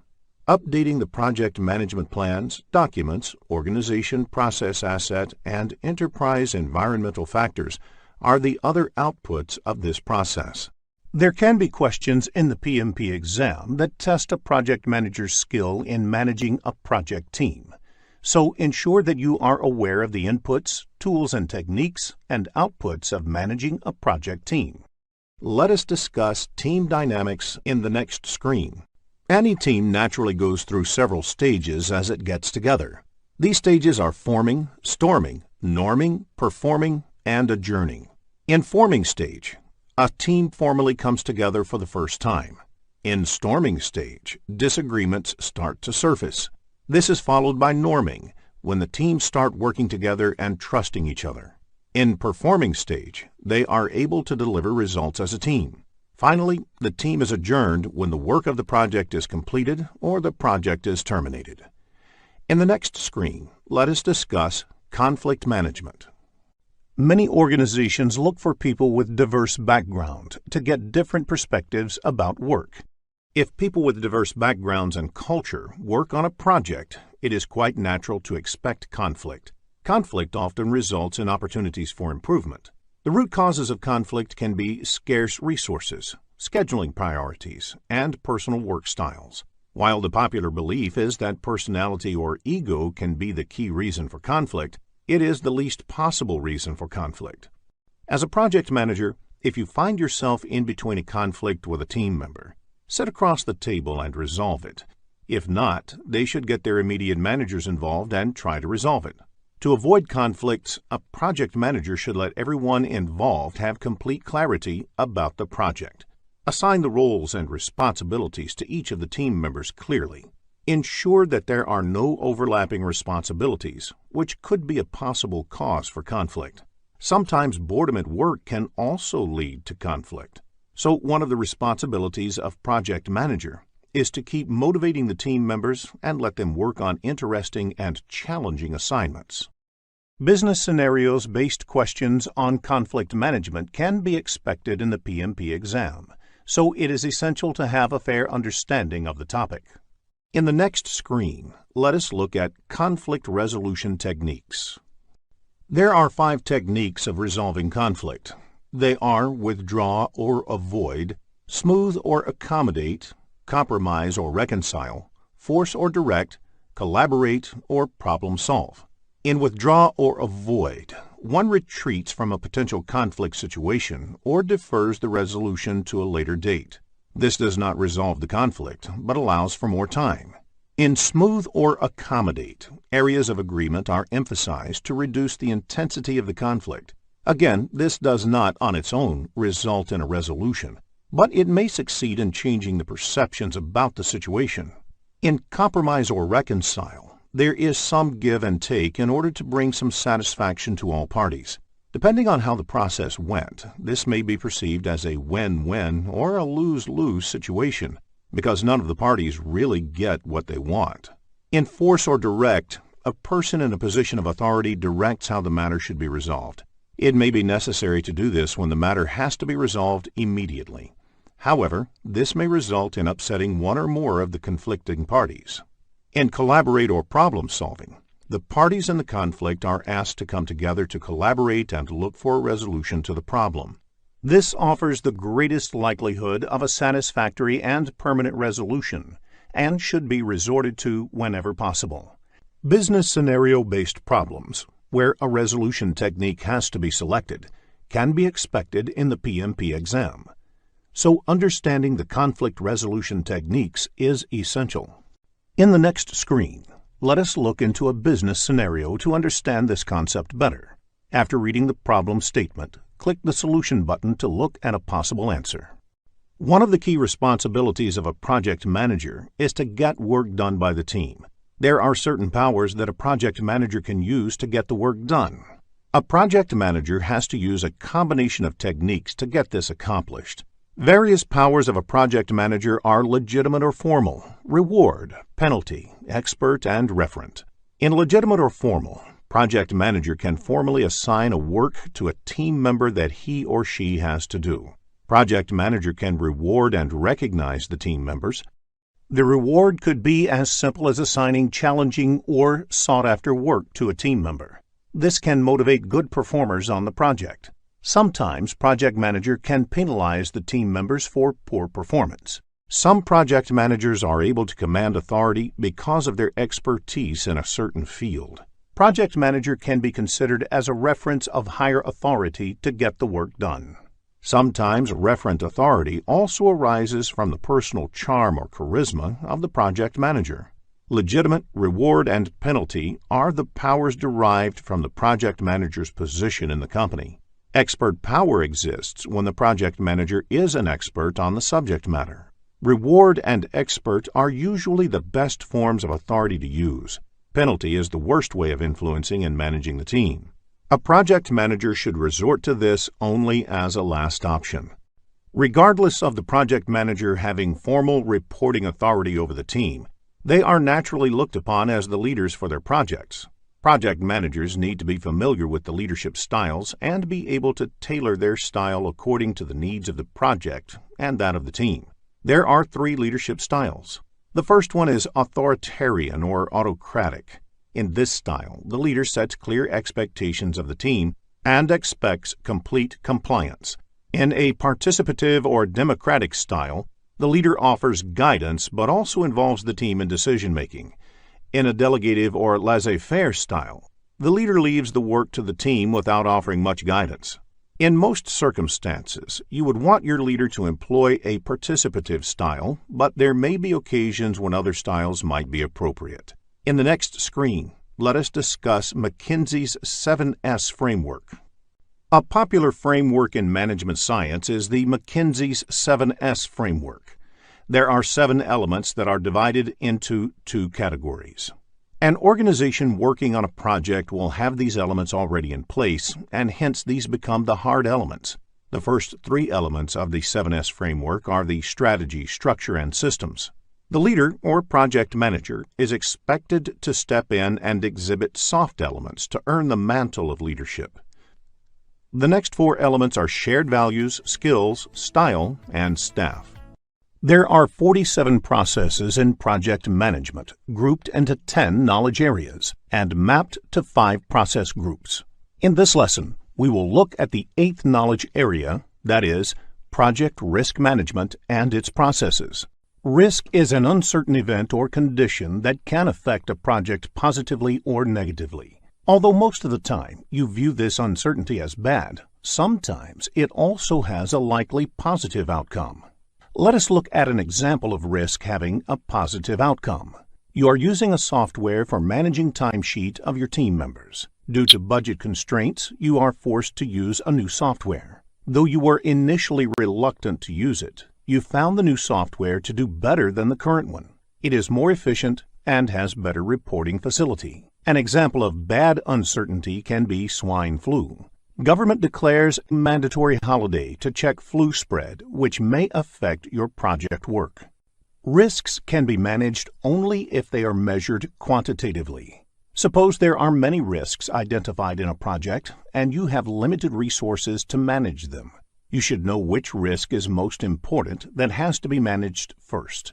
Therefore, measuring risk becomes very critical. Risk is measured by assigning a monetary value to it, and that value is arrived at by multiplying the probability and impact of the risk. Risk can be categorized in various ways. One such categorization is external, internal, technical, or project management-related risk. External risk arises out of external policies or regulations. For example, government policy that the river water can be used for drinking purposes may hinder your production, which is dependent on the river water. Internal risk arises from within the project. For example, the complexity of the work may result in time and cost escalation. Technical risks arise from the technology being used. Projects in space exploration have a lot of technical complexity. Risks could be related to project management. For example, if there are many interdependencies between the sub-projects, it is a risk from the project management standpoint. The categorization of risk can be based on the origin. Risks can be classified as scope risk, resource risk, schedule risk, cost risk, and quality risk. Scope risk can include redoing the same task if the scope is not well understood. When the only resource is assigned to some other project, it is called resource risk. A decision tree helps in analyzing risk and its impact on making decisions in a scenario where there is uncertainty on the outcome. Suppose you want to buy a car. You can buy either a new car or an old car. Which one should you buy? Which has more risk over a period of 5 years? Consider the concept of decision tree to solve this problem. The initial cost of buying a new car is $20,000, and the cost of buying an old car is $15,000. For a new car, the probability of it having any problem, fail scenario, is only 10%. That is, there is a 90% likelihood that it will just work without any problems, pass scenario, and if it does have any at all, the impact of the problem is $15,000. The reason is that it was bought at a higher cost. An old car has 70% probability of having a problem. The reason being the probability is high because the car was already used by someone else in the past. However, the impact here is low, say $10,000. If you add probability multiplied by impact of both the options at the decision nodes, you will find buying an old car over a period more risky than buying a new car. The project cost will be arrived at after considering the risk reserves of both the known risks and unknown risks. There is a specific order in which these reserves are calculated in the project cost. First, the cost of all activities is identified.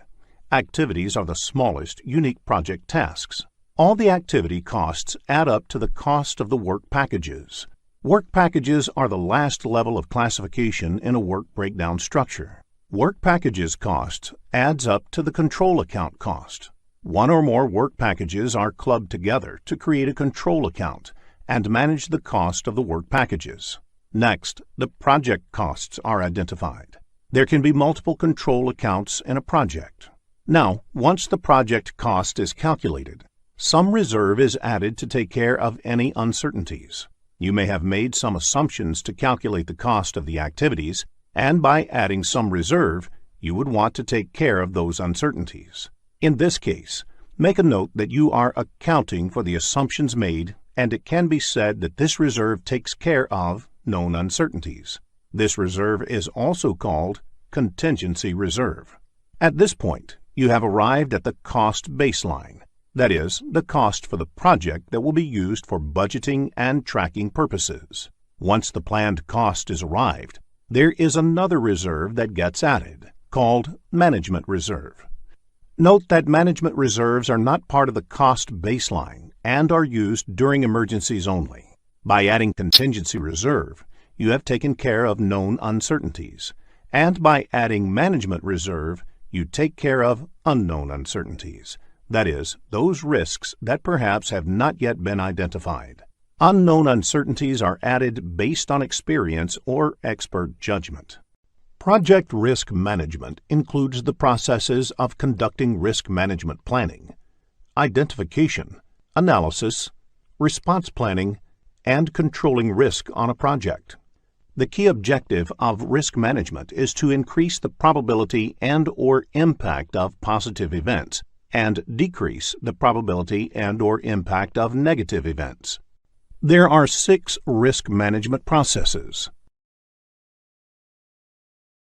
Plan risk management, identify risks, perform qualitative risk analysis, perform quantitative risk analysis, and plan risk responses belong to the project planning group, and control risks belong to the monitoring and controlling process group. In this lesson, we will focus on project stakeholder management. There are 47 processes in project management grouped into 10 knowledge areas and mapped to 5 process groups. In this lesson, we will look at the 10th knowledge area, that is, project stakeholder management and its processes. In the next screen, let us understand who stakeholders are. A stakeholder is anybody who has a stake in the project. A stakeholder may be an individual, a group, or an organization who may affect or be affected by or perceived to be affected by a decision, activity, or outcome of a project. Further, the nature of the impact can be positive or negative, thus giving rise to the notion of positive or negative stakeholders. Irrespective of whether a stakeholder is positive or negative, it is important to engage with the stakeholders and get them involved in the project. This can make a critical difference to the success or failure of the project. A single disgruntled stakeholder can bring the entire project to its knees, whereas an actively engaged and influential stakeholder can have the opposite effect. Let us understand who the common stakeholders of a project are. There are several categorizations of stakeholders. The project managers themselves are important stakeholders. The project team members represent stakeholders in the project. The senior management of the organization, which is working on the project, has a stake in the project. The sponsor, that is, the person or entity that provides the money and resources for the project and essentially champions the project, is an important stakeholder. The customer, which may be different from the sponsor, is a stakeholder as well. For instance, in many of the projects in the social sector, the sponsor may be the government or a development agency, whereas the customers would be the people who actually benefit from it.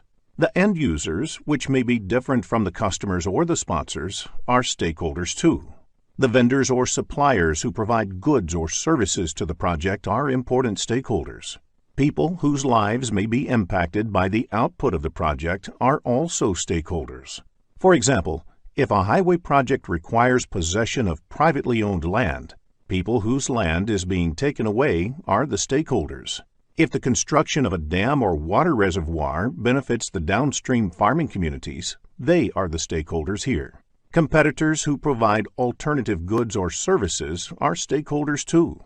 Sometimes environmentalists or other social groups may become stakeholders.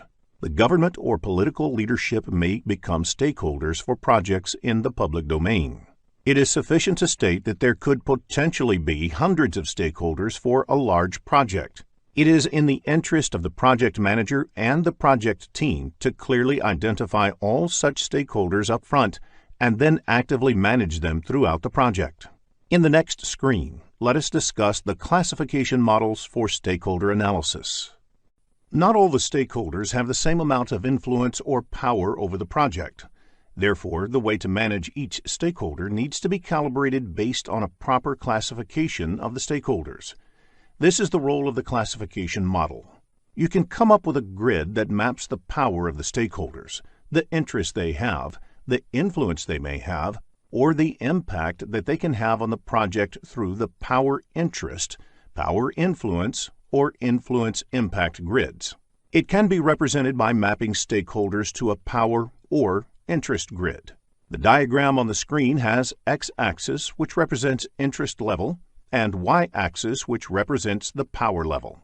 Based on the various combinations of power levels and interest levels, the grid can be divided into 4 quadrants.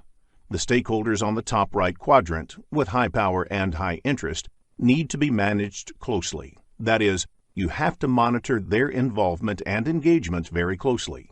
The stakeholders on the bottom right quadrant, with high interest but low power, need to be kept in the loop. That is, you should share information with them and keep them regularly informed. The stakeholders on the top left quadrant, with high power but low interest, can be managed by keeping them happy, for example, by making sure that their interests and opinions are taken into consideration. The stakeholders on the left bottom quadrant, with low power and low interest, may be managed less actively by simply monitoring how things are going with them. The salience model describes classes of stakeholders based on their power, ability to impose their will, urgency, need for immediate attention, and legitimacy, appropriateness of their involvement level. This is a useful framework to guide the stakeholder management strategy on a project. Practice creating power grids for business scenarios. This will help in understanding the level of engagement a project manager needs to maintain with various stakeholders. In the next screen, let us discuss the Stakeholder Engagement Assessment Matrix. The Stakeholder Engagement Assessment Matrix allows visualizing the current and desired states of a stakeholder's involvement in the project.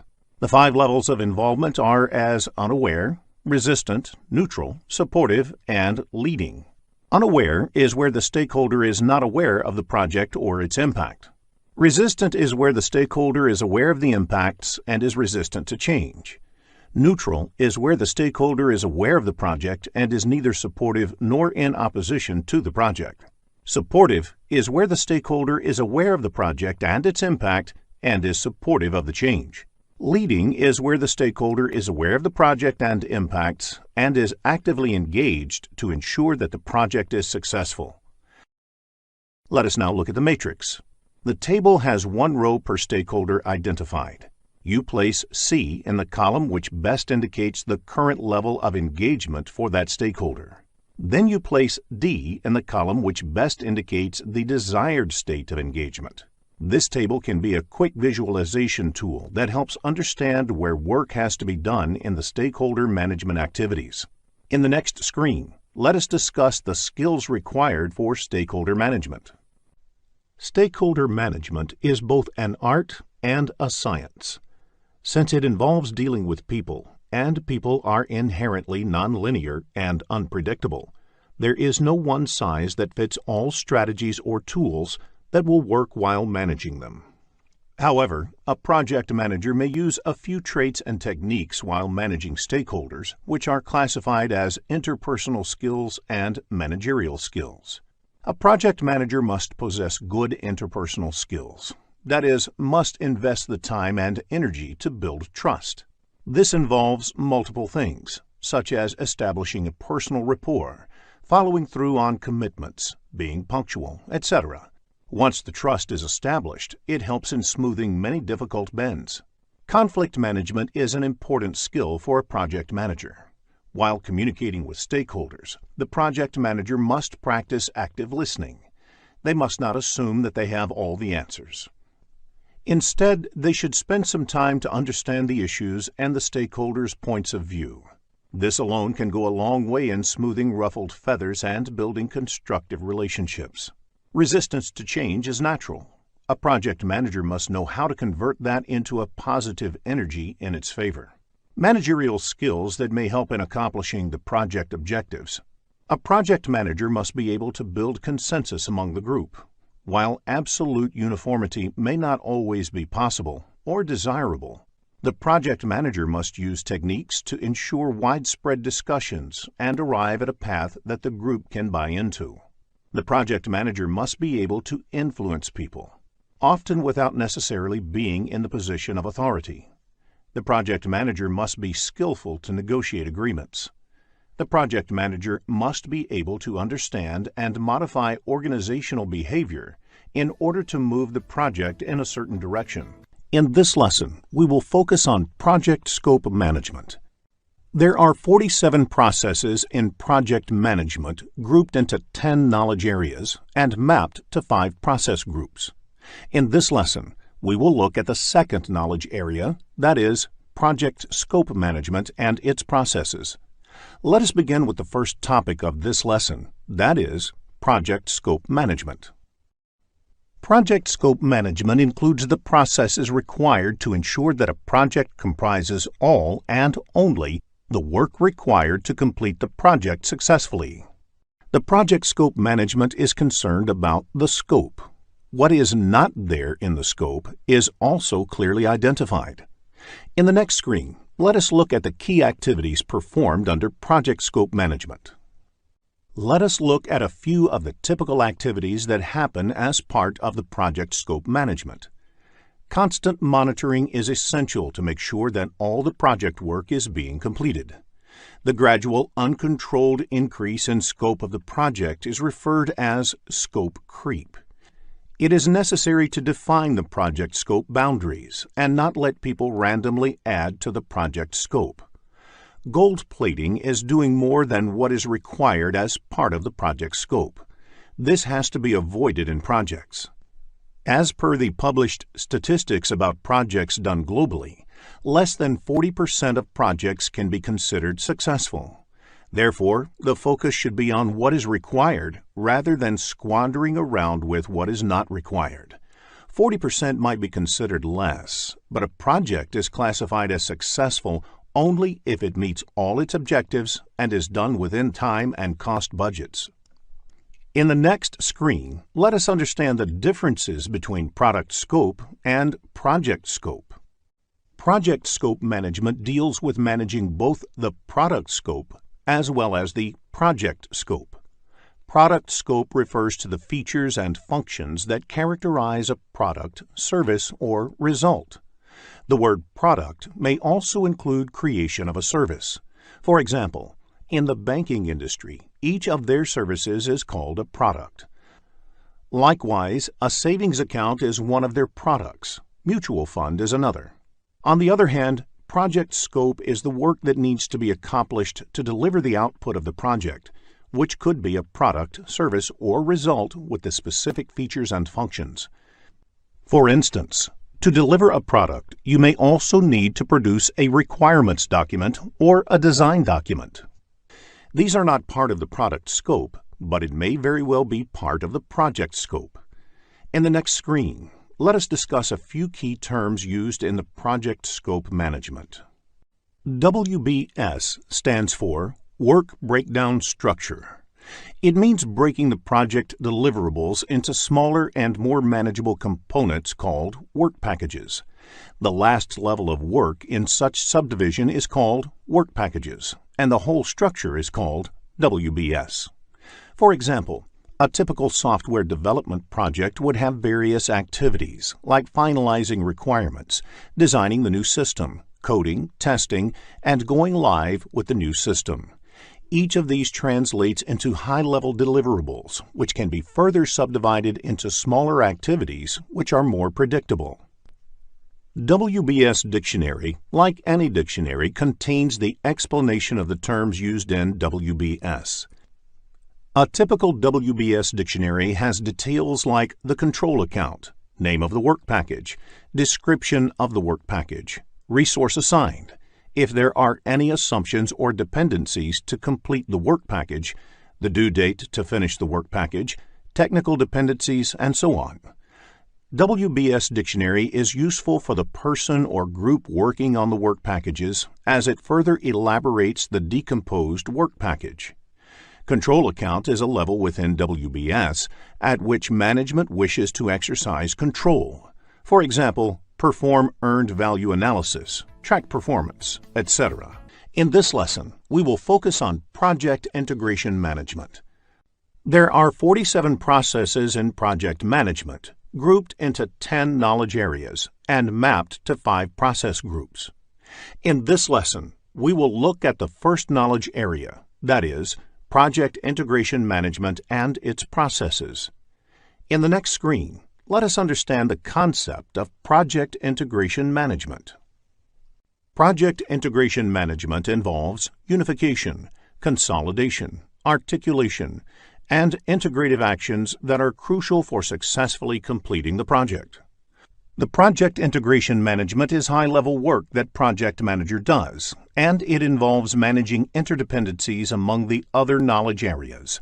The other 9 knowledge areas involve detailed work in a specific direction. For example, project cost management deals only with how to manage cost in a project. The project management processes do not happen independently. For example, a new resource added to the project may require changes in cost or schedule or both. In dealing with such situations, the project manager integrates the processes of project management. The need for integration drives much of the communication and the work of the project manager. Let us discuss the key role of project manager, sponsor, and team in the next screen. Project manager, team members, and project sponsors have different roles to play in a project. The project manager is supposed to play multiple roles in the project. The key role is to perform integration. The project manager puts all the pieces of the project together into a cohesive whole. In doing so, the project manager tries to ensure that the project is done faster, cheaper, and utilizes resources optimally while meeting the project objectives. As the project progresses, the team members work on completing the project activities. The role of the project sponsor is to protect project from any unnecessary changes and to ensure that it has the required resources for completion. The project sponsor is the champion for the project within the performing organization, that is, the organization in which the work is being performed. In the next screen, we will cover the project selection methods. An organization can undertake a project under contract with an external organization or take up a project driven by internal business needs.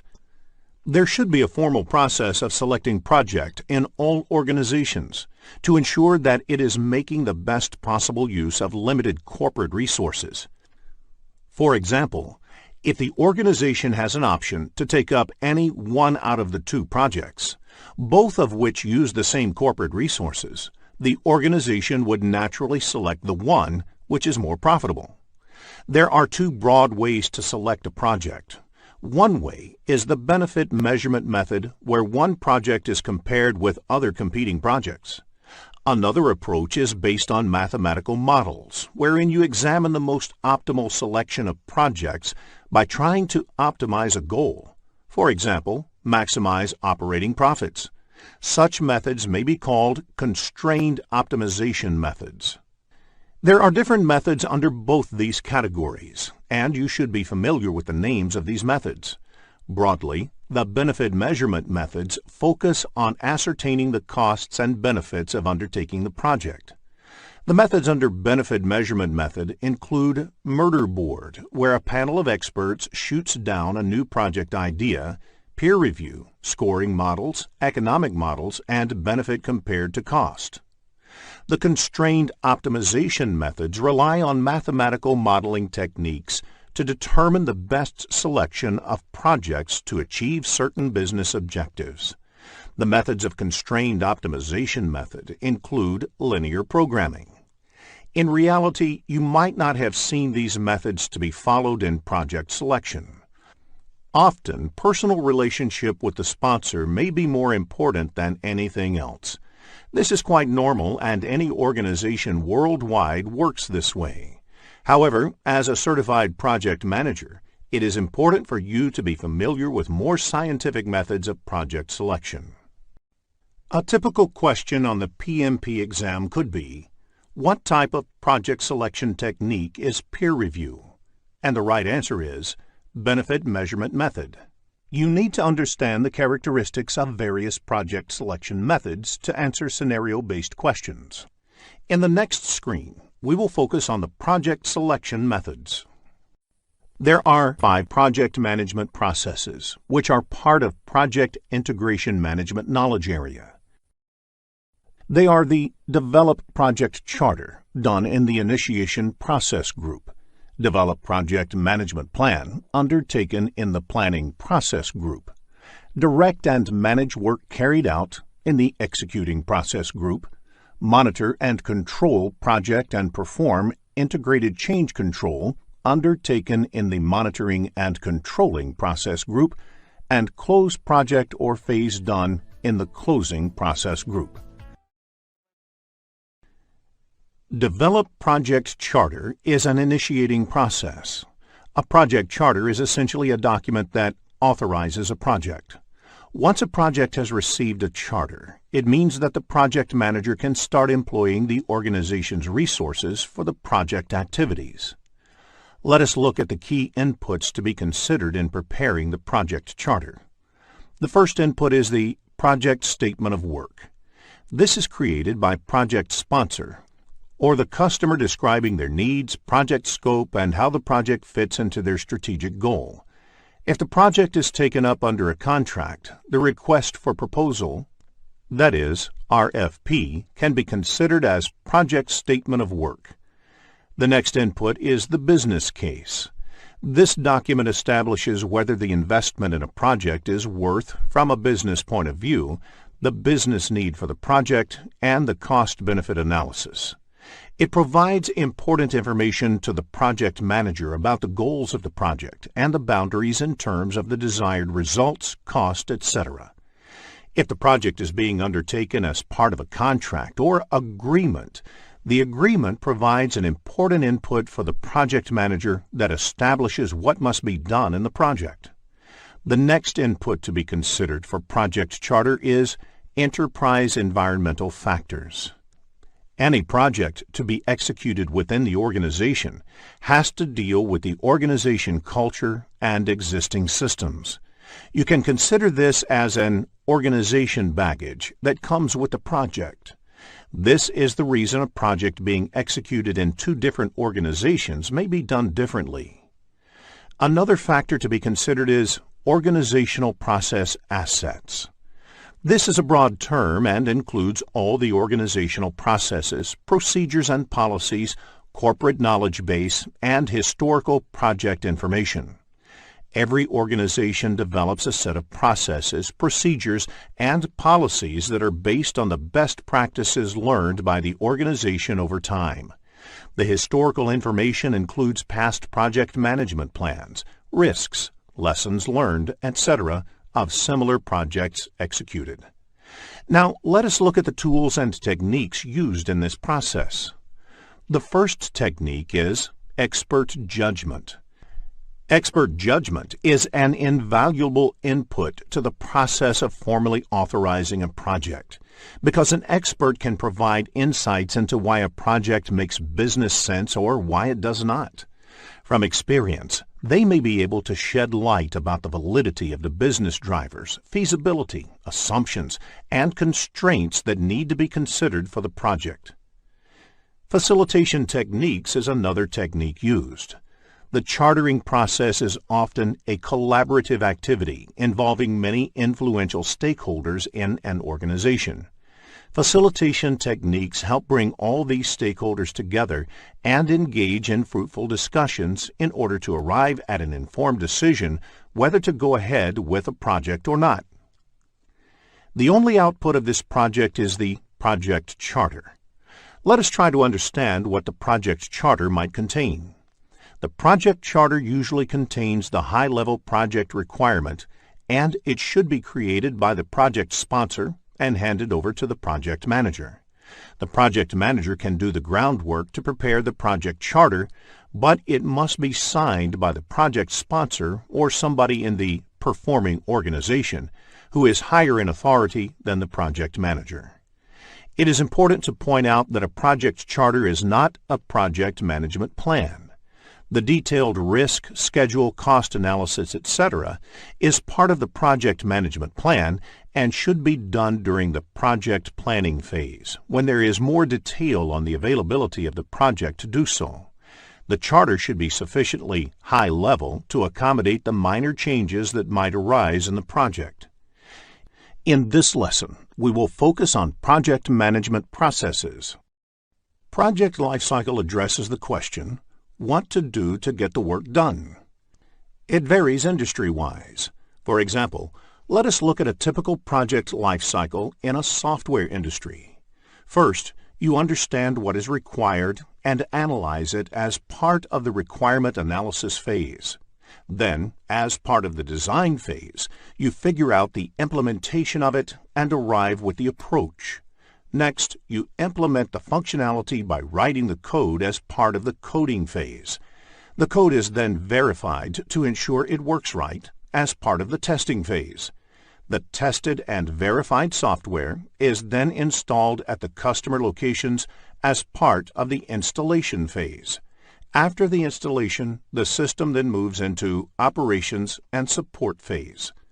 The project management process addresses the question, what to do to manage the project.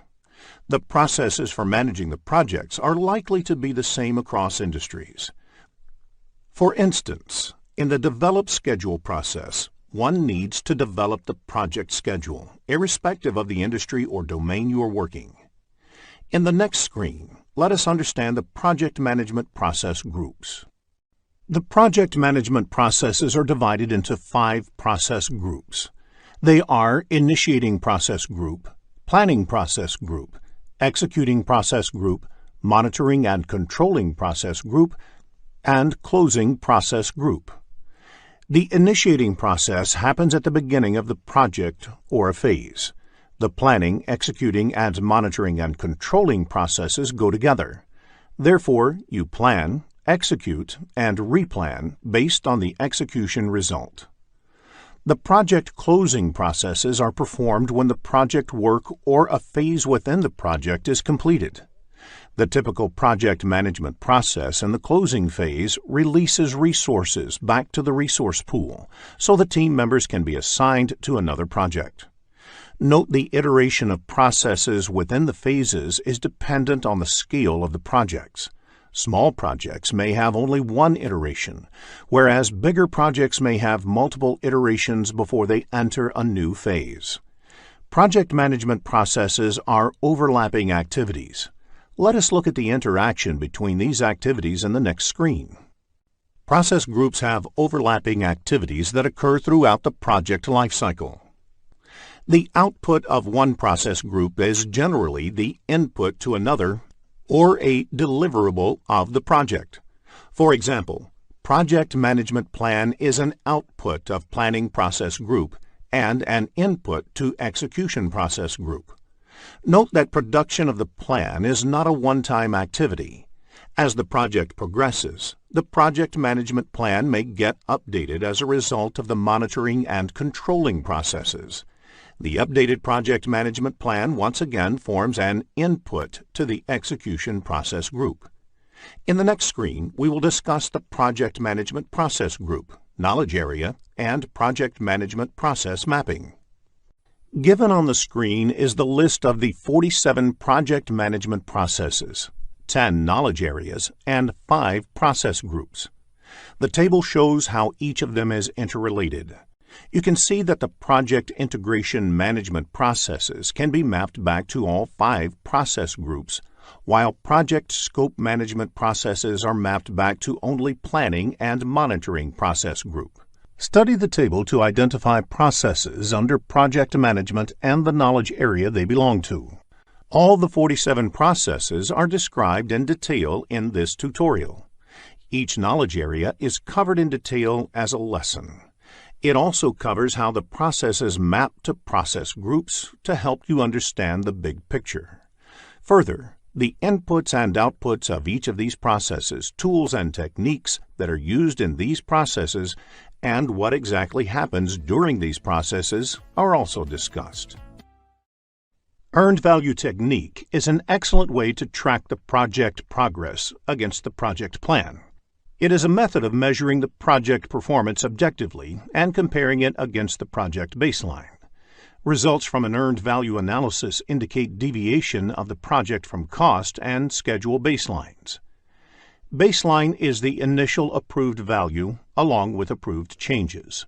Therefore, schedule baseline is the first approved project schedule along with approved changes. There are various terms used in earned value technique. Planned value is the authorized budget assigned to the scheduled work. Earned value is the work performed in terms of budget authorized for that work. Actual cost is the cost incurred in work performed. Budget at completion is the budgeted amount for the total work. Estimate at completion is the expected total cost for the project. Estimate to complete is the expected cost to finish all the remaining project work. Variance at completion is the projected budget surplus or deficit at the end of the project. All the parameters displayed on the screen are measured in terms of cost. You may come across business scenario-based questions on earned value management in the PMP exam, so ensure that you develop a clear understanding of this topic. Let us look at an example of a planned value in the next screen. Planned value is the estimated value of the work planned. This value is measured in terms of currency, say dollar. If the planned value is $340, then the work planned is worth $340. How do you calculate earned value? The solution is add the budget allocated to each of the activities that have been completed at the point of time. The resulting value is the earned value. In the next screen, let us look at the formula used to calculate earned value. In cost variance, negative means the project is over budget. Positive means the project is under budget. Similarly, in schedule variance, negative means the project is behind schedule, whereas positive means the project is ahead of schedule. The value of the next two parameters, Cost Performance Index, CPI, and Schedule Performance Index, SPI, values vary between 0 and 1. For example, a CPI of 0.8 implies that 80 cents of work is obtained for every dollar spent in the project. Similarly, if SPI is 0.9, it implies that project is progressing at only 90% of the speed originally planned. The next parameter is Estimate at Completion, or EAC. There are different ways of calculating the EAC value. The method used depends on how the cost and schedule variances are expected to play for the rest of the project. BAC by CPI is used if you expect that the current cost performance will continue until the end of the project. AC plus BAC minus EV is used if you expect that the rest of the project will be managed at the budgeted rate. AC plus BAC minus EV by the product of CPI and SPI is used if you want to factor in the impact of the cost as well as schedule variances. AC plus ETC is used if you want to re-evaluate the project based on a forecast value for the estimated cost of the remainder of the project. The next parameter is Estimate to Complete, or ETC, which is the cost of project from this point to the end. This is calculated by subtracting the actual cost from the estimate at completion. In addition, variance at completion can be calculated by subtracting the estimate at completion from the budget at completion. Variance at completion is the cost estimation whether it is over or under budget. Another parameter is the To Complete Performance Index, or TCPI. This is the cost performance needed to achieve a desired outcome. For example, if the project needs to be managed to the original budget, BAC, then TCPI, that is, the CPI that must be maintained for the rest of the project, is calculated as BAC minus EV by BAC minus AC. Similarly, if it has to be managed within a revised target, say EAC, then TCPI is calculated as BAC minus EV by EAC minus AC. Before the start of the PMP exam, please make a note of the formulas of earned value technique.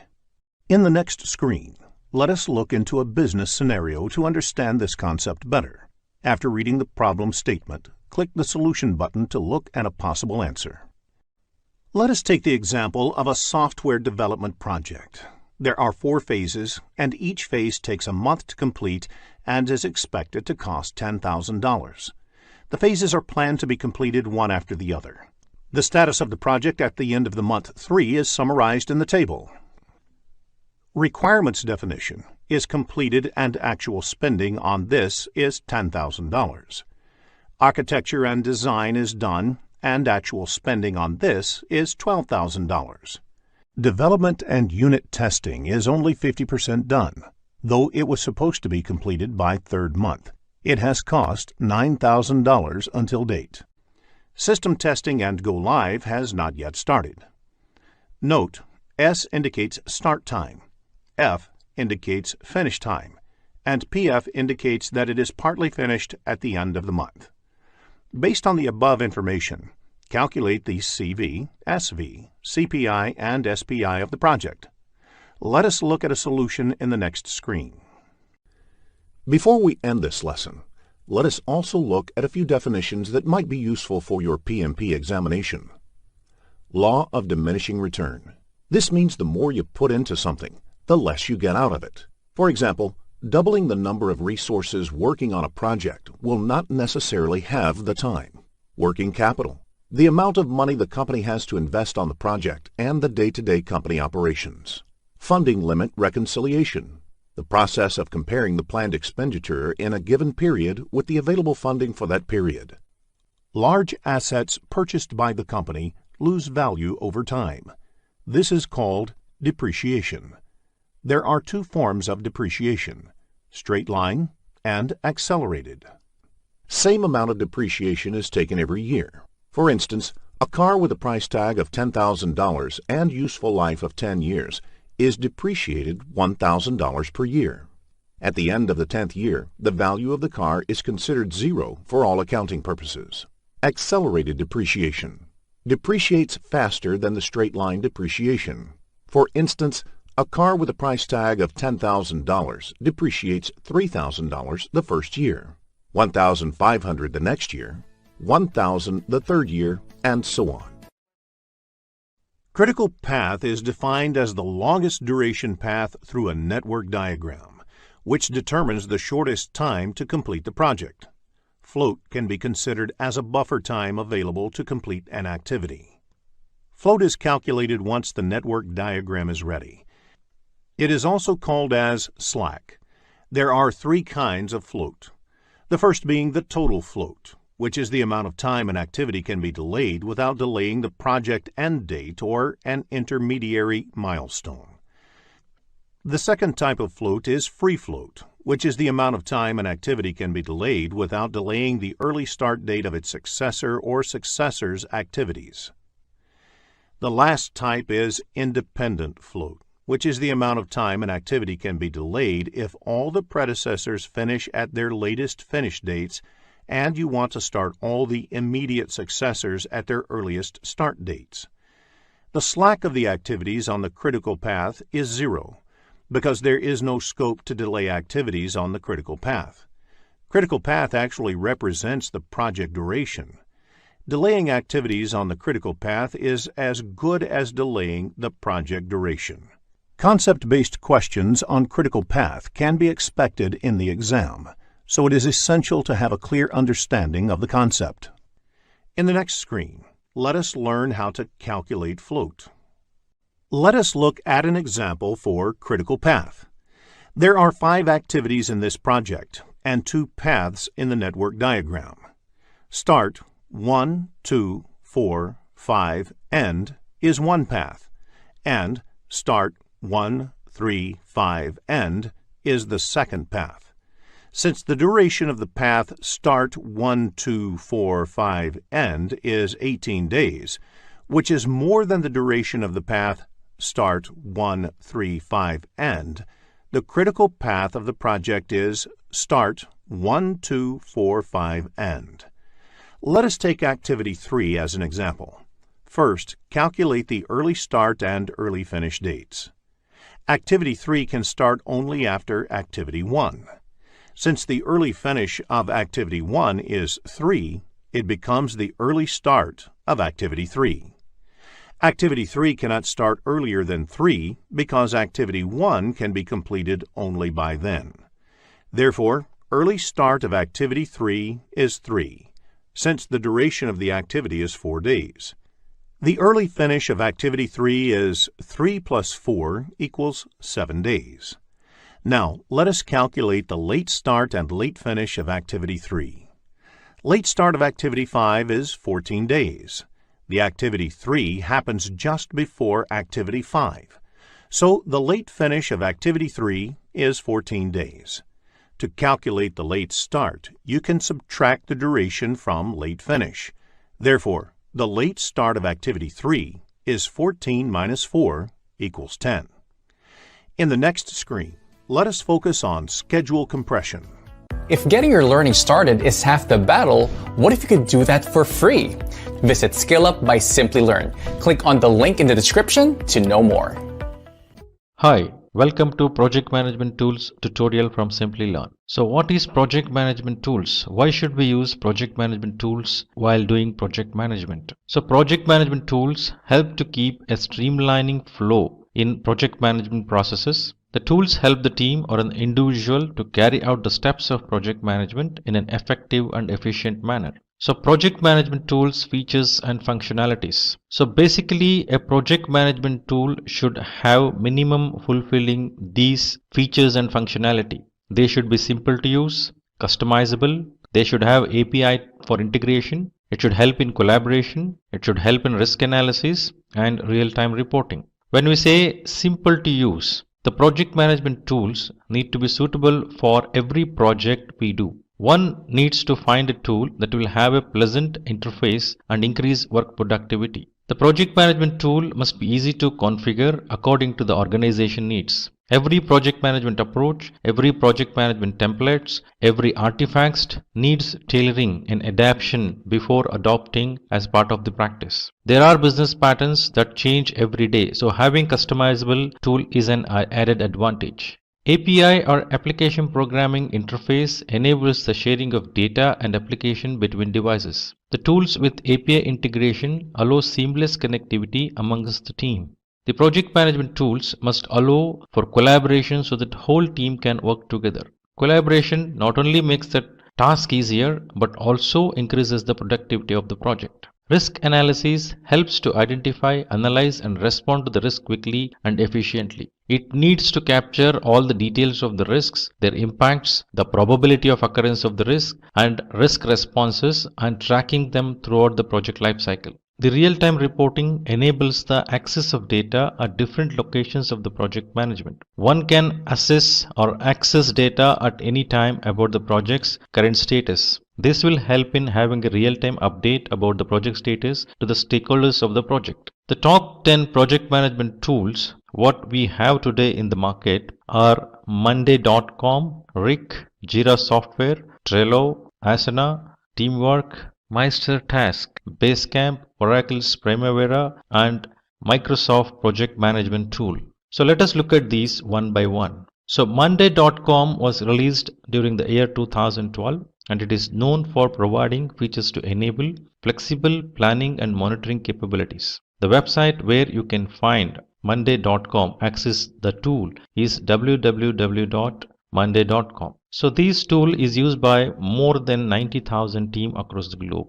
Monday.com features and functionality includes it is easy for collaboration, highly customizable, excellent for analytics, integration with Dropbox, Google Drive and Pipedrive is possible. So pricing, the basic version is $25 on monthly basis, so which will provide you 5 GB storage, 1 board per dashboard and it is billed annually. The standard package includes 5 GB storage, 3 boards per dashboard and it is $39 per month which is billed annually. Professional includes unlimited storage, 10 boards per dashboard and it costs $59 per month and it is billed annually. Monday.com is used by the following customers, organizations of Monday.com. that is Carlsberg, Discovery Channel, Adidas, Tom, Philips, etc. RIC is another project management tool which was released in 2006. So this application provides its user with robust features and allows them to collaborate with each other.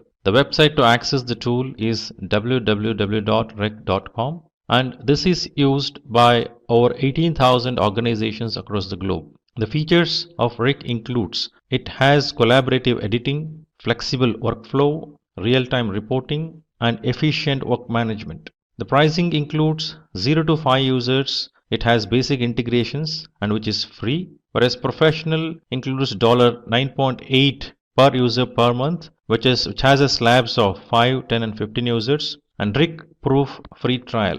Business version has 5 to 200 users and RIC proof free trial, whereas $24.80 per user per month. The companies which uses the RIC tools are Airbnb, L'Oreal, TeamViewer, Tiffany & Co, etc. Now let us look at Jira software. Jira software was released during year 2002. It is a software development tool used by agile teams, famous for its bug tracking system. The website to access this tool is www.atlassian.com/software/Jira, used by over 65,000 customers. The features of Jira software includes agile reporting, rich toolkit for developers, bug tracking, mobile applications. So the pricing of Jira software is as follows.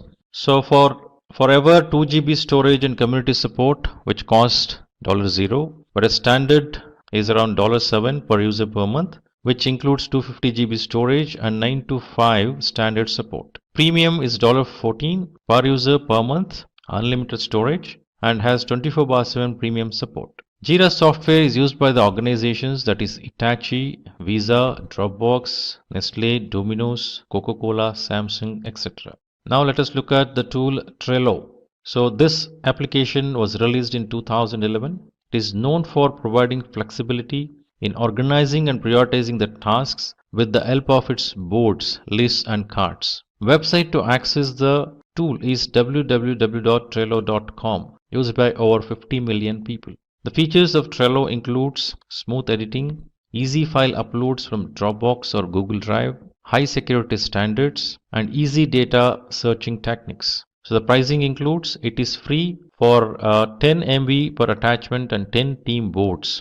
Business class includes 250 MB attachment, unlimited team boards, and it costs $9.99 per user per month annually. Enterprise version provides 250 MB per attachment, unlimited team boards, and costs around $20.83 per 100 users per month. The companies who use Trello are Google, Adobe, PayPal, UNICEF, the New York Times, etc. Now let us look at Asana. The Asana tool was released during 2008. It is an high-quality task management software that makes the tracking of tasks easy across the project management. The website to access this tool is www.asana.com, used by over 140,000 companies. The features includes incredible task management, Gantt charts, privacy controls, easy progress tracking. The pricing includes the basic model Asana provides 0 to 15 people, beginners in the project management. So premium includes custom fields, priority support,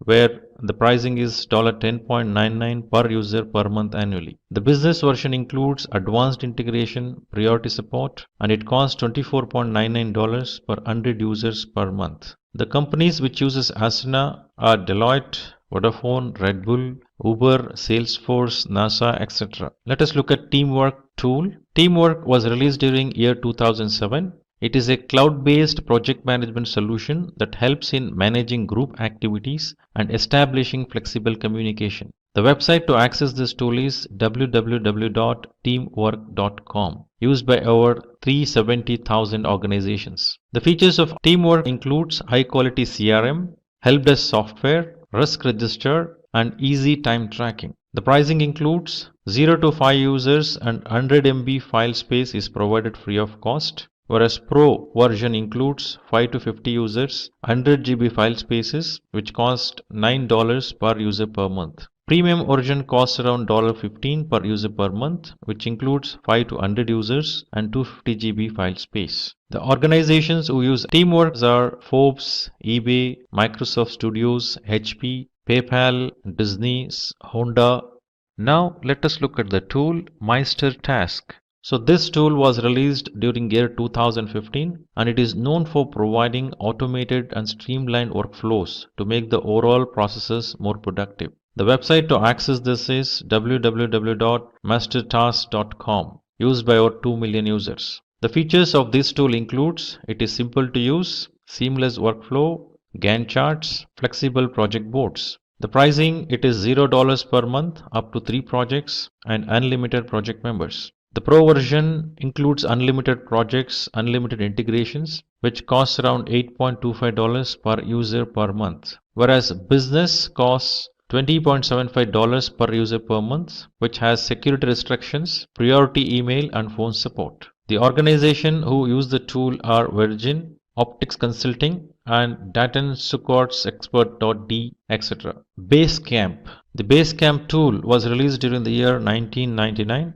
It is a real-time communication tool that allows users to keep track of priorities and actionable tasks. The website to access this tool is www.basecamp.com, used by over 3 million users. The features of Basecamp includes easy to use, various third-party integrations, daily backups, and comprehensive project calendar. The personal version is free and 0 to 20 users and 1 GB store space is provided. In business version it is $99 per month for unlimited users having 500 GB storage space. The companies who use Basecamp is ThoughtPod, Harvest, WLB, Groupon, etc. Oracle Primavera. So this tool was released during the year 1983, which is acquired by Oracle Corporation in the year 2008. Primavera helps project manager to handle a vast number of tasks with the help of its unlimited resources and target plans. Website to access this tool is www.primavera.com, which is used by over 7,143 companies.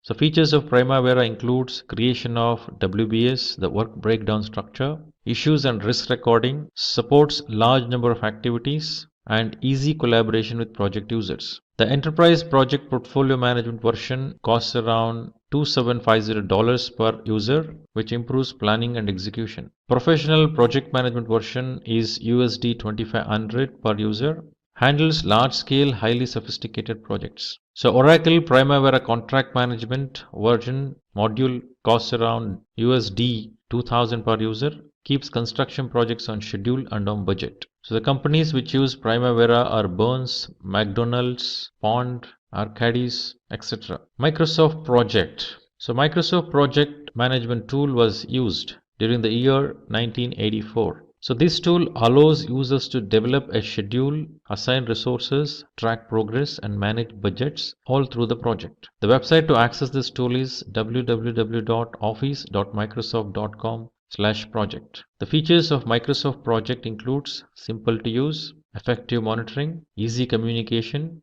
enhanced decision making. So this is a cloud-based solution and the pricing is Project Plan 1 costs around $10 per user per month on an annual commitment. Managing projects via web browser is the feature. Project Plan 3, which costs around $30 per user per month with annual commitment, which is fully updated project desktop application. Project Plan 5, which costs around $55 per user per month with annual commitment. Evaluating project ideas from anywhere in the organization is possible through this. Project Standard 2019 version costs around $620 per PC per user for those who don't need collaboration tools and advanced features. Project Professional version 2019 costs around $1,030 per PC per user, syncing with Project Online and Project Server. The organization which uses Microsoft projects are Comptel, Airbus, Intel, Volvo, Xerox, etc. Let's get started with what exactly is Trello.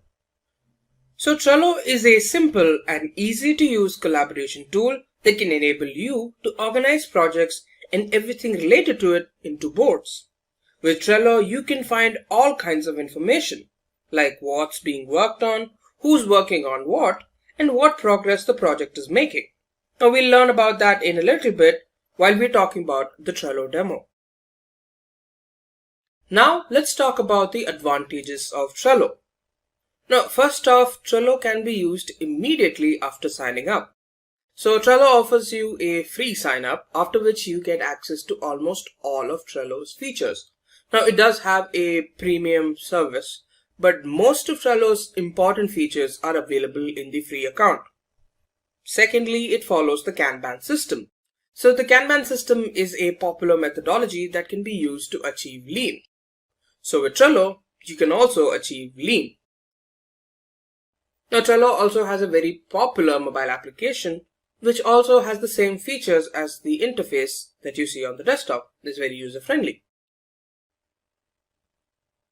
Now the fourth advantage is that all project-related items can be seen on one page, which means everything you need about the project is available in one place. Next, adding new members, creating issues, and assigning them are very easy with the help of Trello. Now that we had a look at all the advantages that are provided by Trello, let's have a look at a live demo. So first off, let's go to Trello.com.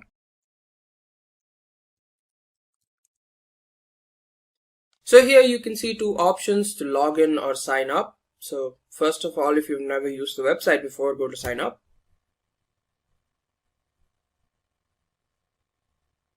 So here you can enter your email, or you can go through Google or Hotmail or Outlook. So it's very simple. I already have an account, so I'll just log in. Right, so I'm just going to log in.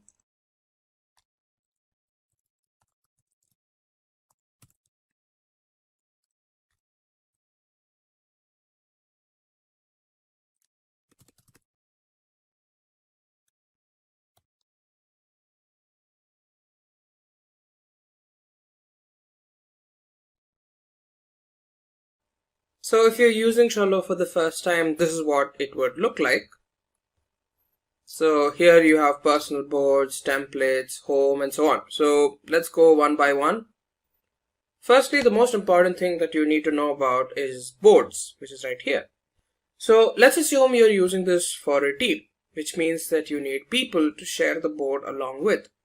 So first of all, let's create a team. So here I'm just going to name a company called Company Co. Say we do engineering IT.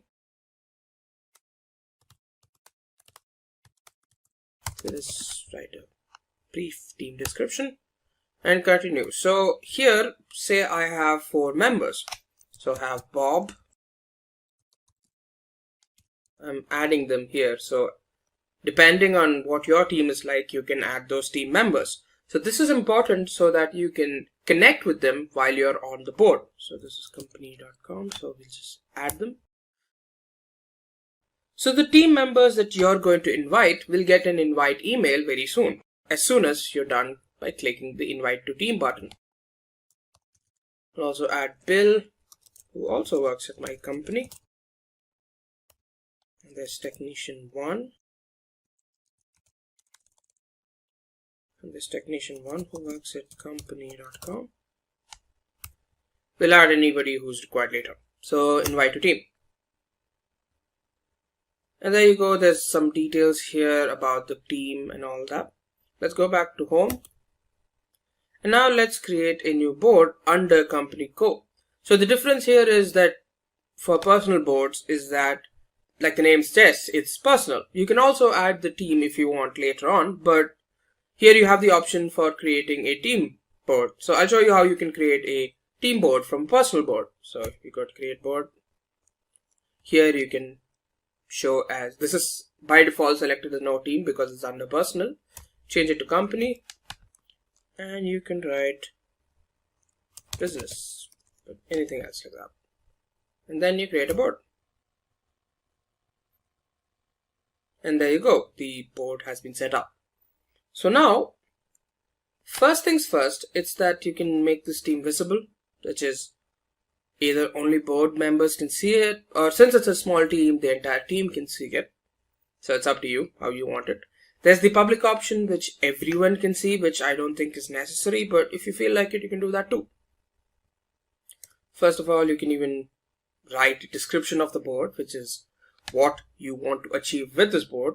For example, this is business or sales or something like that. You can change the background into something more colorful or less colorful, like this. And then there's search cards, which we haven't added anything so far, so there's nothing to search. There's stickers, which again is, I feel, unnecessary at the moment. You can also see something called Butler. So based on your usage or how you're using Trello, Butler can provide you suggestions like what you can add here. Like you can see here, the tips haven't been added so far because we haven't used Trello so far. So based on your usage, it'll give you suggestions. Now let's go back. So here you see power-ups. So power-ups are basically additional features that you can add to your board. So there are features that are connected to a number of different fields. There's analytics, automation, utilities, tools, and so on. So as a free user, you get access to one power-up, but still we don't have to use it so far because we don't have anything on our board. But based on your requirement, you can go through these power-ups and decide on one of them. So now let's get back to business or our board. So first you can see add a list. So this basically refers to the different processes that you want to follow in this board. So first of all, we'll add a list title. I'm going to add to do. That's the first list. Then there's in progress, on hold, and completed. So here we have 4 lists which represent the processes in this business. So if you want, you can even add another list depending on your requirement. So in these lists, there are things called cards, so which are like subtopics. So first of all, let's add a very simple title. For example, deliver product company A. It's again very simple. Deliver product to company B. Like this, so on and so forth if you want it. So here, this is a card. So this card can be moved from each stage to another as it progresses. So this is in the to-do stage since we've not started with anything. So once you click on a card, so this pop-up shows up. So here you can add a description like conversed with company A, ready to go.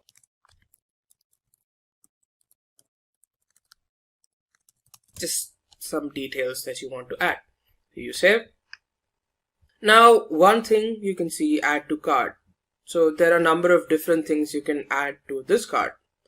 So members, now I have 4 team members. I can add Bob here.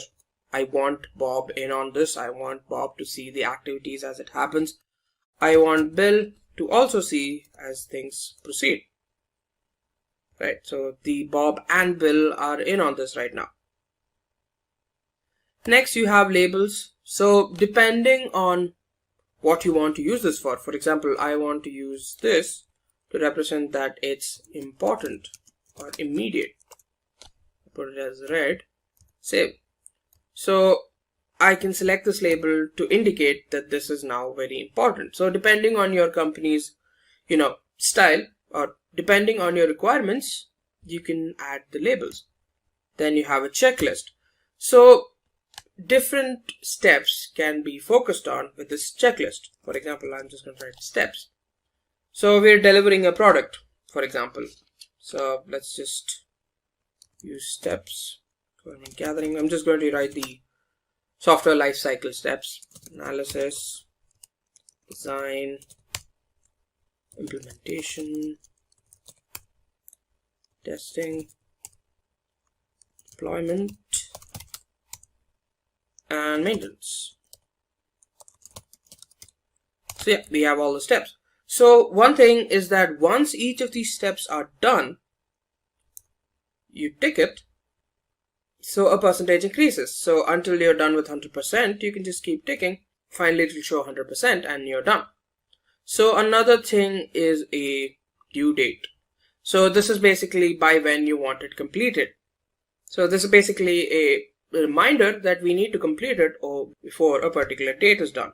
So I'm not adding a due date as of now, but that's up to you.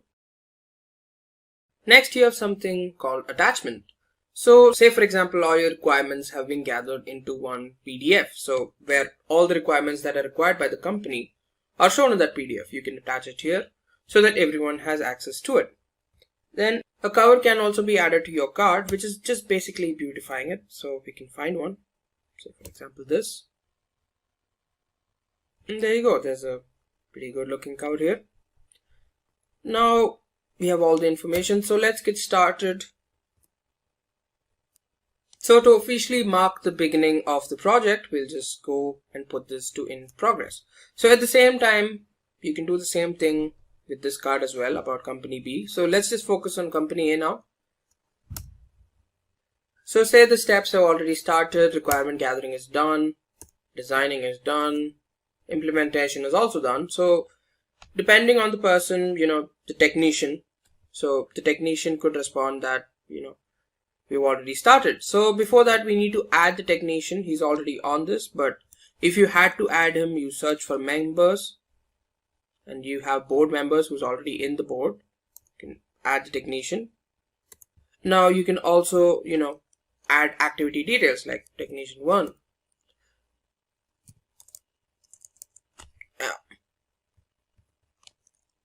How's it going? How's the process going?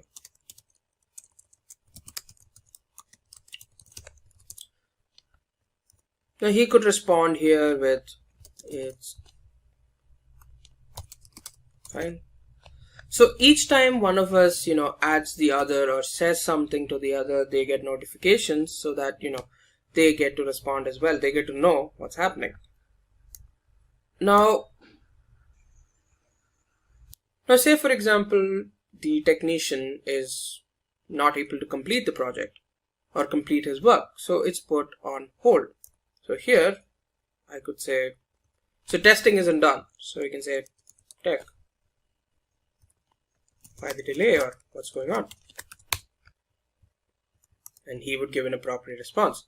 And once he's ready, he can finish the testing and put it back to in progress. Then eventually all of it is done, deployment and maintenance. So here you have an option to hide complete items. That's up to you. You can also delete them if you feel like it. You can close this. And then after everything is done and you feel that everything of the process is done, you can put it on completed. So if this is a recurring process, you can, make a copy of this, which you can find by doing this copy, or you could just put this on archive, indicating that it's done. You can even get it back by just going to more, archived items, and then there you have it. You can send it back to board. That's up to you. And there you go. That's most of everything you need to know about Trello. One another thing is that right now you can only add 10 boards on this feed as of now because you're using a free membership. Also, depending on the intensity or the difficulty of the board, you can also have different boards for different projects. I've just used one for multiple projects, but it's entirely possible for you to have one board per project. You can also, favorite this, indicating that this is a very important one that you need to focus on every day. So this is where you get all the notifications that X is changed. There you go. All kinds of responses, everything that you need is available on this home screen, which is basically like a home feed. You can also find templates depending on your requirement. So you can choose a template from a wide variety of options. So I'm just going to show you the Kanban template. So here you have details about the template. You have an example of what the template looks like and so on.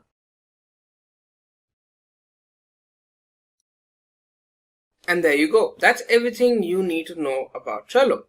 In this session, we will be talking about Agile Project Management and several other things related to it. Let's get started with what is Agile Project Management. Agile Project Management, as the name suggests, is a flexible approach to building a project. In Agile project management, the project is broken down into several stages or sprints. Agile does not work on the principle of delivering the final product at the end of the project.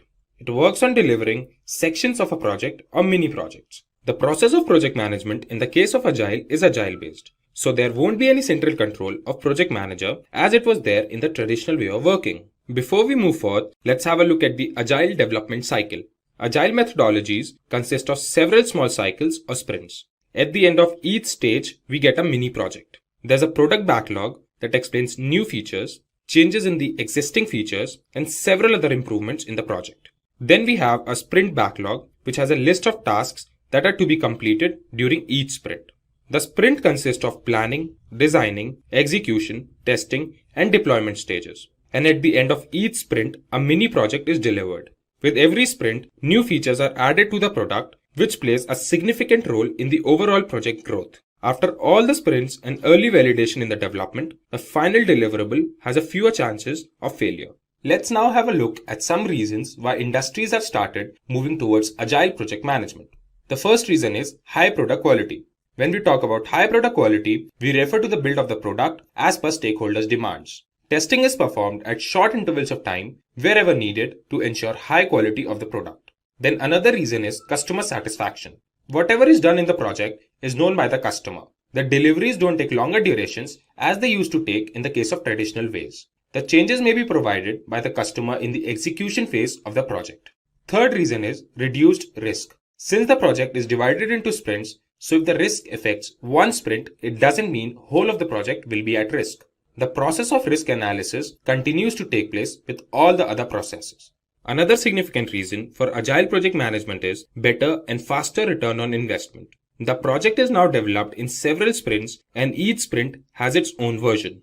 Therefore, the project becomes market ready after a few sprints only. Since the projects can now be released with ease and in shorter duration, this helps the organization to stay ahead in competition with respect to other organizations which have still not moved to Agile methodology. Now we shall check the principles of Agile project management. There are 10 principles for successful Agile project management. The first principle is the satisfaction of the customer by delivering the project fast and with least number of errors. The next principle refers to decreasing the amount of time between the phase of planning and delivery. The third principle states that the team of managers and developers work together and increase the productivity of their work. The next principle states that the changes requested by the stakeholders can be taken into consideration and worked upon during the development phase as well. The fifth principle pays attention to the factor of coordination among the team members. Then the sixth principle refers to the process of monitoring and tracking the progress of the project at the end of each sprint and making amendments wherever needed. Moving on, the next principle states that there must be a feeling of trust and support towards the team to complete the project's objectives. The next principle emphasizes on face-to-face conversations with the development team. The face-to-face conversation helps in both solving problems and easy knowledge sharing.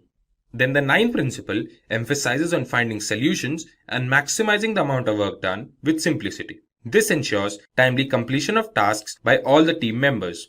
The last principle states that Scrum tools like Monday.com or Zoho sprints must be used to simplify the complicated codes, which further helps in saving time. We shall now see the steps in Agile project management. The goal of Agile methodology is to produce shorter development life cycles and more frequent product releases than traditional waterfall project management. So we will now check 6 steps in Agile project methodology. The first step in the process is project planning. Project planning includes feasibility study, development of scope, breaking the project into executable tasks or sprints, and then estimating the amount of time needed to complete those sprints. The second step is the step of roadmap creation. A roadmap is a plan of action that shows how a project shall evolve over time. A list of all the features that the final product should have is created, and the steps to achieve those features are taken.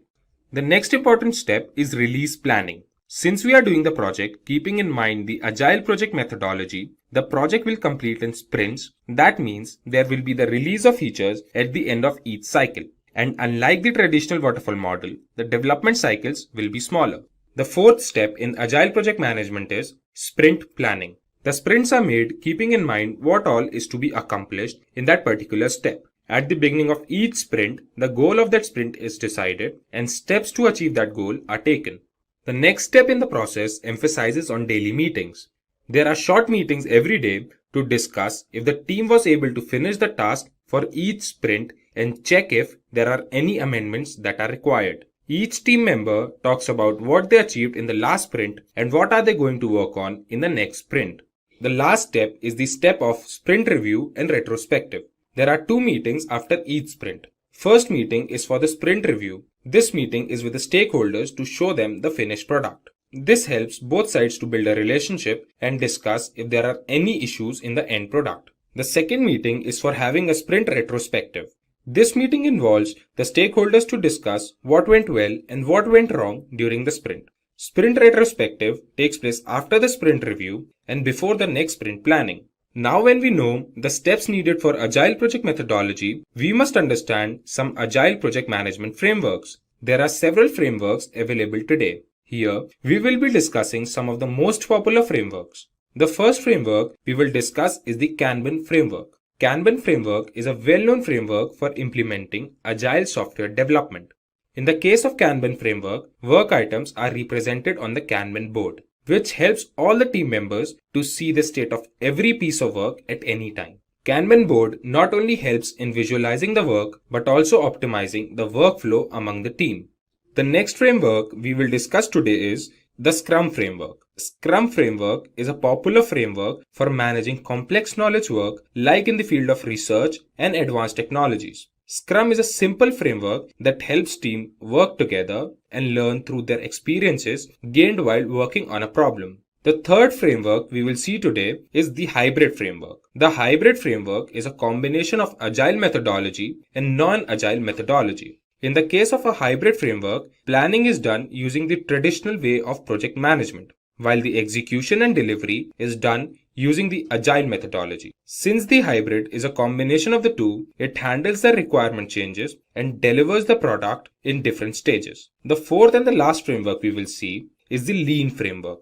The Lean framework works on the principle of providing maximum customer value and creating zero waste. It focuses on optimizing the flow of products all through the value stream. This helps in eliminating waste all through the process and create processes that requires less human efforts. This also simplifies the process of information management and makes it more accurate. Finally, let's have a look at some companies that have opted for Agile project management. Today, around 22% of the organizations worldwide have all their teams working on the principle of Agile project methodology. Let's have a look at some of the most prominent companies in the world that use Agile project management. In the list, we have IBM, Cisco, AT&T, Microsoft, Philips, and Samsung. Welcome to Simplilearn's PMP 6th edition training tutorial.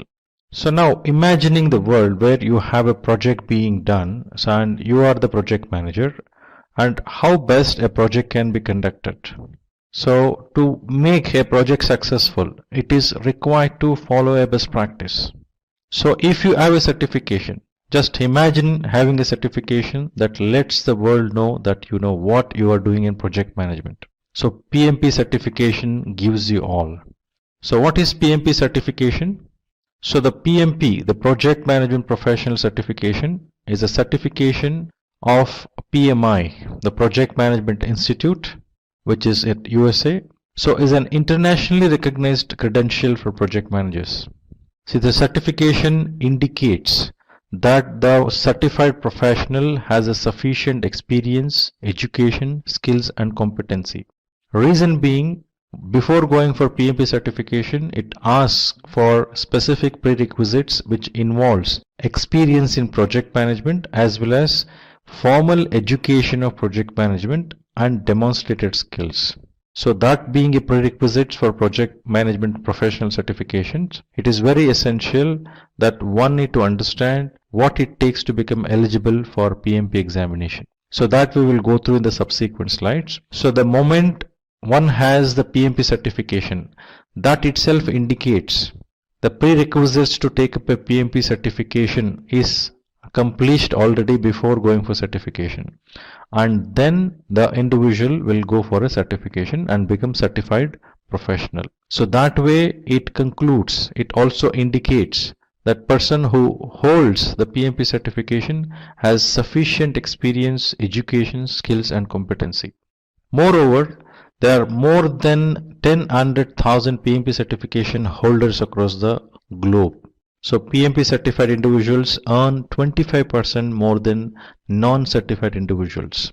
So now PMP certification also has the advantages which are given here, like helps the project manager to practice the project management better, create the results better, demonstrate the project management capability better. So this also helps project manager to show the commitment towards the project management profession, and having PMP certification provides the recognition across the globe, which helps in getting better salary compared with people, the professionals who are not certified, and also helps in increasing the network, project management network, who actually practices project management, the fellow practice project managers who are practicing the project management.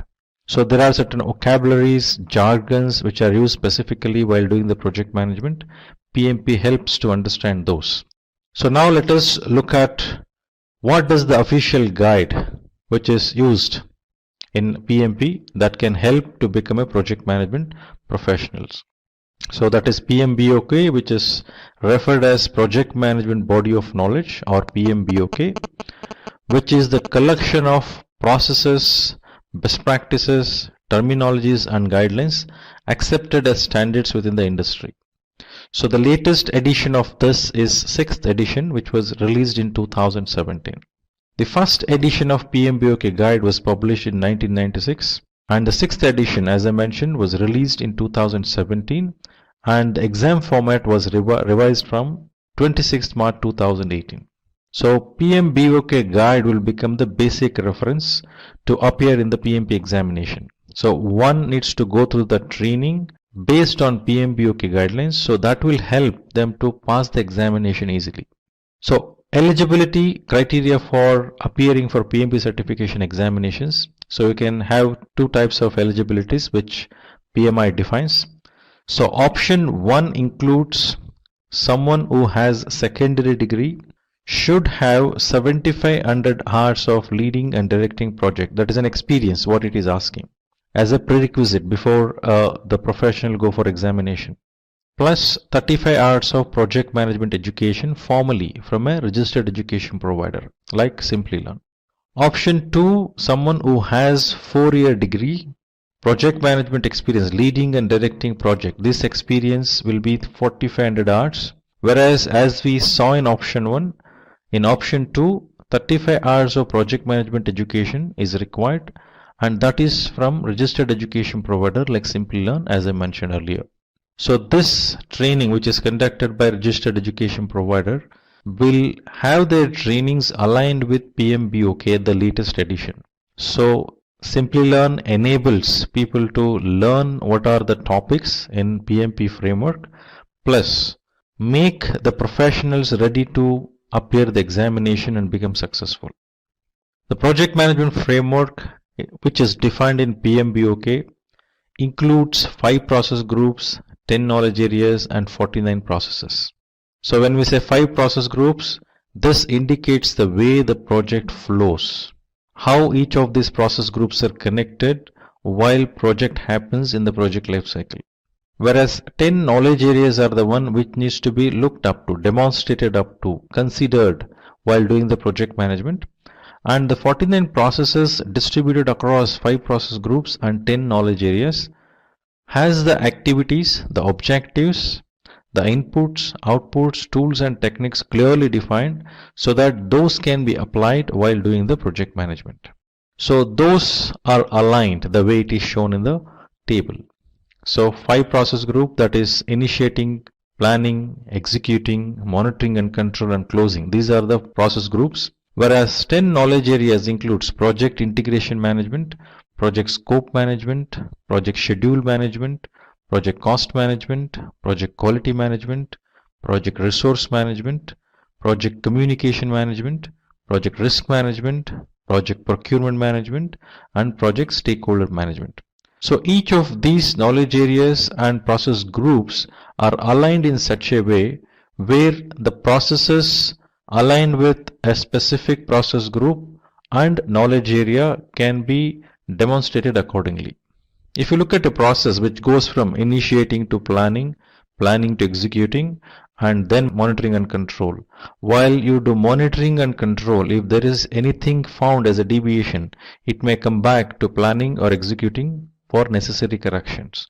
Once the necessary corrections happens, again it moves to monitoring and control to check whether it is completely done as expected or not. If it is confirmed everything is done as per the requirements defined, then it moves to closing. This is how the project flows in the project life cycle. Whereas all the 10 knowledge areas happens in parallel. So now if you look at initiating process group, you can see two processes, that is develop project charter and identify stakeholders. So develop project charter and identify stakeholders basically defines project charter required for the project as well as initial identified stakeholders who are required to move forward in the project. Similarly, if you look at planning process group, you have 24 processes which are distributed across all the 10 knowledge areas. So these processes creates a plan for the project which involves scope baseline, schedule baseline, cost baseline, quality management approach, then resource management approach. Means the plan, I mean to say. When I say approach, I am speaking about the plan. Similarly, communication management plan, risk management plan, procurement management plan, stakeholder management plan, and all of these will get consolidated into project management plan in the integration management knowledge area. Once this plan is done and approved, then it moves for execution. All that project manager do during execution is directing and managing project work and managing the project knowledge. At the same time, project manager would take responsibility of managing quality, acquiring resources, developing team, managing team, then communications which are planned as per the communication management plan. Communication should happen during execution. So similarly, implementation of risk responses defined while doing the planning and conducting the procurements as planned and then managing stakeholder engagement. So actual execution of those work packages, execution of those deliverables happens from the team.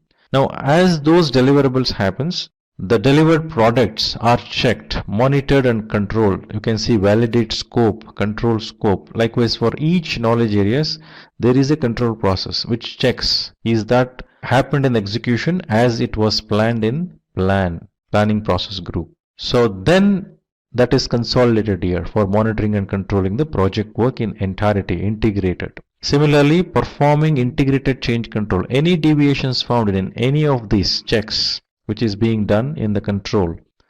Now that deviations needs to be corrected. So change will be raised.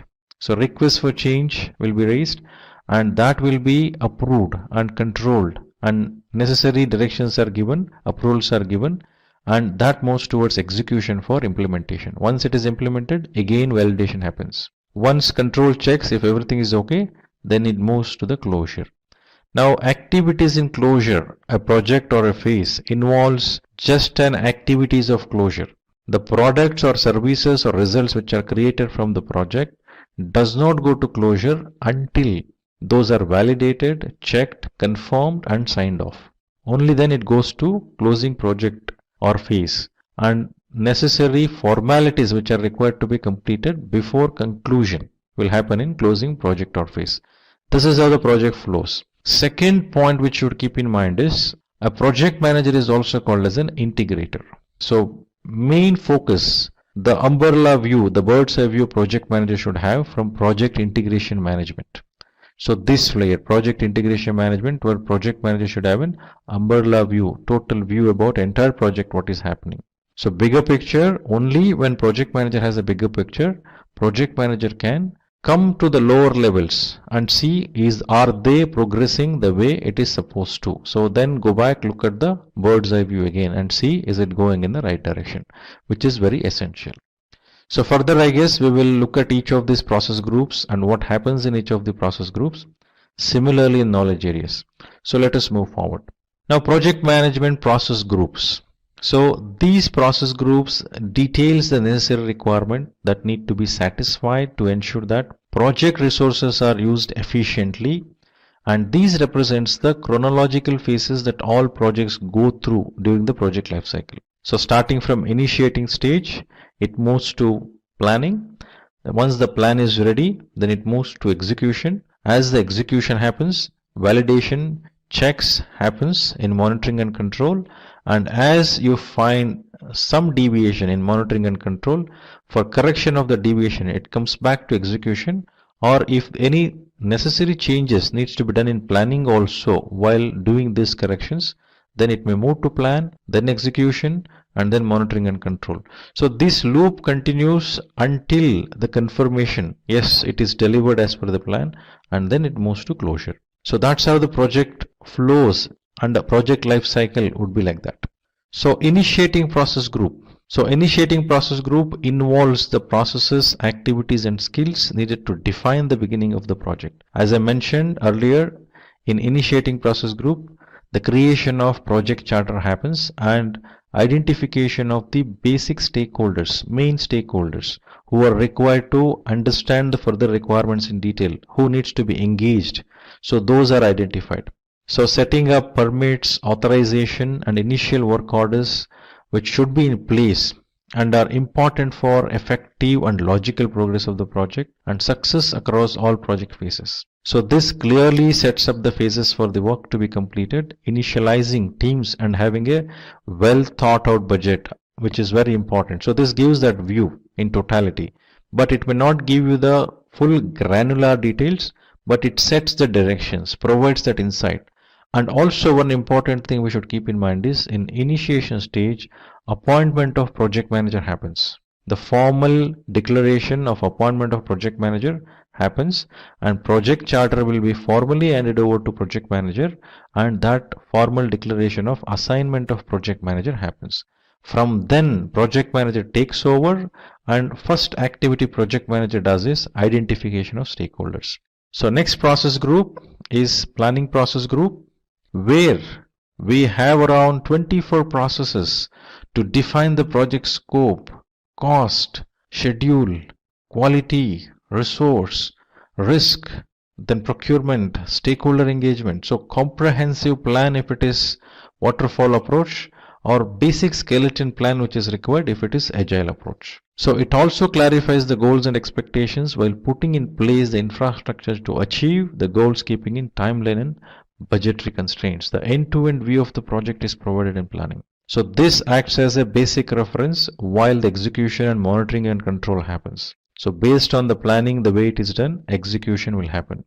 Now next process group is executing process group, where the role of project manager is to direct and manage project work and manage the project knowledge, main activities, being an integrator of a project. Secondly, acquiring resources. It may be human resource or technology resource or any other resource required for the project. Then if it is human resource, there needs to be necessary training, development of the team, and then managing them. So a lot of team dynamics are involved.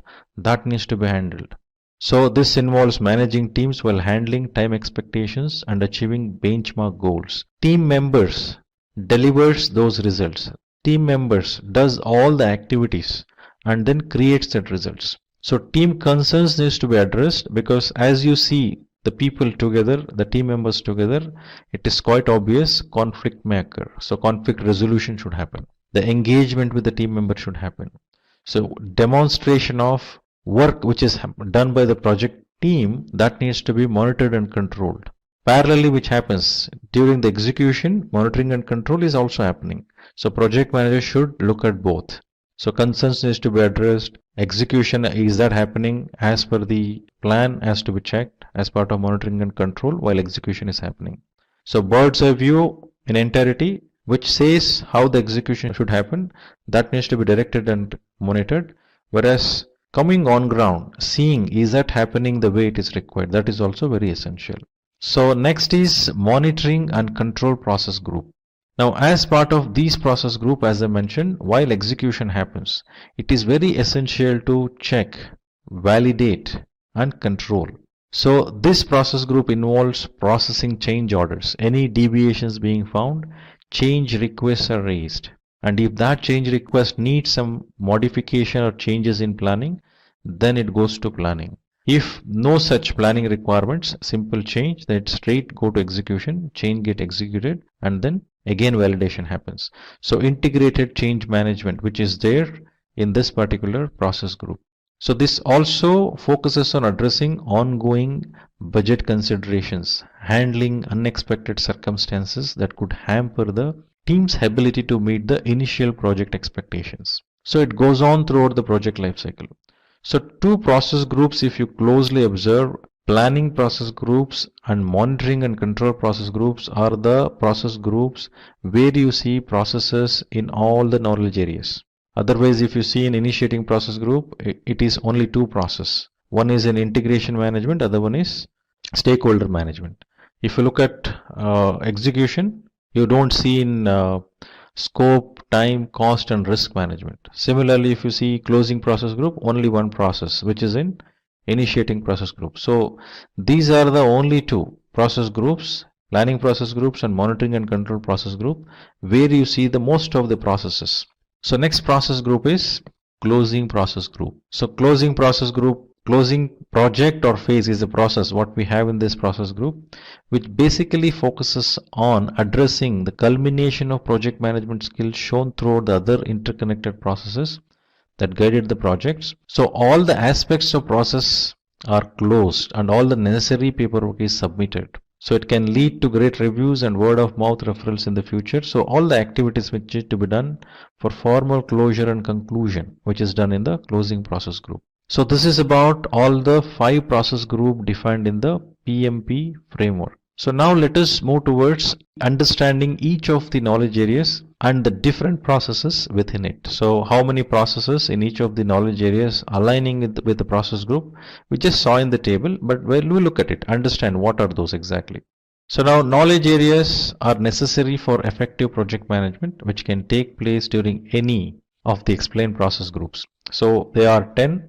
So those are project integration management, project scope management, project schedule management, project cost management, project quality management, project resource management, project communication management, then project risk management, project procurement management, project stakeholder management. So many people ask me, when I train the people, they ask me, how do we remember all of this? So remembering process group will be easy because it's the flow which you can remember, then remembering the process group will be easier. But to remember the knowledge areas, so one thing you should keep in mind is initially when PMBOK were defined, mostly until 3rd edition or 4th edition, we used to focus on triple constraints. So when we say triple constraints, we used to tell scope, cost, and time. Now later, as the best practices evolved, as the PMBOK evolved, so it did not limit on triple constraints. It actually said 6 constraints. What are the 6 constraints? Scope, cost, time, quality, resources, and risk. So if you can able to remember the 6 constraints, so associated with each of these constraints, there is a knowledge area.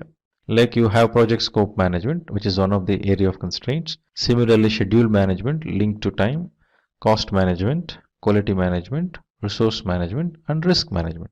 So out of 10, easily you can able to remember 6. Further, there are 4. Now integration management by default integrates all the 9 knowledge areas. So remembering that may not be difficult. So to consolidate this, to conduct the project properly, you need stakeholders. You need to procure something and you need to communicate. So other 3 knowledge areas remembrance should happen by linking to this. So firstly, remember 6 constraints, that is scope, time, cost, quality, resource, and risk. Then you have communication which needs to happen. To communicate, there should be stakeholder, and also there should be supply which needs to happen to the project. So if you can link like this, 9 knowledge areas you can remember. So all these 9 knowledge areas you will integrate and manage in integration management. So in fact, all the plans which are defined in rest of the 9 knowledge areas except integration management, so all those plans are called as subsidiary plans. So all these 9 subsidiary plans, that is scope management plan, schedule management plan, cost management plan, quality management plan, resource management plan, communication management plan, risk management plan, procurement management plan, and stakeholder management plan. So all these 9 subsidiary plans are integrated together and consolidated in project management plan. So that happens in project integration management. So this we should keep in mind. So project integration management, what does it do? So project integration management basically includes plans to develop project charter, a document that sets up the project and assigns the project manager created during the initiation phase. So a project management plan is also created, which is a roadmap for the entire project to become a success.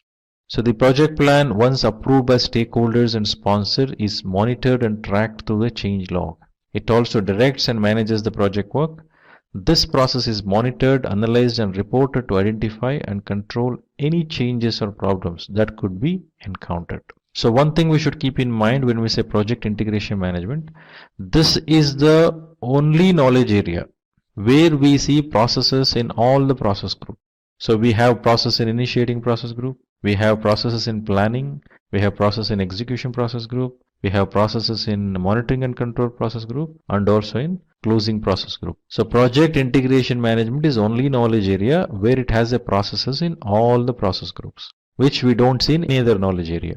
Now next we'll look at the list of processes. Like develop project charter is in initiation process group. Develop project management plan, which consolidates all the 9 knowledge areas, is in planning process group. Direct and manage project work, manage project knowledge. These 2 processes are in executing process group. Monitor and control project work, perform integrated change control. These 2 processes are in monitoring and control process group. So close project or phase is in the closing process group. So now we will move to project scope management. So when we use the term scope refers to the boundary within which we need to do something. So first thing we should keep in mind when we say project scope, 2 things. One is the scope of that product, service or results which we are creating, which comes out as a product or a service or result out of a project which comes out. What is getting created? So scoping that part of it. So other scope part of it, the processes, the tools, the resources, what is being used during the project so that deliverables happen. So 2 part of the scope we should look at. So project scope management involves those areas, deals with the work of the project, and involves plan scope management, an important part of project management plan. The collection of requirements of the product or service also takes place in this process group, and also project scope management knowledge area deals with work of the project, which involves plan scope management, an important part of the project management plan. So the collection of requirements of the product or service also takes place in this stage. The scope of project is also defined in the scope statement. This is expected to undergo change over the course of project. The scope is validated during the project, ensuring that the deliverables are approved by sponsors or stakeholders. So as I mentioned earlier, it involves the scope of the results, what is being created, and also scope of those processes, resources, tools which are used during the project. So processes in project scope management knowledge area. So plan scope management, which is in planning process group, collect requirements, define scope, create WBS. Even these 3 processes are in planning process group. In total 4 processes in planning process group. Whereas validate scope and control scope, these 2 processes are in monitoring and control process group. So when you say plan scope management, it's about defining how to collect the requirements, how to manage those, entire scope management planning, and requirements management plan also has to be defined. Then requirements are collected from the stakeholders who are being identified, and then scope will be defined. Now, very important thing here is about work breakdown structure. So we have a product or a service or a result which we are working on to create as a result of the project. So how will you understand all the parts of it? That needs breaking down that particular product or services or results which we are going to create into multiple pieces in a structure which would look like a tree, so that you will get a necessary insight towards what is being delivered. So firstly, product breakdown structure is made, and for each of the layers of this product breakdown structure, you will be assigning an activities, assigning resources, effort estimation, cost estimation, sequencing those. All this will be done later. Basic thing needed is work breakdown structure for that. So to create WBS, the technique called decomposition is used, and this approach is top-down approach. Next, validate scope and control scope. As WBS provides the structure of various things which needs to be delivered, referring to that, as the execution happens, validation should happen, whether it is delivered accordingly or not. And is that scope management is being done according to the plan. Control scope will be checking that. So next is the project schedule management. When we say schedule, it's quite obvious for us to understand when what needs to be done. So what needs to be done is already told in scope, and when are we going to do that? For that you need to have a specific schedule, the timeline. So the project will have various different activities, tasks, which is assigned to the particular WBS element. So these activities will have a specific start date, end date, and this will have a specific output which is coming out as part of those actions which happens. So the project is divided into tasks, each with their own start dates and deadlines and budgets. So these are revised as the project moves forward, depending on how the project is progressing. A schedule for the project and determining who is responsible for that. So helps us to understand which resource is required at what point in time. Similarly, the cash flow requirement can also be understood by having a defined schedule. So the tasks are placed in a sensible order and the dependencies between each of them are noted. Once sequenced, the resources required for the tasks are estimated and assigned. The time required for each of these tasks are also determined. Now when we say this, we are required to understand and visualize while doing a project, the WBS structure is defined and in what sequence each of these elements are delivered and what timeline, start time, end time, and how each of these are connected to other WBS element, in what sequence, what activities required, what resource required, what effort required, what competency skill required. So all these are put in. So since we schedule and sequence it, we know when is that required. So this requires working with other knowledge area very closely. When I say WBS element, it's quite obvious, it comes from scope management. When I say allocation of resources, obviously it has to work with resource management to create a resource calendars. If I say cost management, to understand the flow, money flow, cash flow. So budget should be there for the project. So cash flow, when what amount is required. To understand that cost is linked to schedule. So all these knowledge areas should work very closely with coordinating with each other, interfacing with each other. So project schedule management also uses a very important technique called network analysis technique, where we speak about critical path, then forward pass, backward pass, then identification of floats. So when I say critical path refers to the longest path in the established network diagram of a project. And that will be the minimum time required for project to complete. So this critical path needs to be closely monitored as the execution of the project happens, because any delay in this critical path will delay the project itself. So that's about some summary about schedule management. Now let us look at the processes which are involved in schedule management. So plan schedule management, define activities, sequence activities, estimate activity durations, develop schedule. So all these 5 processes are in planning process group. So schedule management, how it has to be done, needs to be clearly planned as part of plan schedule management. Then when to define activities, it is quite obvious, we need to know what needs to be delivered. So WBS element helps us. When the scope baseline is provided as an input here, so taking that, activities are defined. Then the sequencing happens. Then when we say estimate activity durations, so we speak about 2 terms like effort and duration. If I want to deliver something, let me assume to deliver X, for a person it requires 1 day, or for a person it requires 10 days if we say. So to create that working piece of a product, it takes 10 man days, we will say. That is an effort. Now if I have 100 pieces of such needs to be created, how many man days I need? So 10 into 100 piece. 10 days into 100 piece, so 1000 man days. Now how many resources I have? I may have around 25 resources. Now 1000 divided by 25. it will be around, I guess, 400 man days. No, I think 1000 divided by, it's about 40. So 40 man days of effort means that is duration, whereas effort is 1000 man days. 40 days will become duration. So likewise, looking at how many resources we have, how many, what is that effort is actually required, is involved, and then what is the duration within which we need to complete it. Either you look at how many resources I have, based on that I will look at the duration, or I will look at the target date. Mainly target date is given by customers, as you discuss, when the project needs to be completed. Accordingly, you are required to acquire the resources. So this itself is showing us these knowledge areas now work very closely. Now, without scope, you cannot define activities. Now, without understanding the activities, you don't know what is the effort. So now once you understood the effort, you know what resource, what competency, when. So you need to work with resource management.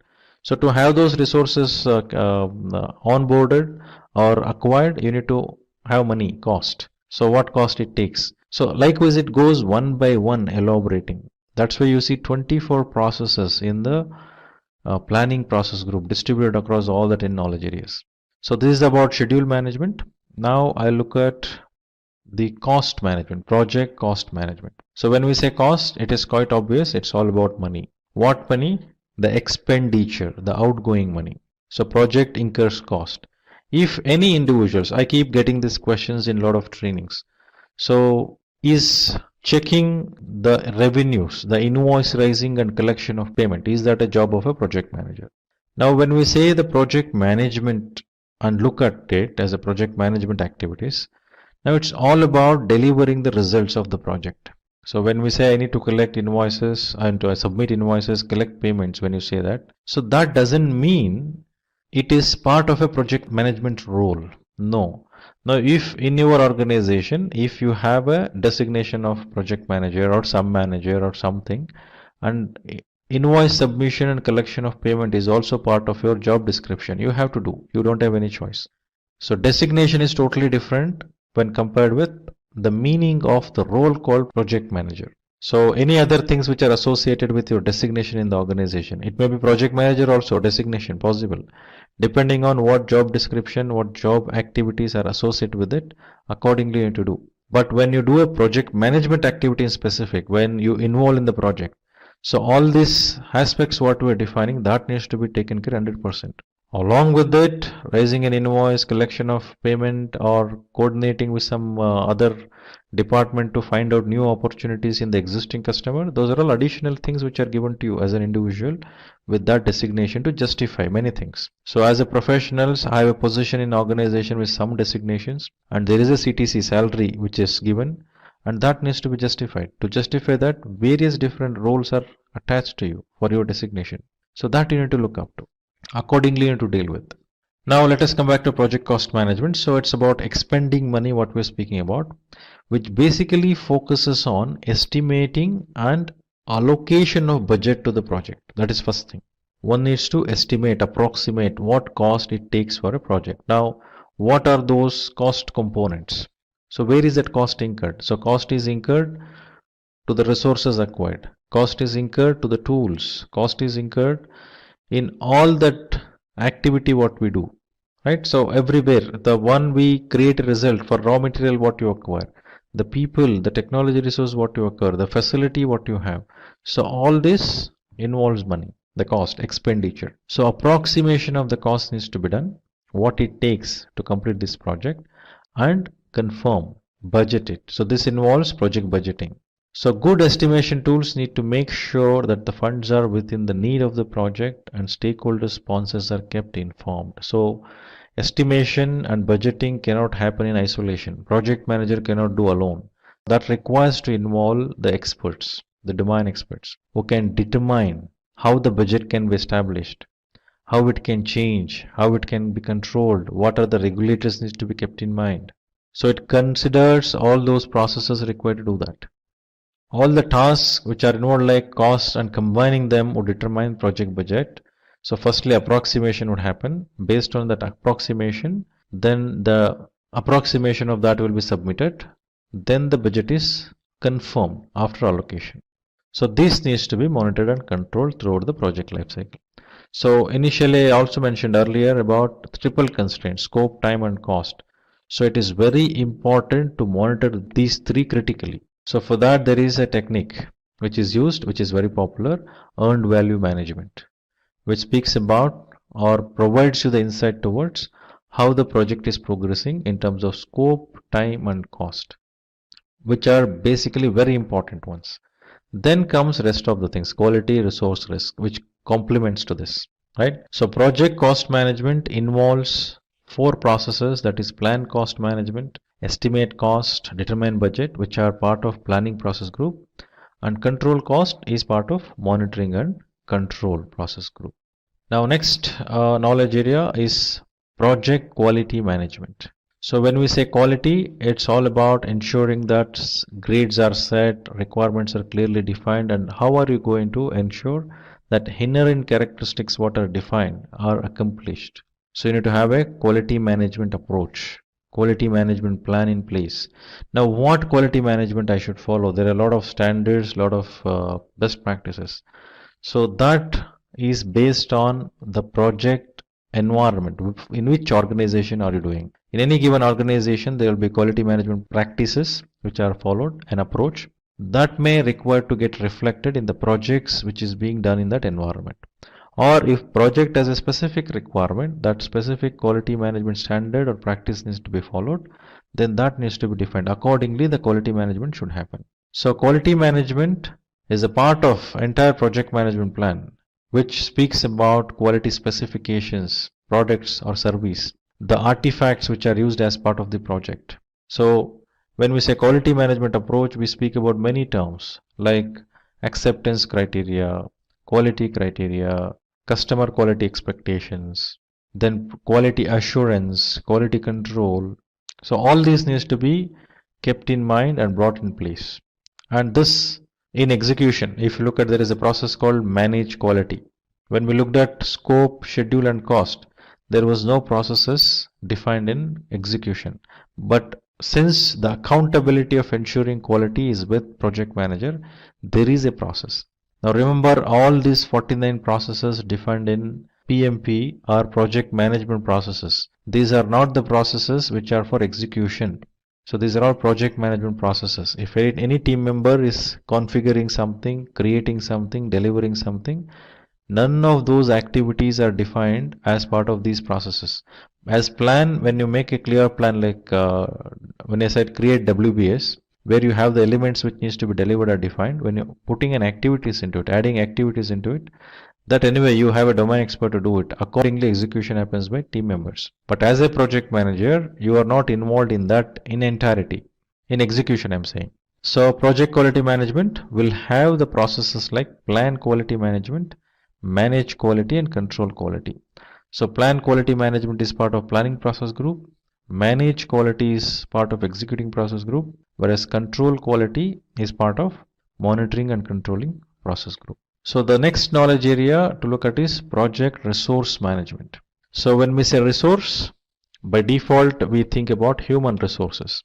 So that's how the knowledge area was in the 5th edition. So it was called as project human resource management. But as the discussions happen, as the realization happened, it is not about just human resource. Many resources involves technology resources, facility resources. So the renaming of that knowledge area happened in 6th edition as project resource management. So project resource management focuses on ensuring identification of those roles, identification of those resources, having a plan in place so that resources can be managed better. So predominantly when we say resource, it's quite obvious we think about human resources.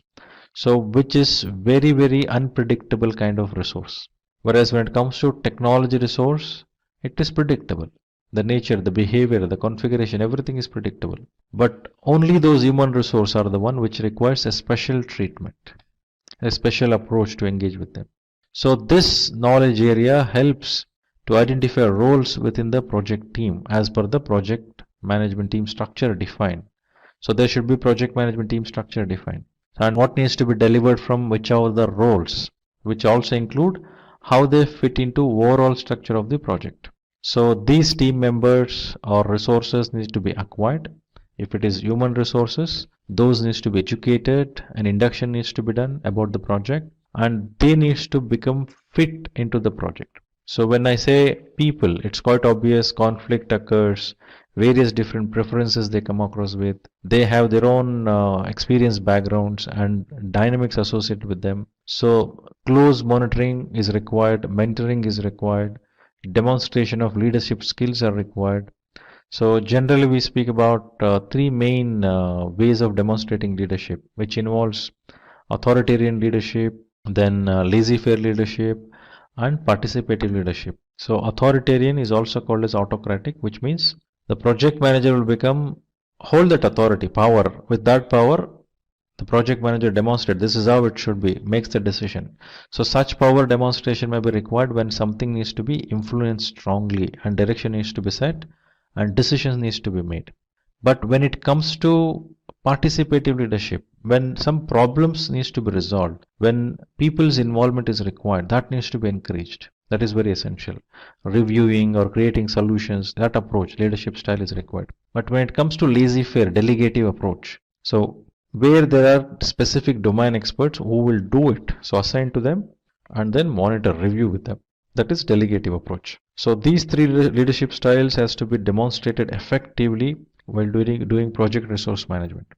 So team will have their own dynamics, so that needs to be understood and accordingly dealt with.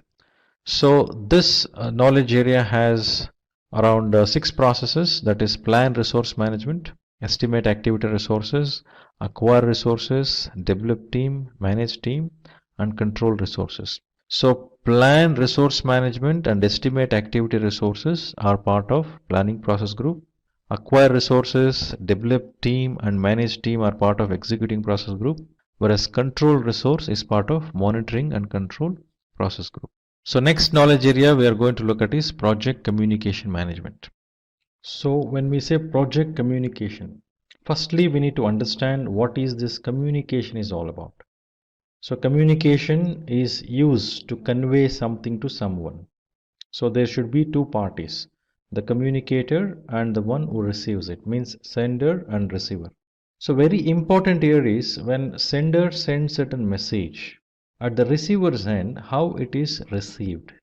Is the meaning what is actually perceived by a receiver is same as what is meant by the communicator, means sender.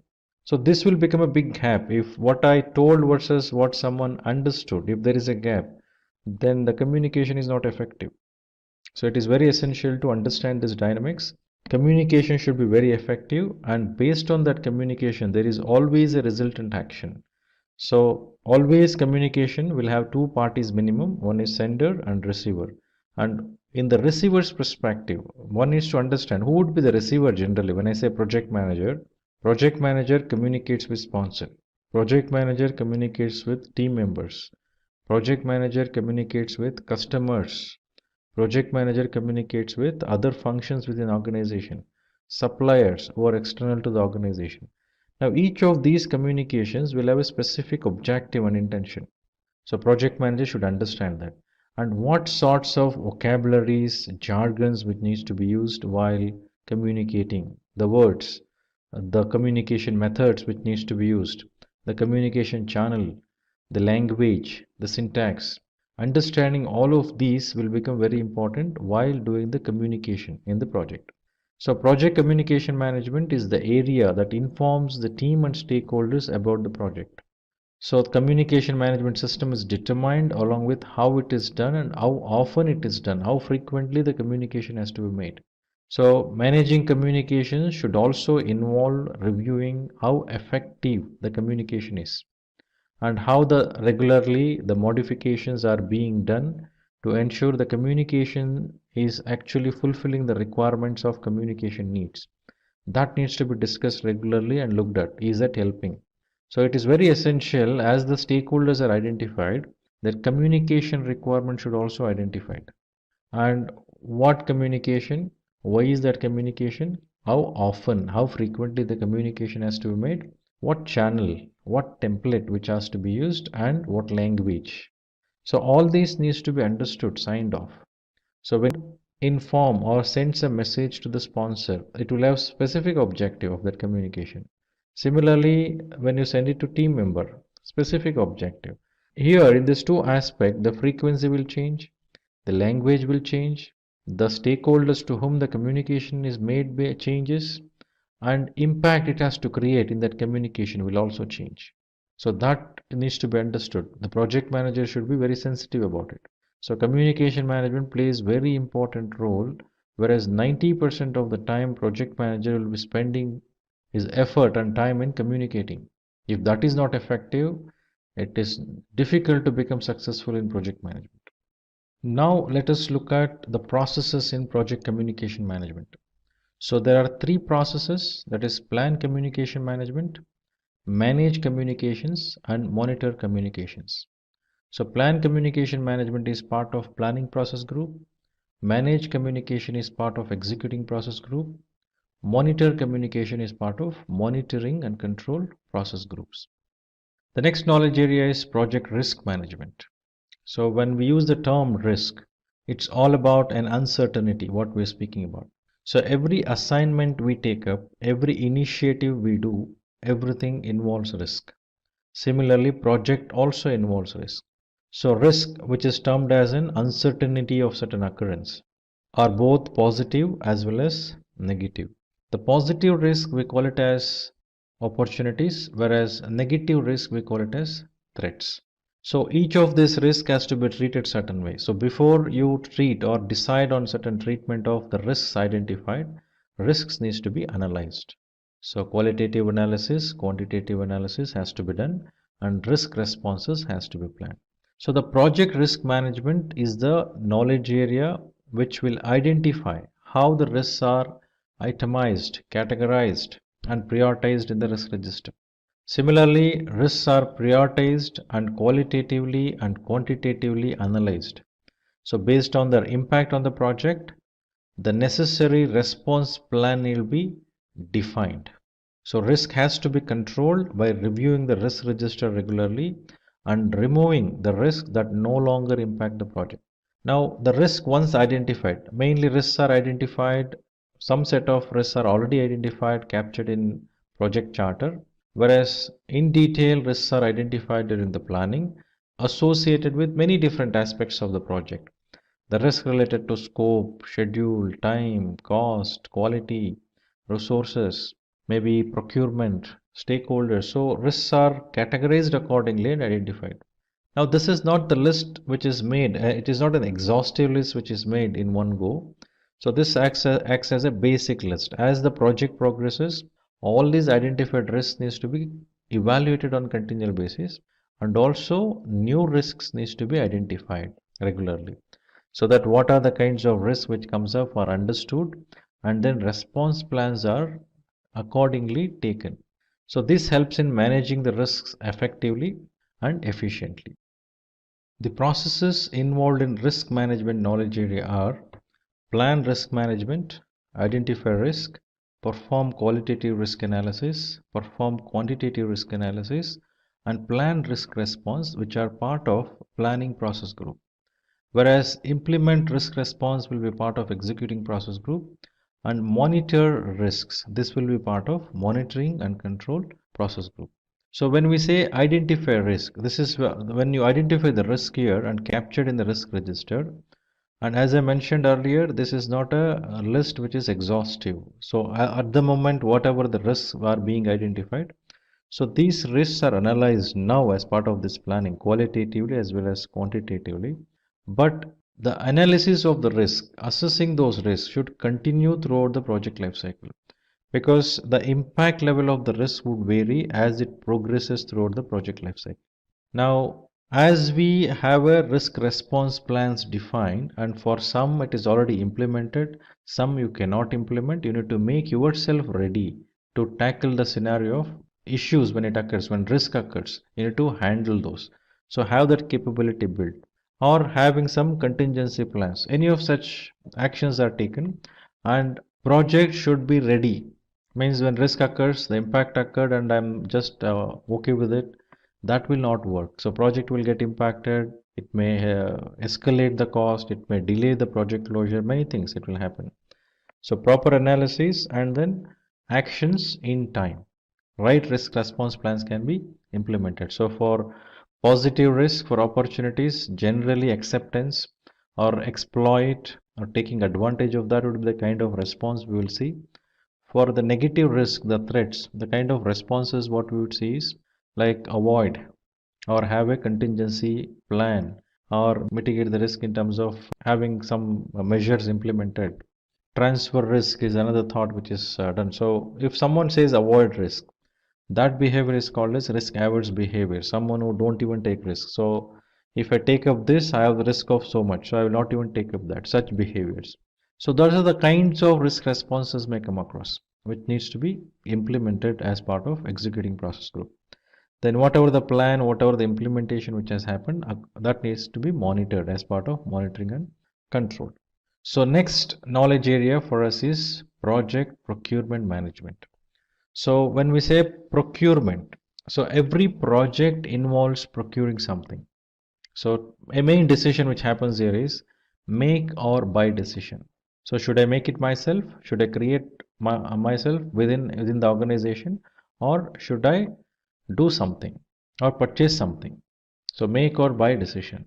So when I decide I'm going to buy certain things from outside, because we cannot make everything as part of our organization because the direction of the business is totally different.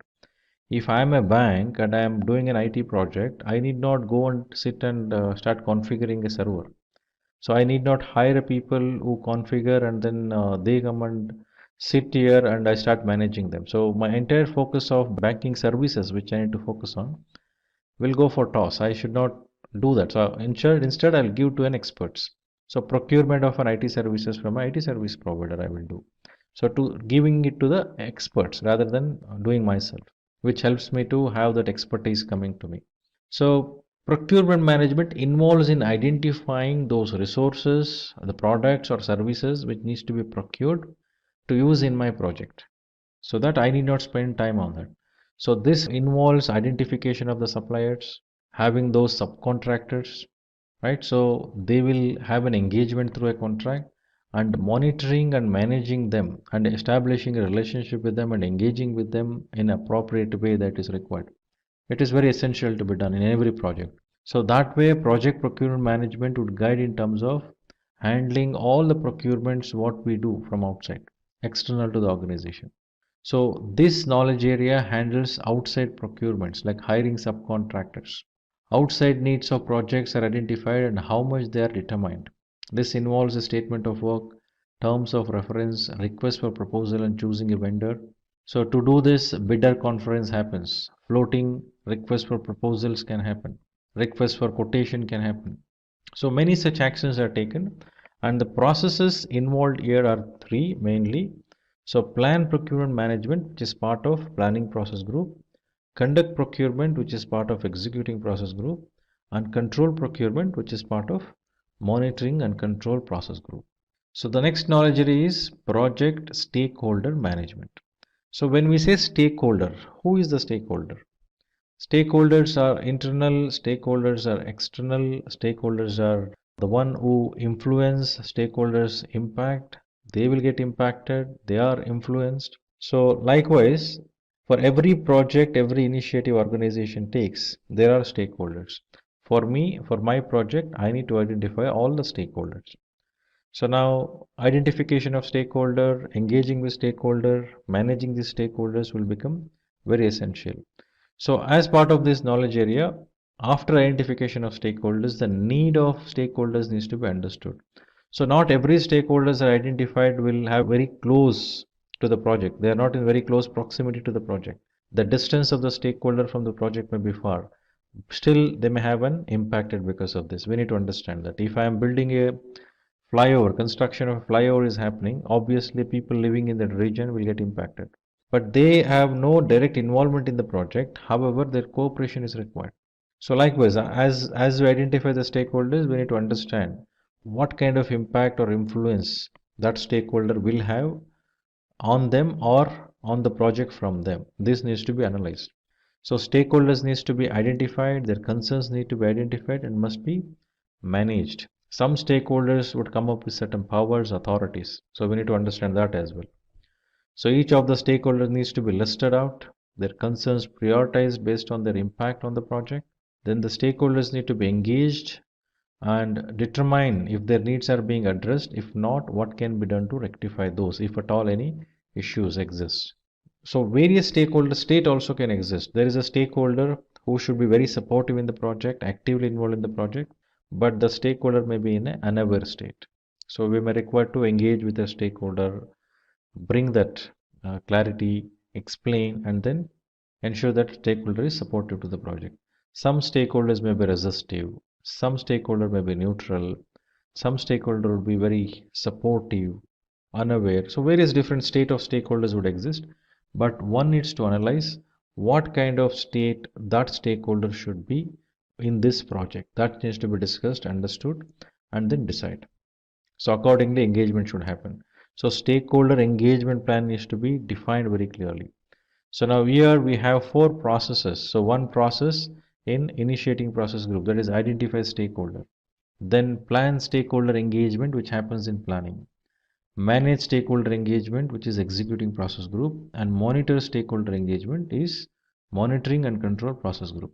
As I mentioned in risk management, in stakeholder management also, identification of stakeholder, analyzing the way stakeholder engagement should happen, and deciding that engagement. This is very dynamic, which has to happen throughout the project life cycle. And this is not one time register what we create, like stakeholder register if we create, it is not one time register, it is dynamic, which gets updated throughout the life cycle of the project. In this session, we will discuss about project manager roles and responsibilities. Let's get started with who is a project manager. Project manager, in simple words, is a professional who manages the project. Project manager plays an integral role from the first phase of the project life cycle to the last phase of project life cycle. This individual is a part of all the activities that produce the final deliverables and strive towards the success of the project. Now, let's consider some must-have skills of a project manager. First we have is strong communication skills. The communication skills help the project manager to communicate the organization's mission and vision to the team members in a clear, concise manner. These communication skills help project manager to explain their thoughts and requirements to customers and stakeholders. The next we have is effective leadership skills that helps in forming a team of skilled professionals and lead them in the best possible manner. The next skill that a project manager must have is a team management skill. As a project manager, it is very important to know how to manage your team to achieve a common goal with complete harmony. A project manager must have strong negotiation skills, as project managers have to negotiate at each and every step. This negotiation might be with the customers, stakeholders, or team members. These negotiation skills become of utmost importance when project members get into a fight or an argument. Then we have critical thinking. This is what makes a project manager more effective and efficient in project management. This thinking capability is needed to take difficult steps, talk to stakeholders, and resolve several issues throughout the course of the project. The last skill that a project manager must have is risk management skill. Handling a project is an important step, but what is equally important is risk management. This is the process required to identify, analyze, and respond to the risk factors throughout the project life cycle. Now, when we know who a project manager is, we must have a look at the roles and responsibilities of a project manager. The first and the foremost role of a project manager is to set up a project scope, check its feasibility, and determine the resources that are needed to satisfy the project scope. Second role that a project manager has is the development of a project plan according to the project scope. The plan is needed to encourage the team to hard work with all their dedication. Next, a project manager is supposed to set deadlines for the project deliverables. He or she is supposed to manage time as a priority and communicate with the team at regular intervals. Next important role is to analyze, track, and control the budget of the project. Project manager has to make sure that the project does not run out of budget and is optimized as possible. Moving forth, effective communication is one of the most important skills of a project manager. He/she is supposed to maintain communication with all the stakeholders throughout the project. Then we have is the identification and evaluation of risk in a project. Project manager must take steps to minimize the effect of risk in a project. The next role of a project manager is to track and control the performance of the team. This helps in yielding the best outputs with the least number of resources. Last role a project manager must have is to provide reports and documentation of all the steps involved in project management. This helps in future projects and makes sure that the mistakes that happened in the project will not happen again in ongoing projects. Now, it's time for us to check the salary of a project manager. The data shows that an average salary of a project manager in India is approximately 14 lakh rupees per annum, while the average salary of a project manager in United States is $83,215 per year. The next important thing we must learn is how can we get a project manager's job? There are 4 important steps that one must fulfill to become a project manager. The first step is to have a bachelor's degree. It is important for a person to be a graduate. One can hold a bachelor's degree in any area of interest like marketing, computer science, or even engineering. This entirely depends on the type of project manager one wants to be. The second important step is gaining project management experience. This means that a person must have experience in leading and directing projects. Project management experience helps in taking different project management certifications, which further help in having a good paying job. The third essential step is to learn project management tools. There are different project management tools for different area of interest. These tools help in quick and efficient management of work. Project management tools are used widely by organizations now. Learning these tools will increase the chances of getting selected in one of those organizations. The fourth and the last step is getting project management certified. Project management certifications help an individual to increase the value of their certification and validates their dedication to the job. Nowadays, several organizations have made it compulsory for a project manager to be project management certified. There may be several project management certifications, out of which Project Management Professional Certification or PMP certification is one of the most common and widely accepted certifications. The Project Management Institute or the PMI predicts that there will be 22 million new project management jobs by the year 2027. Now, it's time for us to know how a resume of an aspiring project manager looks like. If you are somebody looking for a project manager role or a senior project manager role, then your resume should look something like this. The summary in the beginning would include how much experience you have and anything that supports your claim of being a project manager. Like here, James Brown has written, he has more than 10 years of experience with generating and building projects. Then, when you talk about your experience, you should put something that emphasizes on the responsibilities that you had and your area of expertise. Put something that shows your skill set for the desired post and also something that you learned from your former job role. This shows that you have command over your work and also the determination to upskill yourself. Like here, James Brown has 3 years of experience as an assistant manager where he trained new associates, and then 3 years of experience as a project manager where he not only led projects but also learned new project management tools like Trello and Primavera. After this, add relevant information regarding your education. Your resume must include skills that you have or you have gained in your years of experience. Like here, James Brown has divided his skills in 2 parts where he has written his technical skills and non-technical skills. He has included his skill of agile and quality assurance software, as well as he has his knowledge of different project management tools like Trello and Primavera. Then putting your certifications play a major role. This proves that you are up to date and updated with current market trends. James Brown has his certifications in C and Java. And more importantly, he has his project management certification in Project Management Professional or PMP. Here, as part of this video, we are going to look at few plausible questions which one would face while going through an interview. This will help them to prepare for interview and also help to understand what kind of questions would come across when they face the interview. In addition to that, these questions also has an insight towards the role of project management itself. So let us look at one by one. Question number 1. How do you define a project?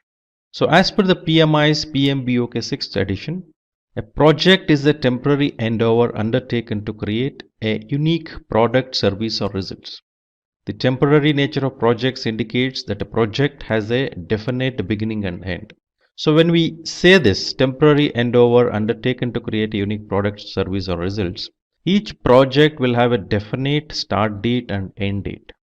Once the project team is formed, once the project objectives are achieved, so the team which is formed, the human resources which are onboarded to a project, so those are disseminated, sent back to their respective functions or departments, and project will be concluded as complete. So project can be simple or complex and may be managed by a single person or a group of them. So every project will have a life cycle. So from beginning to end, it starts and end where it acquires lot of resources, where it will divide the project life cycle into multiple stages or phases, where project is being done and deliverables will happen through the milestones during that life cycle. So projects are often broken into small tasks to utilize team strengths and increase productivity. Question number 2. What is a project charter? So project charter is a short document that explains the entire project. So this will become a basic document which will be given to a project manager so that a project manager can understand what is a project management is all about. So this document would include the objectives of the project, how will they be carried out, who are the stakeholders, identification of risks, advantages of the project and the budget. So project charter plays an integral while planning the project, as a plan is something that is used in all the phases of project life cycle. It is very essential because it provides all the necessary insights a project manager is needed while taking up the project. After getting the project charter, the first job a project manager is supposed to do is to identify the stakeholders. Even though project charter will have a basic list of stakeholders, so project manager has to contact those stakeholders, establish the list of stakeholders for the project, understand the requirements in detail, and further move towards planning. What is meant by scope of the project? So project scope is most essential part of project planning that helps in determining the list of specific project goals or deliverables. So when we say this, project will have a definite, unique deliverable which has to be created. So this will have a specific description of the specification as well as the features, functionalities of the deliverable. So to accomplish that features functionality of that output, what we're going to create as a result of a project, within a project, lot of activities are done. The processes, the tools, the resources which are utilized for the project, all falls under this scope. So when we say the term scope, it is very important for us to understand the scope of a project versus scope of the product. The scope of the project involves all those processes, resources and activities what we do to accomplish the result. Whereas product scope is the one which we speak about the result itself, the features, functionalities of that result itself. So one needs to understand the difference between this project scope and product scope and define accordingly.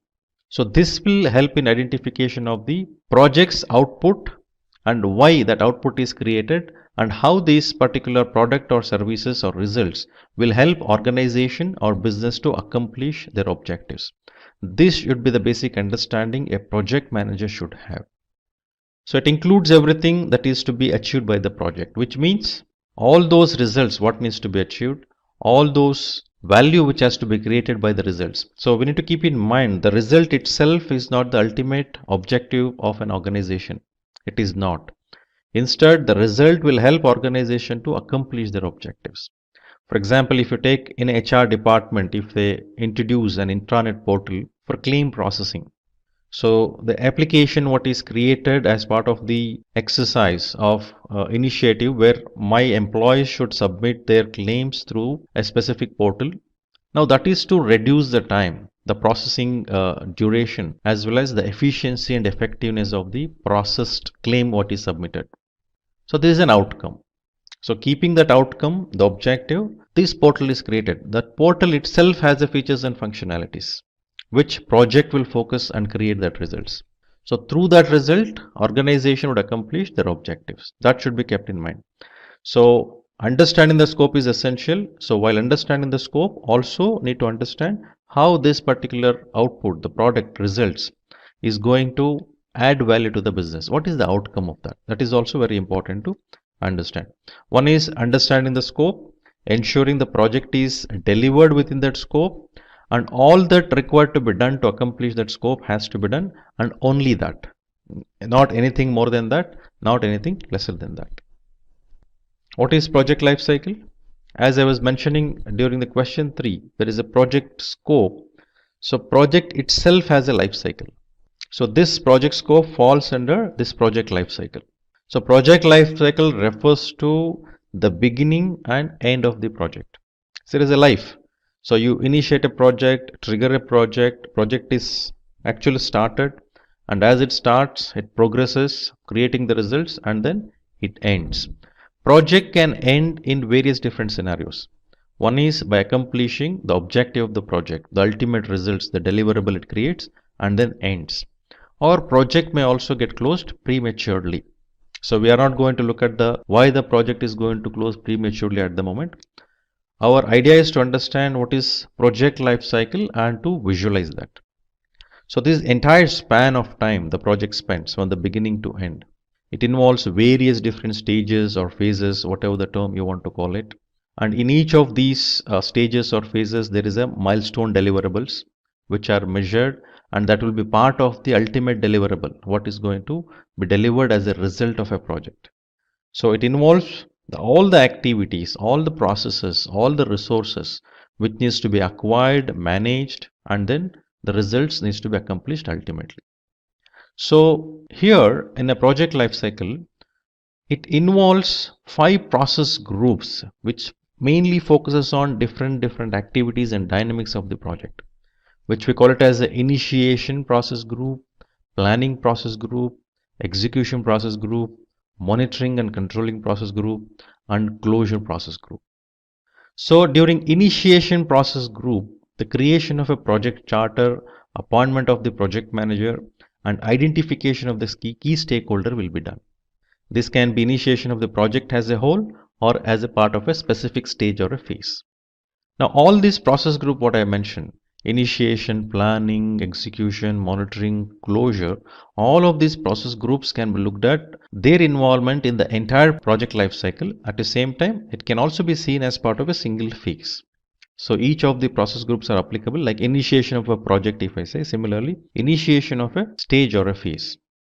So the planning process group involves the process of creating the plan for achieving the project's objectives. So this would create the detailed plan for entire project or a skeleton plan for a project if it is a agile or rolling wave project. If that approach is taken like rolling wave or progressive elaboration or agile approaches, then the skeleton of the project plan is created. If waterfall approach is taken, it's quite obvious, the comprehensive, the detailed project plan will be created. Project management plan is also involved in this. Now, in addition to this, as we progress in the project, for each stage or a phase, there needs to be a plan which is detailed further compared to the project plan itself, which will become ultimately part of big plan of a project. The execution process groups involves the project management processes for identification, allocation, and management of resources required for executing the project deliverables. So here the actual execution happens. Being a project manager, the focus should be on managing the project. So many a time I have seen project manager is going and doing tasks, looking at the task level, transaction level, which was not project management thought. So one needs to ensure the project management is not about deliverables in terms of doing the tasks. It's about getting the deliverables from the team. So active involvement in terms of acquiring the resources, checking whether the accomplishment of results has happened needs to be done throughout the project life cycle. So it's all about directing and manage project works, and at the same time managing the knowledge which is acquired during the project life cycle. The monitoring and controlling process groups involves the process for project manager to monitoring and controlling the project. Now this involves reviewing, this involves creation of reports, this involves concluding yes, project has delivered or not delivered, identification of the deviations, and initiating with a change request for necessary corrections. So monitoring and control will be done throughout the project life cycle, and only with an effective monitoring and control we can see the success in a project. So the closure process group involves the process which is required for formally closing the project, where everything including what went wrong and what went right all through the project is summed up. So here, especially in the closing process group, we will not focus on acceptance of the deliverable. Instead, we'll focus on sign off, capturing lessons learned, all the formalities which needs to be completed as part of a closure. Then where are we going to accept the deliverables? This happens in monitoring and controlling. So while doing the monitoring and controlling, we will validate against what is planned, comparing with what is being delivered. So when we compare both, one would understand what is delivered versus what actually was planned. So their acceptance happens. Once the acceptance happens there, only then the project moves towards closure. Project or phase, either of that. So when we say closure process group, it involves the process for a closure of that phase, whether accomplishment of all the objectives, all the deliverables of that phase is done or not is checked if it is a phase. If it is a project, in the project perspective, if everything is complete is checked, and then it moves to closing process group, where the lessons learned, the formal sign off, everything will be done as part of this closing process group. What is the importance of process groups? So process groups are set of processes that are applicable to various stages of the project, as I mentioned earlier. Each of the processes has a defined set of inputs and produce defined outputs by applying a set of tools and techniques on the input. The initiation process groups involves the processes needed to initiate the project, that is, develop project charter and identify stakeholders, the two processes. The project charter will be handed over to the project manager and formal declaration of appointment of the project manager will be done. Further, project manager has to identify the key stakeholders and take forward the project as per the direction set in the project charter. So in this group, in this process group, initiation process group, it is a formal declaration of appointment of project manager to the project. But one needs to remember, should not get confused, in real time, we see an individual who is about to become a project manager for a project sits and create a project charter. We have seen that in reality. So does it mean that what is told here is wrong compared to what is practiced? That is not the idea. Many organization thinks if we involve the project manager to be project manager of a project while creating the project charter itself, the level of information, the detail that person will have about a project will be more compared to a person who will become a project manager after handing over the project charter.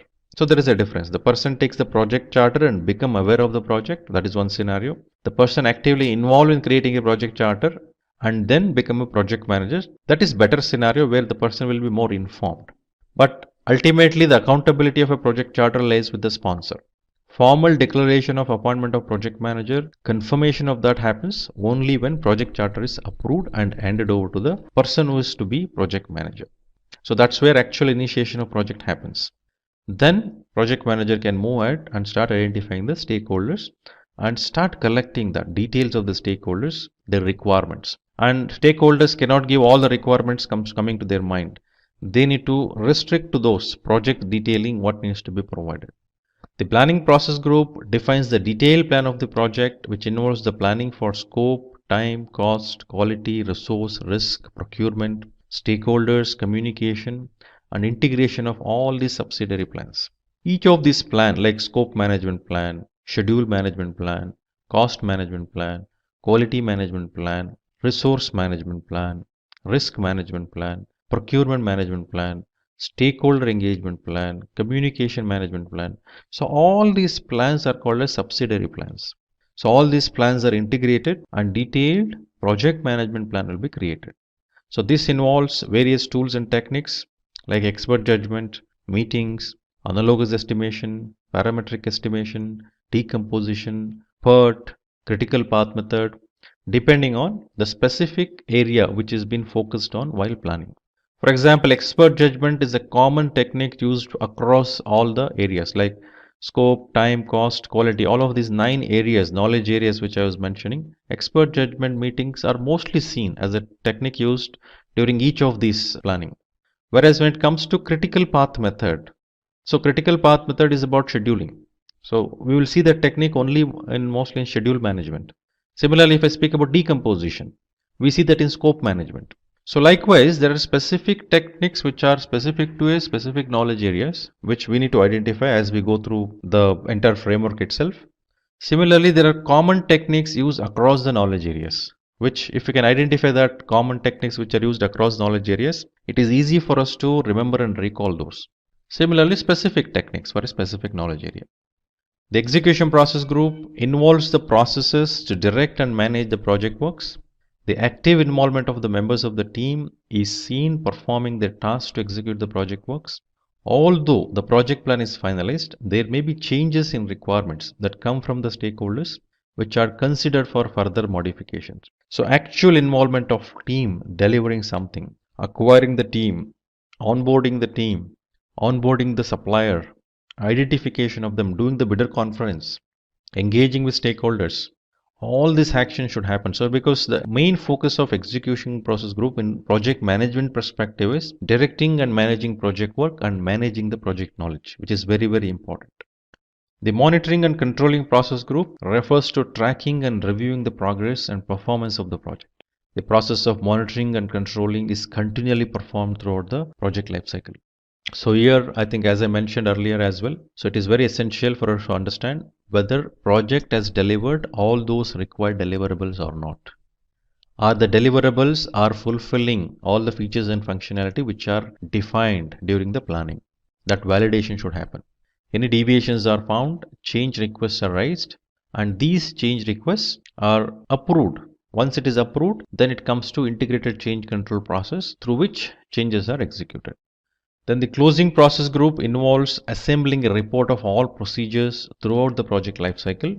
The closing process group marks the formal closure of the project and completion of its deliverables. Now let us move to the next question. So question number 6, name 10 knowledge areas as mentioned in the PMBOK. So the 10 knowledge areas are project integration management, project scope management, project schedule management, project cost management, project quality management, project resource management, project communications management, project risk management, project procurement management, and project stakeholder management. The project integration management basically focuses on unification and integration of all the project to manage it in an integrated way.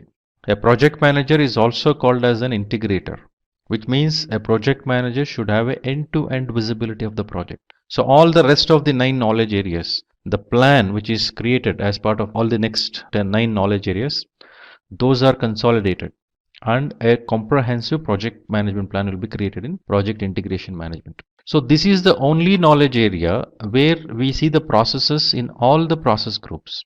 Whereas in the rest of the knowledge areas, if you see, we don't see any processes in initiating process group except stakeholder management. So integration management has one process. Similarly, stakeholder management has one process in initiation process group. Similarly, in closing process group, only integration management has a process. No other knowledge areas has any processes. So this is the only knowledge area where we find processes in all the process groups, which means it is very important to look at a project in an end-to-end view perspective. A full view of a project should be known to the project management. Only the project manager can become successful in doing the project management. The next knowledge area, project scope management, which focuses on ensuring collecting requirements, defining scope, creating work breakdown structures, and scope baseline. So scope management focuses on ensuring the necessary scope is defined and provided so that during execution projects are delivered accordingly, and monitoring controlling of the scope, the validation of the scope will be based on what is defined in the planning, what is planned as part of scope management. Similar to scope management, in schedule management, once that work breakdown structure is created, it is very essential to understand what it takes in terms of efforts, what it takes in terms of duration, and in what sequence project deliverables are completed, in what sequence activities are done. So schedule management focuses on that. The important technique what we use when it comes to schedule management is critical path method. So in a given project, when we establish a network diagram, so we may see multiple paths from beginning to end of the project. So some paths will be the longest path, which is called as critical path, and that will be the minimum time which is required to complete the project. So schedule management plan provides us a detailed schedule of a project along with sequencing and duration, and at the same time that is considered as a scheduled baseline. Then the cost management. So when we say cost, it is very essential for us to understand it is an outgoing money, outgoing monetary value. So projects incurs cost. When I say project incurs cost, there needs an investment from the organization who is actually doing this project. So the cost needs to be assessed, means an approximation of the cost needs to be done, a budget has to be allocated to the project, and within that budget, the project needs to be completed. It cannot go beyond that. So budget is established, allocation of budget and confirmation of budget happens, and cost perspective monitoring of the project happens based on what is that specific budget it has within that project has to done. That will become a baseline, cost baseline. So to measure the cost and schedule, a technique called earned value management is used, where the terminology like cost performance index, schedule performance index, actual cost, earned value, planned value, budgeted completion, estimate to complete. So these are the terminologies which are used as part of earned value management. Now let us move to quality management, project quality management. So it is very essential for us to ensure all the processes, all the activities, all the templates defined for the project are complied with. That is first thing while doing the project during the project life cycle. Similarly, the deliverables which comes out of a project at the end of the project or at the end of the specific phase or specific stage or a specific milestone. So those deliverables should be according to the specifications defined and agreed upon. So quality management focuses on establishing that quality management approach so that project compliance is maintained at the same time. The results what is delivered is as per the specification what is agreed. The resource management focuses on ensuring all the resources which are required for the project are acquired, configured, installed. If it is a technology resources, if it is a human resources, the necessary induction of the project, the brainstorming required for team to understand what is the project is all about is given, and the necessary skills and capabilities are there with those human resources, and these team members execute the task of the project. So project resource management plays very important role. And now here when we say scope, when we say schedule, when we say cost, when we quality, in each of this, in other knowledge areas as well, the involvement of each of these resources are essential. So what resources gets into scope management, what resources gets into schedule management, what into cost. Likewise, for each of the knowledge areas, we see various different resources used. When I say in schedule management, effort has to be established. While we establish an effort, it is also required to understand what is the skills and capabilities required. So schedule management definitely work very close with resource management. Similarly, each of these resource comes with cost. So obviously cost management is involved. Then quality, yes. So who is going to do the quality management? So roles and responsibilities needs to be clearly articulated, defined if it is a human resource in resource management. Coming to communication management. So communication I think plays very important role. As we know, 90% of the time project manager spends on communications. Many times we see project managers only communicating. Many team members have told me, mentioning that project manager only does communication, project manager only asks questions. Now this impression to the team gets created because they only see what project manager is doing is communication, because team comes in when everything is done, everything is set right. So they see project manager during the monitoring and control mainly, not during initiation, not during planning, not during closure. So many team member comes and goes during the project. They only see project managers reviewing and asking the questions. So because of this, they assume project manager only communicates, project manager only asks questions. But it is very important to ask questions, but there is a perspective and objective behind it, which already project manager is involved and created like a plan, like signing off, coordinating with stakeholders, understanding requirements, many things has done. In all these areas, communication is involved. So it plays very vital role.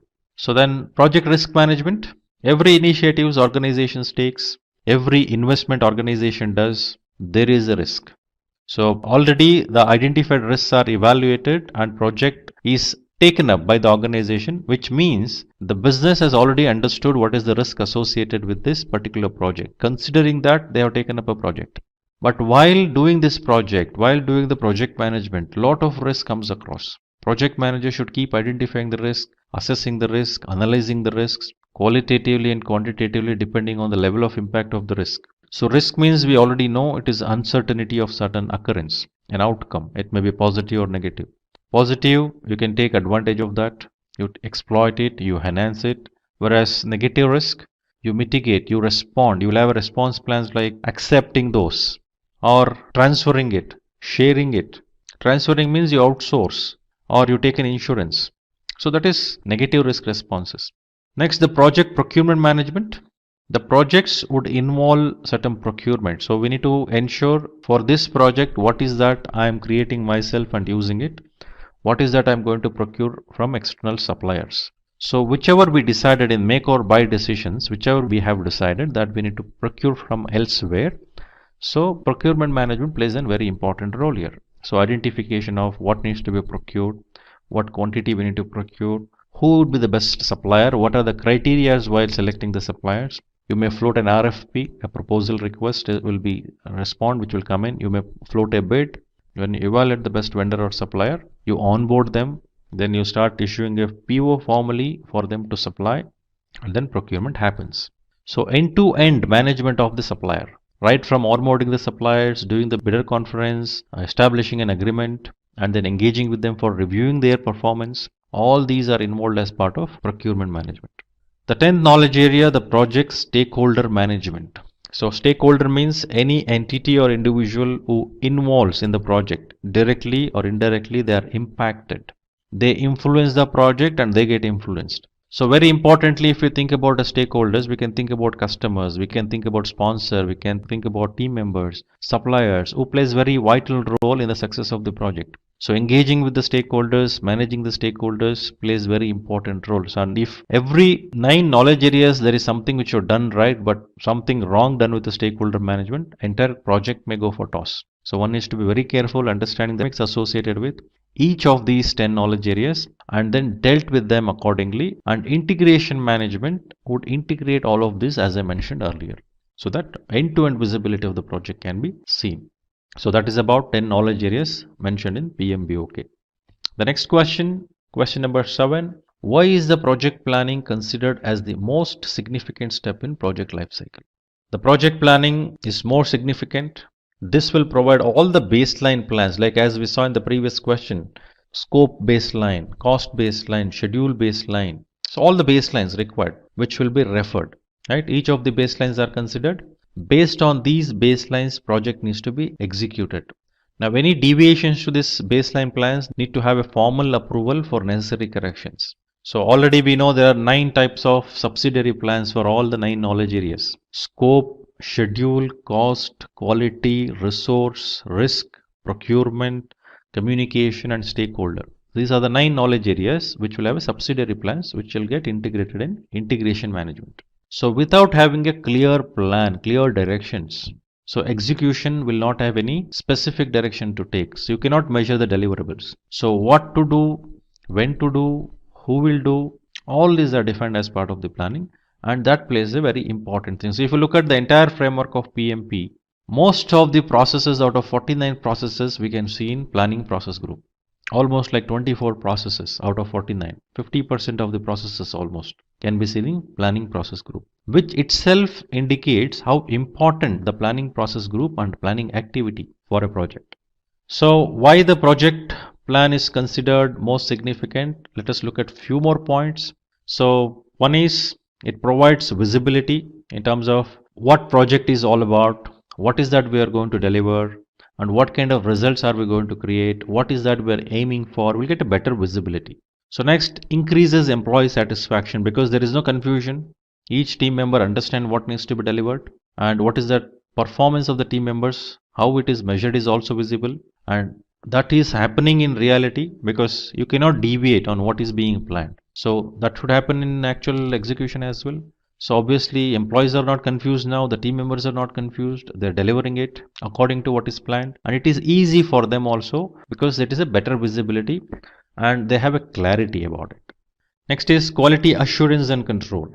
So as we know, quality management is one of the knowledge areas. So doing timely audits, testing all the deliverables, compliance checks. So all these ensures the approach what we have selected, covering all of this ensures the project is delivered as we planned.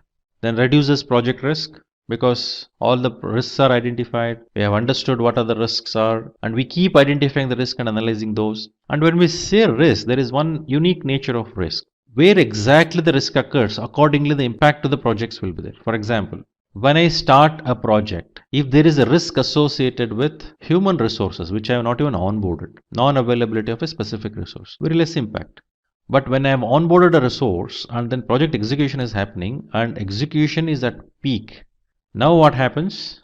It is quite obvious. Risk impact will be higher compared to the risk which would have occurred in the beginning of the project.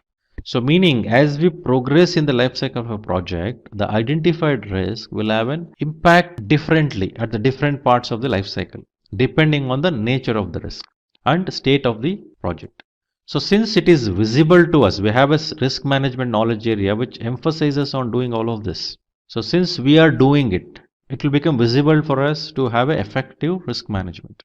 So next question, when is stakeholder analysis performed?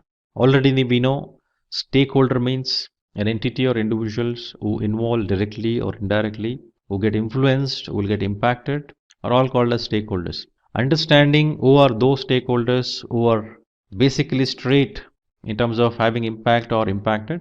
So we need to identify them and manage them. We may have a stakeholder like competition to our organization, but do we really manage them? Not required. We may require to be sensitive. What competition is doing? Is this project is unique so that the details of this project, the information on about this project is not leaked to the competition, is not shared with competition. In that sensitivity, you need to ensure monitoring it. You need not manage the competition here, but you need to monitor what is happening relating to competition. Similarly, stakeholder like team member. So you are required to manage them.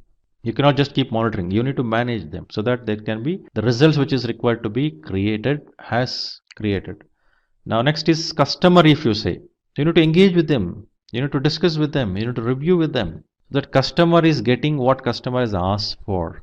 Right? So stakeholder may be anyone who is affected because of project.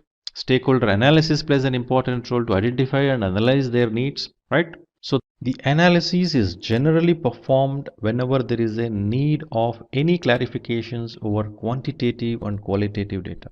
The clarification helps in understanding the interest of the stakeholders, which plays a vital role in the success of the project, as I mentioned earlier. So next question for us, what is the role of stakeholder in project management?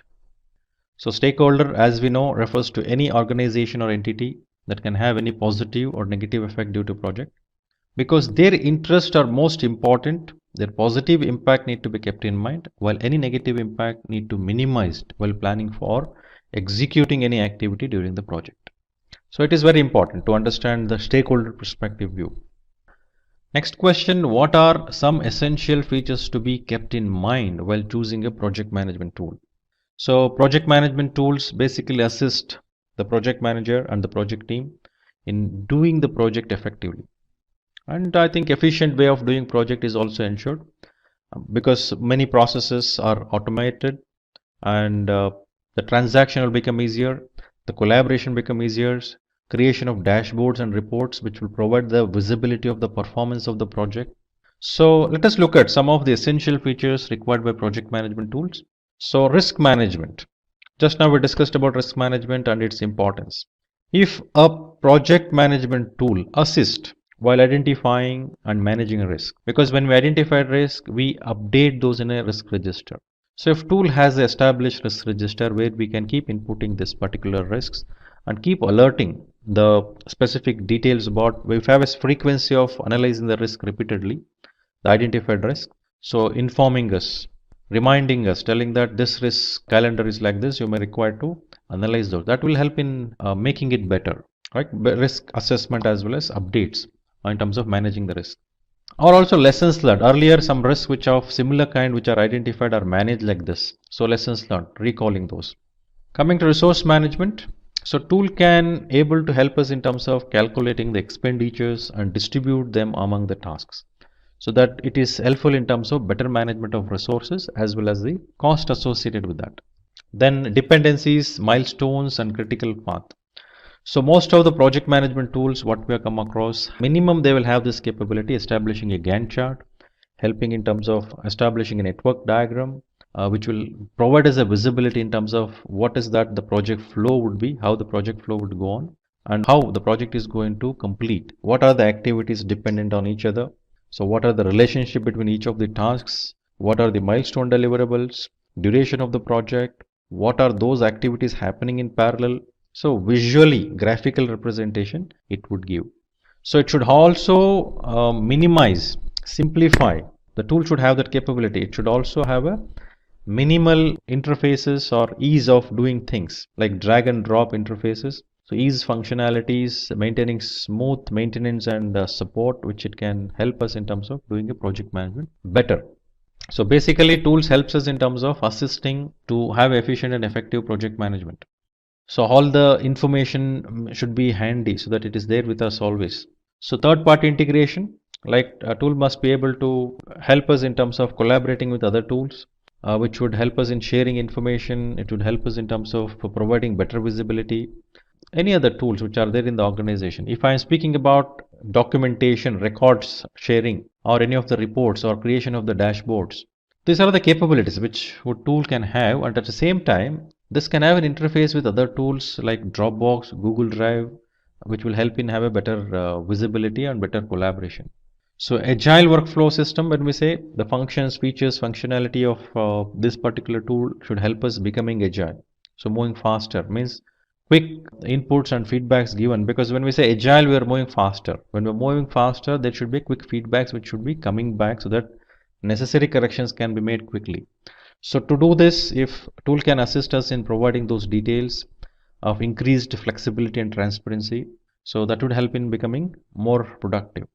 Then dashboards to manage projects, dashboards which will provide what is complete, what is not complete, what is the status of the project, how is the performance. So this would help in having a quick visibility into the performance of the project and also the progress of the project to track them. So that what is complete, what is not complete, and how it is progressing. Is it ahead of schedule, behind schedule, is it within budget or over budget? The visibility to that will always help in terms of getting better project management done. Then customizable workflows. So the tool should be able to adapt to the unique process to track work progression. So then if it provides a mobile application integration, so better to have team to know what is the status of it anytime, anywhere, so that ease of moving forward faster in the project management and making decisions will become easier. Because always having right information in right time with the right people is very essential, so that decision making can be more informed and quicker. Then collaborate easily. The tool should enable user to share documents, files, status, timelines and tasks with ease and quickly with many people. Then delegating tasks easily. It should be able to delegate tasks, assign roles, and then ensure they have access to the right information. So that's all about tools. Now we'll move to the next question. So what do you think is the difference between projects, programs and portfolio? So this looks like a very generic question which is asked by any individuals during their interview.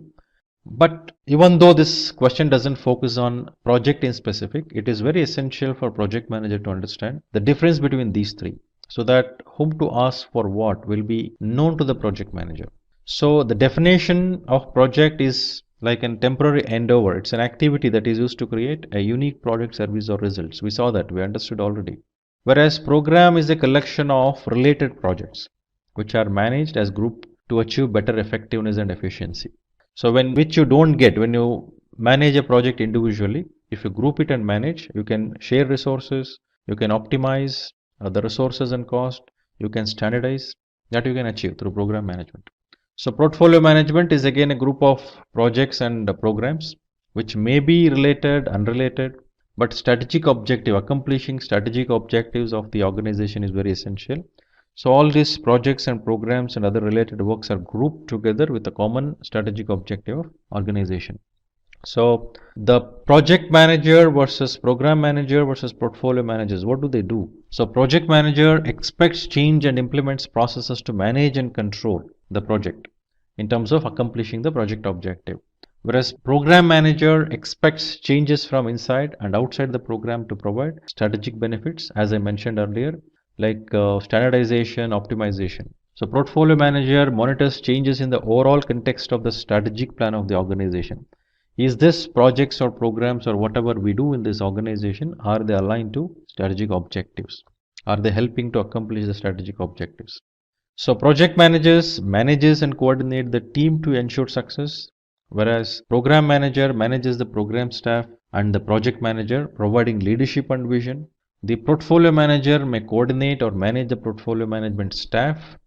Then monitoring part of it, project manager monitors and controls tasks to produce the products, results or services of the project, whereas program manager monitors the progress of components to lead the program to success. Portfolio manager manages the aggregated portfolio performance and value indicators. So planning part of it, project manager develops, monitors and controls project plans throughout the project lifecycle, whereas program manager develops the program plan and performs high level planning to guide component level planning, whereas portfolio managers perform plannings at a portfolio level. The scope, the project manager will develop, monitor and control throughout the lifecycle of the project, whereas program manager has a program which has a wider scope aimed at meeting the benefits and goals of the organization, whereas portfolio has a scope that changes with change in the strategic plan and goals of the organization. So why the strategic goals or plans would change, the directions would change? That has various different reasons, maybe a business scenario, market conditions, etc. The success of the project is based on time taken to finish the project, the budget within which it is completed, the scope, the customer satisfaction, the quality defines the success. Whereas the program success is measured in terms of benefits it delivered as it expected from the program. Then the portfolio success is the aggregated performance of all its components, programs and projects. Question number 12. What are the skills a project manager must possess? Typically, a project manager would require to have effective communication skills. So communication skills help in terms of establishing better relationship because it plays a vital role there. What do we communicate? When do we communicate? How do we communicate matters, because it's not about just verbal communication or written communication. There is non-verbal communication through body languages, through expressions which individuals do the communication. So it is very essential to have a right method and right approach towards communication. So the project manager should possess that skill. Good leadership skills. So many times the term leadership is confused with the position of a leader. No. So leadership is basically a capability of an individual. So if a specific individual having that capability can influence people, can inspire, can motivate. Project manager having a leadership skills, it's very essential. It is a must required skill. Only then project manager can make the people listen to him. People will respect him because the behavior will be guided through that capability. Strong team management skill, which requires an engagement, which requires a communication and leadership skills work very closely with this team management skills. So understanding the team dynamics, ensuring the right education, right skilled individuals are in place and they're monitored and managed, which is very important. So there should be a little bit of mentoring which needs to be done to the people regularly so that team gets what is expected out of them and they do accordingly. Then effective negotiation skills, a lot of scenarios which comes in terms of negotiating in various different scenarios. Negotiate to ensure things are being in place or in the interest of both the parties involved in the negotiation. It is very important to involve and make a right discussion, right set of discussion so that stakeholders are benefited. Now, who are these roles we are speaking about who would involve in negotiation?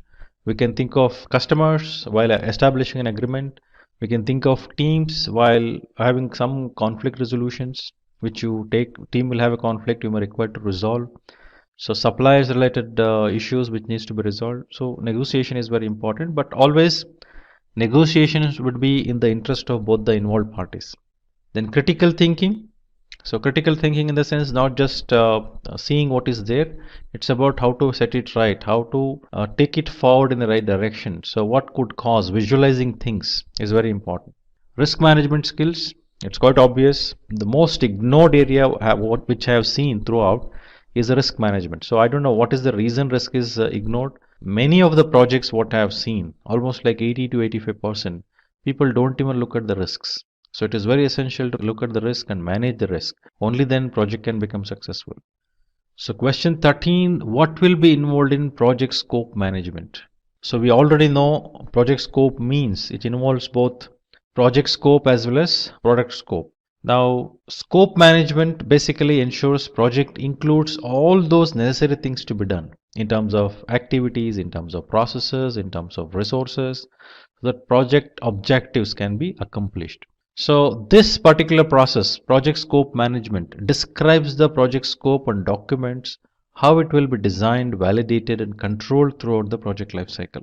So it collects requirement. So collect requirement process engages with stakeholders, discusses with them to understand what is their requirement, collect the requirements, document the requirements and establish requirement management plan.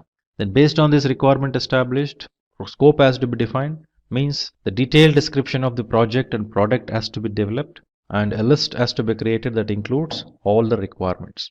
Then creating the WBS, work breakdown structure. Once the scope is defined, so now the decomposition of that scope definition what is given has to be taken into the lowest possible level. It has to be like logically further it cannot be subdivided, right? So decomposition basically helps in terms of breaking down those ultimate deliverable into multiple lower level parts. For example, if I consider a car, I can think about two broad categories like exteriors and interiors. Now in exteriors, I can think of a body of the car, the rear view mirror, the wheel, the bonnet, the glass. So I can just decompose like this. Now until I decompose to the mirror, further I cannot decompose. In the mirror, what are all the things we can think of? Mirror cap, mirror glass, mirror mount. So further can I subdivide this? No. So each of the components involved in all the perspective, in the car perspective, I broadly initially decomposed it to the level interior exteriors, and further down the line we took to the next level of components. Further down the line we again decomposed it. Now at the lowest level we actually look at the effort estimation, activity, resource required, all this we look at and we will do bottom up to consolidate to see what is the scope. So which will help us in becoming scope baseline. So validate scope is a process in monitoring and controlling which involves reviewing the deliverables with the customer or sponsor to ensure successful completion and formal acceptance of the deliverables. So formal acceptance is the key requirement when we validate the scope. If it is not according to the plan, that is rejected and it is sent back for change and necessary corrections. Then control scope. So in this process, the status of the project and product scope is monitored. Changes to the scope baseline, which is actually defined as part of the planning. If anything is seen in terms of deviation, that needs to be corrected. The change request would be raised. Then next question, tell us about some project management tools.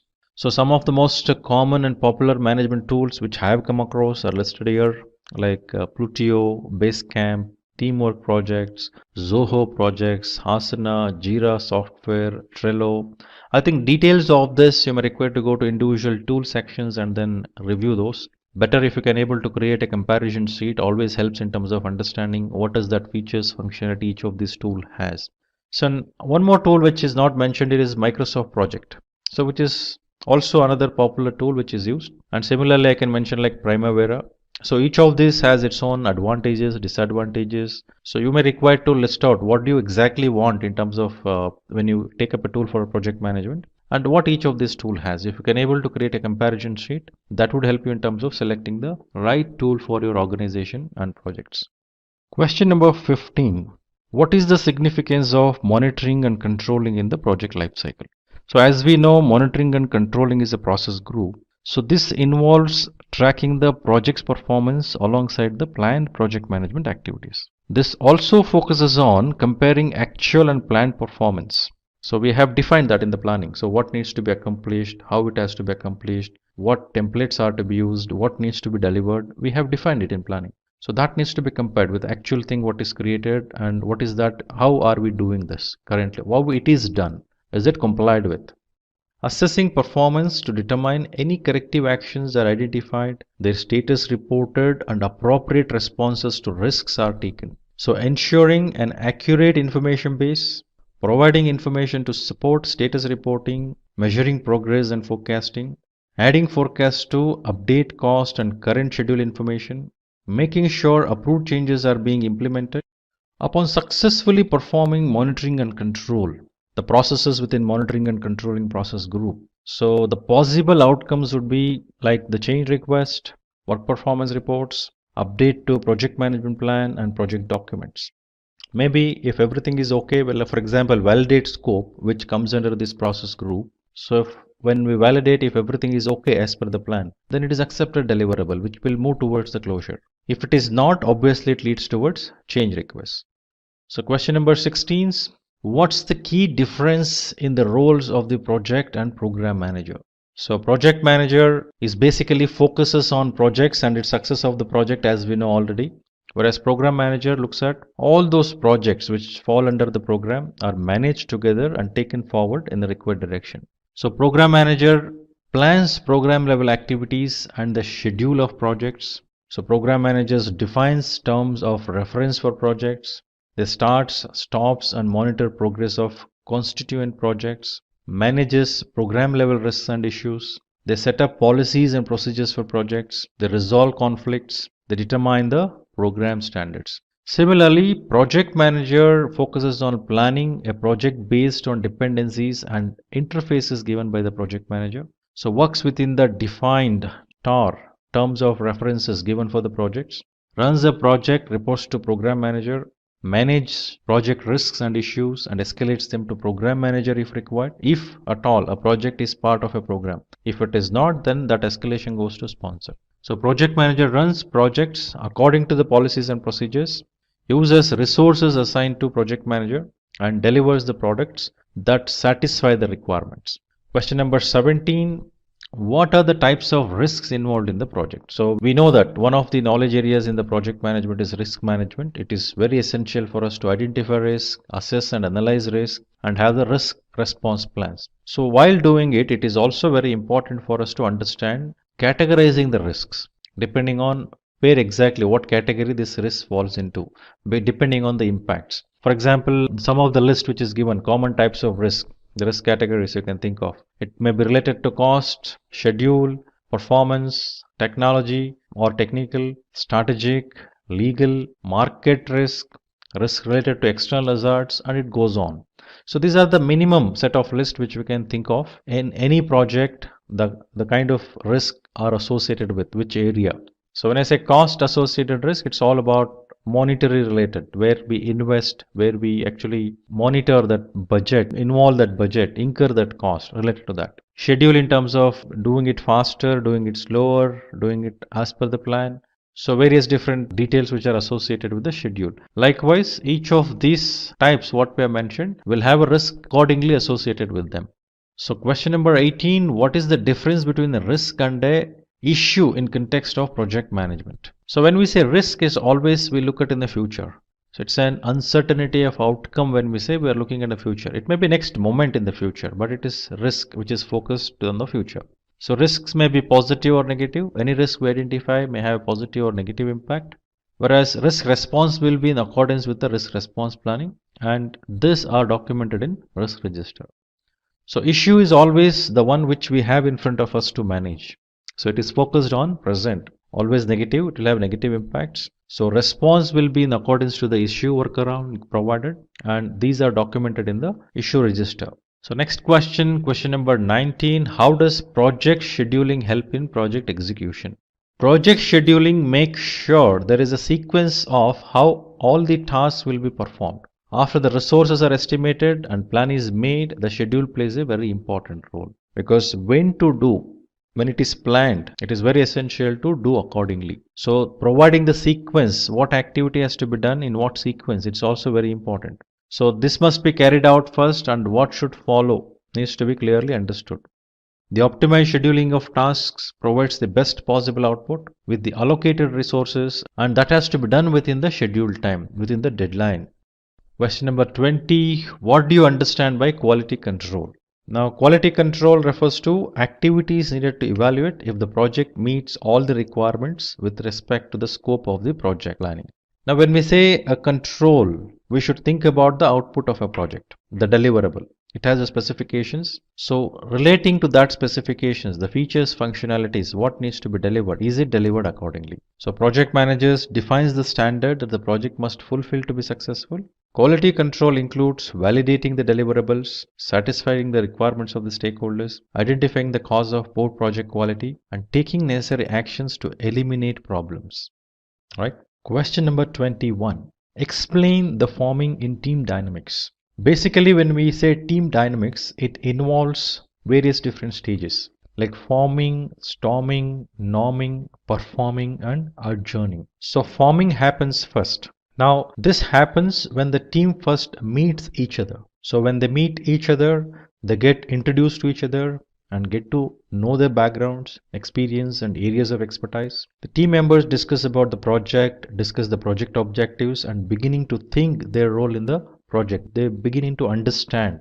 They know what is this project is all about. So in detail, what is this project is all about will be understood by them in storming, which is the next stage in the team dynamics. Question number 22. So what is work breakdown structure and how does it affect the work estimates of tasks or activities?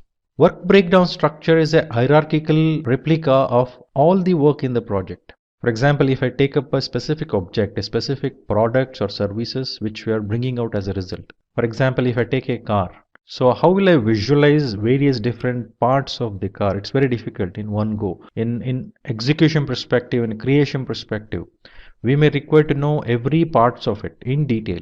So work breakdown structure is established using decomposition as a technique, which means, for example, if I take car as an example, car has a whole when you visualize. Broadly, I would classify that into decompose it to the first level like exteriors and interiors. After exteriors, I can further decompose the exterior part of it. Similarly, after interiors, I will decompose it further. In exteriors, what are the things I can think of? Like exteriors in terms of glass, in terms of body, in terms of tires, in terms of wheel, bonnet, mirror, rear view mirror which is outside. So likewise, I will have various different decompositions level. That is the second level of decomposition. Next, third level of decomposition I can go. In each of these parts, what I said, I can further elaborate those. If I take the rear view mirror as an example, so I can think about mirror cap, I can think about mirror glass, I can think about mirror mount. So these are the various different decomposed levels below mirror. Similarly, if I come to interiors, we can think about entertainment system, we can think about seats, we can think about AC, right? So we can think about anything else like dashboards. Now each of these components further I can decompose. So the idea of decomposing is I am going to understand what are the various product parts are involved to make a bigger product as a whole. So once I accomplish that, I will have a details at each of these levels and consolidate upwards. As shown in the picture here, the first level, task 1, task 2, task 3. Before I assign these tasks, I will have the product breakdown structure first. And from bottom level, I start adding up the activities, effort estimation, and then I keep consolidating upwards. Similarly, I will put the cost components to it. I will estimate the cost involved, the one which is required. And then I go upwards and consolidate. So WBS helps in organizing the work in a manageable sections. So this would help in establishing additional details, which would help in defining tasks, helping in estimation, helps in, when I say estimation, it is not just specific estimation, it's about cost estimation, schedule estimation, effort estimation, and then this will also help us in terms of sequencing further. So work breakdown structure will also have something called WBS dictionary, which gives the description of all the WBS elements. Next question, question number 23. What is meant by the term SPI? Now SPI refers to Schedule Performance Index. So Schedule Performance Index is a measure of schedule efficiency expressed as a ratio of earned value to the planned value. So when I say earned value is the actual work which is completed. The value, the budgeted value for the actual work which is completed, and planned value is the budgeted value of the work which is supposed to be accomplished as per the plan. Now this will help us in understanding how the project is progressing in schedule perspective. If SPI is lesser than 1 means it is behind schedule. SPI is more than 1, it is ahead of schedule. If SPI is 1, it is as per the plan. Schedule is as per the plan. Question number 24. What is the significance of agile project management? So when we say agile, the terminology itself refers to quick response, flexible, moving faster. So while we do agile project management, it is very essential to look at the various dynamics around. So it may be a quick response what you need to give, right? So predominantly agile methodologies are today adopted in various types of industries. So currently we see more and more in IT and software industry, then product development, marketing campaigns, even in constructing companies. Some of the reasons that encourage industries to take up agile methodologies are high product quality, high customer satisfaction, reduced risk, better and faster ROI. Now let us look at the question number 25. What is the significance of agile project management? So the agile project management frameworks involves continuous planning and testing. So there are various different frameworks, each of them having their own unique qualities. So it is very essential for us to understand what are those various different agile frameworks and how they are going to contribute to become agile.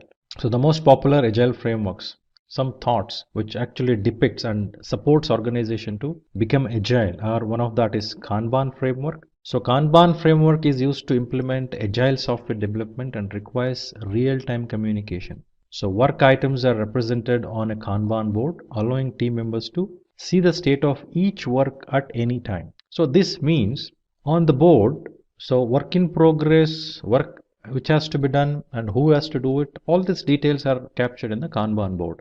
Now, very important point here is when these are captured, it's very essential to understand it is a visual board. So when it is a visual board, it's quite obvious. Anyone who has actually have a task against them, they don't hesitate. They need to complete it. It forces them. Since it is a visualized system, it works on their consciousness. So it is also called as pull system. So because people pull the work from that list, whatever is given, and then accomplish it. So this will also help in tracking the progression of a project, how it is progressing. So how the project is progressing, how the tasks are being completed, how quickly they are completed. So it is easily visible and that makes things to move smoother and faster. So Scrum framework. So Scrum framework helps in dealing with complex problems and making it possible to deliver high quality products. At the same time, it helps in managing complex advanced work with little emphasis on software development. So it uses the terminologies like sprint, product backlog, sprint backlog, daily scrum, retrospective meeting. So three roles predominantly we come across, that is product owner, scrum master, and then self-organizing team. So next framework is hybrid framework, which you can think of. So it is the combination of agile methods with non-agile methods. Hybrid can handle requirement changes and it can deliver products in stages. So in hybrid model, planning is done using a waterfall approach, while the agile approach handles execution and delivery. So lean framework. So the lean framework works on the concept of maximizing customer value with fewer resources and zero waste. Hence, lean focuses on the flow of products and services instead of focusing on separate technologies. Companies can act upon with changing customer needs and requirements. So very important points to observe here. Zero waste means in the flow, the way the processes are connected to each other, in that flow, we should identify what are those which acts as a bottlenecks resulting in waste. So we should eliminate such bottlenecks. So these elimination of bottlenecks helps in reduction of waste, at the same time increasing the value to the customers. So in the downstream, from the point where bottleneck you have, the entire capacity will get limited to the downstream capacity I'm speaking about will get limited to the bottleneck where that particular issue exists. Right, that needs to be resolved. Elimination of waste should happen.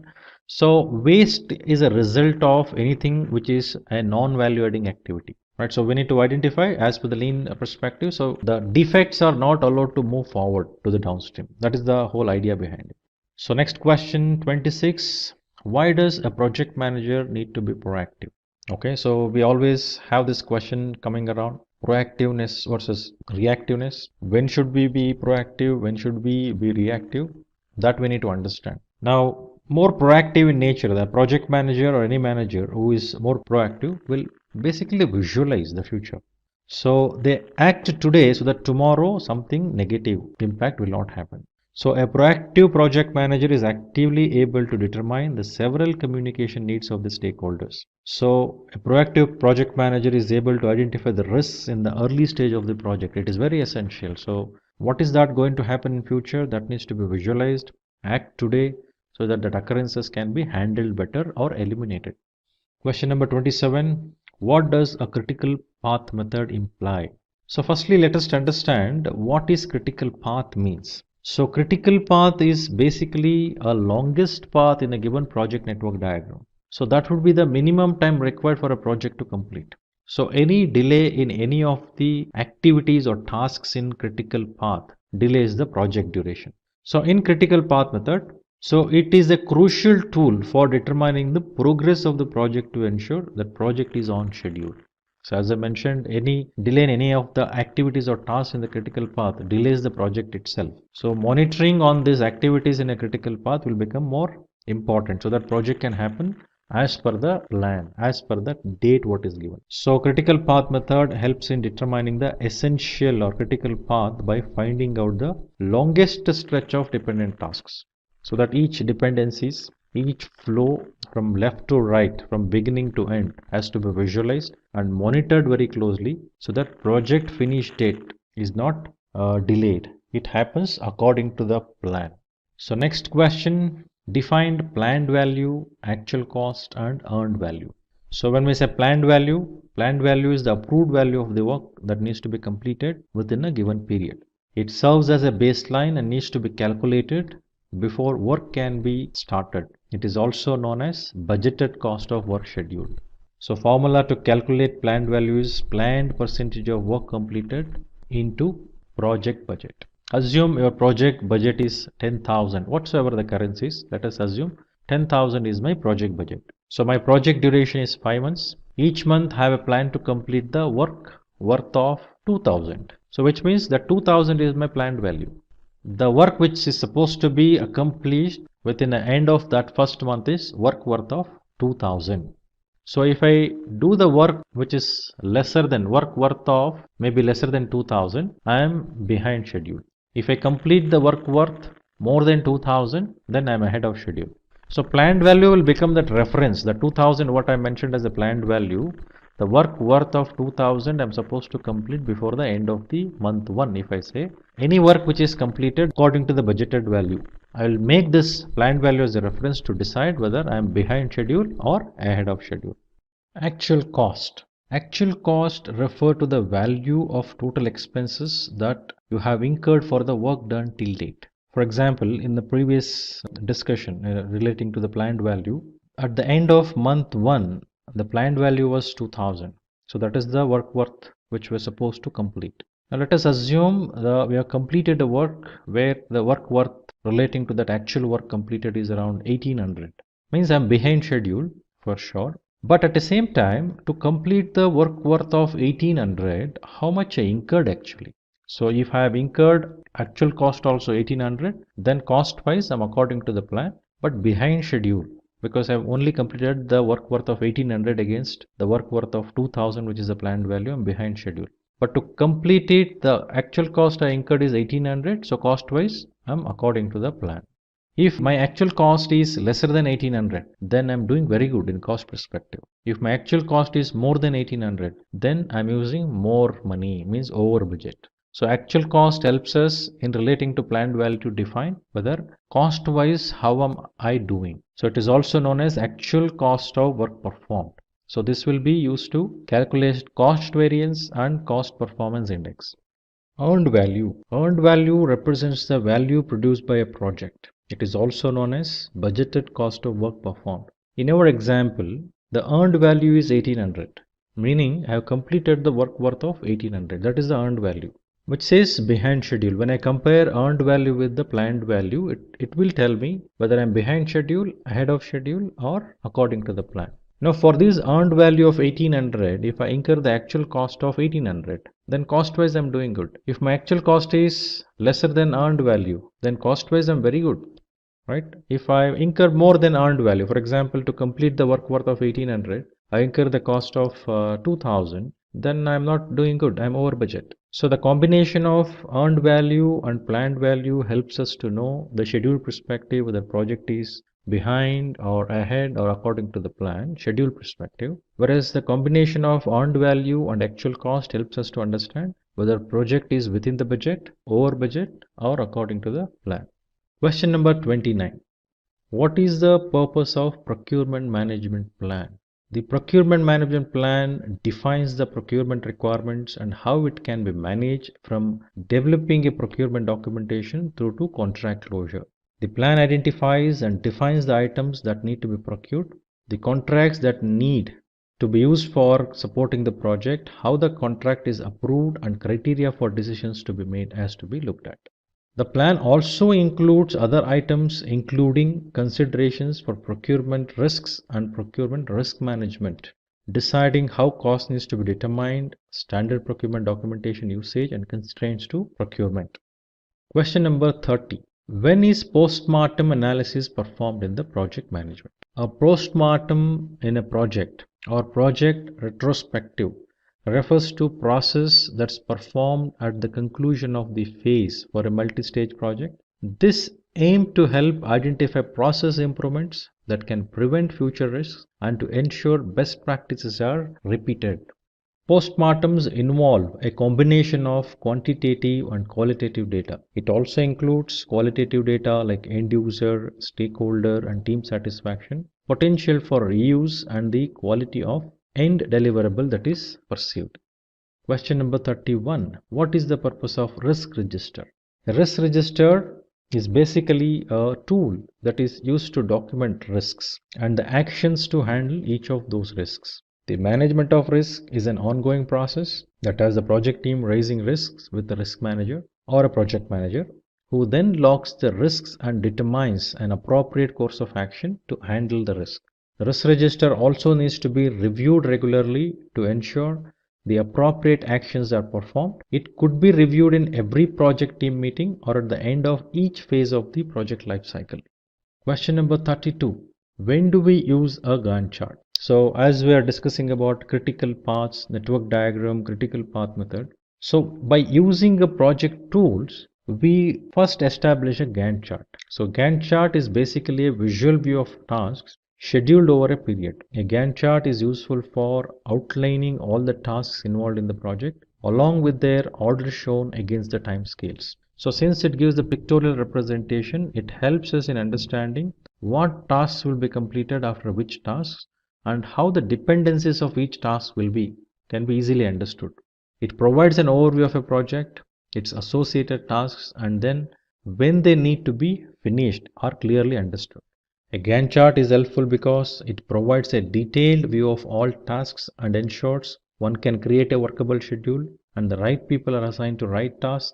It can be used to determine the practical aspect of the project. It enables to keep the team and sponsors informed about the progress of the project. Question number 33. What is the significance of the critical path method? So critical path method or CPM is a tool that is used to schedule project activities. So CPM is used to create a model that includes tasks required to complete the project, dependencies between the tasks, the durations required to complete an activity. The critical path is the longest path in all the available paths in the project, and the duration of the critical path will be the minimum time required by the project to complete.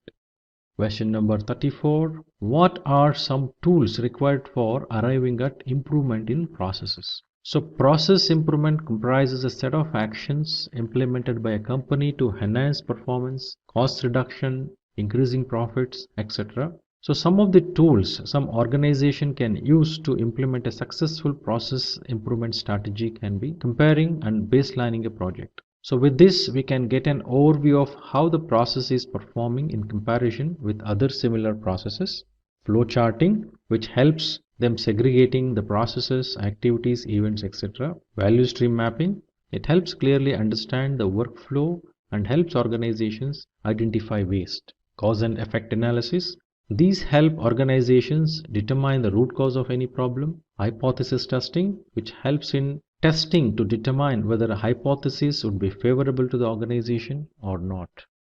Question 35. How do you work with 3-point estimation method? So the 3-point estimation method is also called as PERT estimation, which is a tool that can be used to help increase the accuracy of cost and time estimates. There are 3 parts with the different estimates, that is optimistic, pessimistic, and most likely. The optimistic estimate is the amount of time required to complete the project, assuming everything in the project goes according to the plan. Pessimistic estimation is the estimation considering the worst case scenario and is an estimation given in everything goes wrong. That is the assumption. So most likely estimation, so this is most likely to happen and falls under the pessimistic and optimistic estimates. It falls in between that, pessimistic and optimistic. So the formula to calculate 3-point estimate would be pessimistic plus optimistic plus 4 most likely divided by 6 will provide the 3-point estimation. What do you understand by the term RAID? RAID log is a project management tool that tracks risks, actions, issues, and decisions. It provides a simple way to organize the information. So the main advantages of RAID log is to enable you to think in an organized and strategic way. The RAID log has all the questions that could be asked by stakeholders. The data is easily accessible and acts as a measure for how well the plans are being carried out. The RAID logs makes the process of decision making more consistent. It provides a place where all decisions made can be compared. Question number 37. What are some techniques used for defining scope? So here are some tools and techniques to define scope. That is expert judgment, which requires to bring in experts on domain. Product analysis, which needs to break down the final deliverable into smaller components to ensure all the steps are being taken. Alternative generation. So in alternative generation, it's need to brainstorm for the best and most effective way to create it for the product. Facilitated workshops, which allow different people with different ideas to find common ground for a project. Question number 38. What is waterfall model? Waterfall model is a project management approach in which a project is completed in several phases. A big plan is executed linearly, expecting there would not be any changes in the plan. Waterfall model is in contrast to agile model, does not respond well to frequent changes. Any changes which comes in between while following the waterfall methodologies, making that changes will be difficult and bit complex. Question 39. On what basis would you decide if a particular risk should be avoided or mitigated? The risks which are having high impact negative to the business are avoided by the organizations usually. So avoiding is the first decision what organization makes for sure. But however, there may be some discussions which are made before the decision of being made relating to avoiding that risk.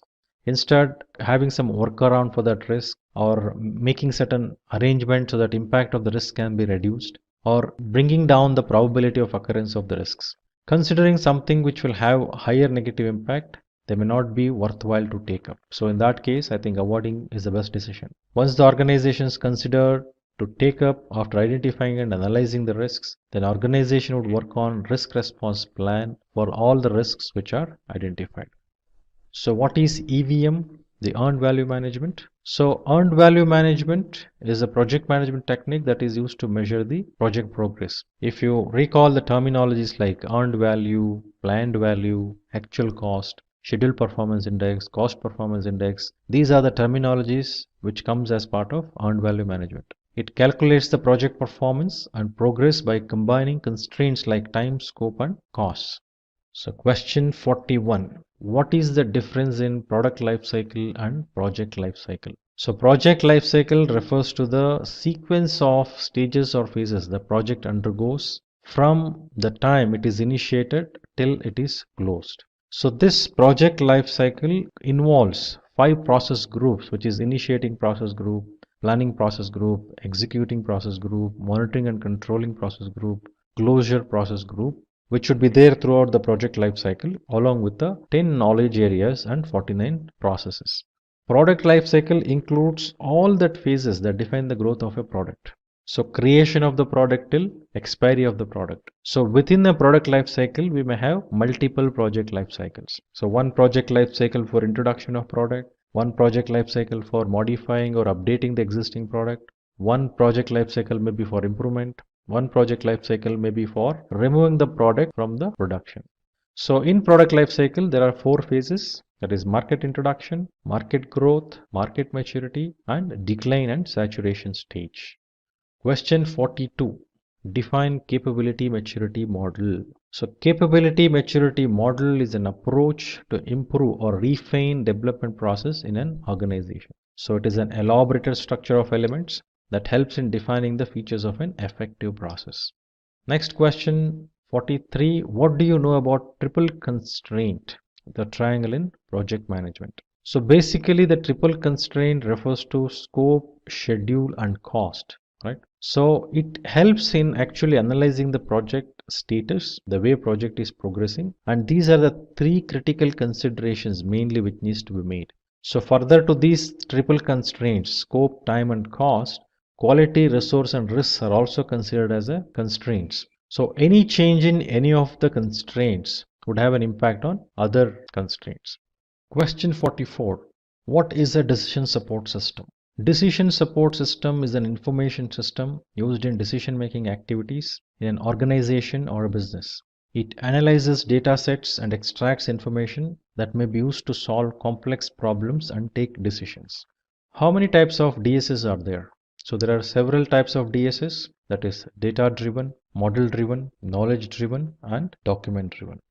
Question 46. What are some general metrics that are used to calculate if a project is progressing on track? So if a project is progressing on track, it is very essential to consider the productivity, which means units of input, units of output, actual cost, that is total cost per time period to time period, cost variance, which refers to budgeted cost of work versus actual cost of work, schedule variance, which is the difference between budgeted cost of work performed and budget cost of work scheduled, cost performance index, which is earned value to actual cost. Question 47. What is meant by a milestone in a project? A project milestone provides a way to observe, measure and monitor the performance progress of the project. These represents intermediate stages that needs to be fulfilled before getting to the final objective or goal. Milestones can provide a basis on which progress can be monitored. They can also prove for explanation while reporting on project status. It can be used to provide course corrections and learning experiences. It can also be used to maintain accountability and motivate staff. Question 48. How can you estimate the activity time of a project? The activity time or duration refers to the process of evaluating the number of work periods required to finish individual activities with the resources available. These help achieve the project objectives on set dates and delivery schedules decided by project management team and key stakeholders. Here are some tools and techniques to calculate activity durations. So those are expert judgment, analogous estimation, PERT method, 3-point estimates, parametric estimating, alternative analysis, published estimating data, vendor bid analysis, etc. Question 49. What do you think about CSF, critical success factor, in a project management? So CSF or critical success factor are found in the project management plan and can define what can be defined as success for the project. Some characteristics of critical success factor involve, for example, time. Was the project completed within the given time period? Cost. Did it stay within the budgeted cost? Quality. Did it meet the specification level? Stakeholder. Was the result accepted by the end user? Project changes. Were scope changes are minimal and are agreed upon? Performing organization. Did it affect the corporate culture? Commitment is required from team members, clients, top management and all stakeholders, which is very essential, and it is one of the main critical success factors. Goals must be specific, measurable, attainable, relevant and time bound. There must be process for quick identification and resolution of conflict. Good project leadership is to be established. Risk management policies have to be established. There must be proper project planning that needs to be done. Then best practices need to be applied at all stages. Proper communications must take place to ensure information is passed across. Question number 50. What do you understand by the term SOW? So SOW or statement of work is a document that includes and defines each aspects of the project. It is a foundation for the project plan. So before planning and executing, the SOW lays down the entire landscape of the project. So it consists of introduction, the purpose of the project, the scope of the project, when it is done, where it is done, the tasks, milestones, deliverables, schedule, standards, success. How are you going to determine the success? Means how do you know the project is success? What is that you're going to measure or consider for measurement? Requirements, then any other things which needs to be considered as part of SOW as part of that specific project, and then closing. So SOW can be of 3 categories, which will have design details, level of effort, time and materials, which defines an hourly service and the materials required to perform the tasks, which may be performance based, focuses on purpose of the project, resources, and quality expected from the output.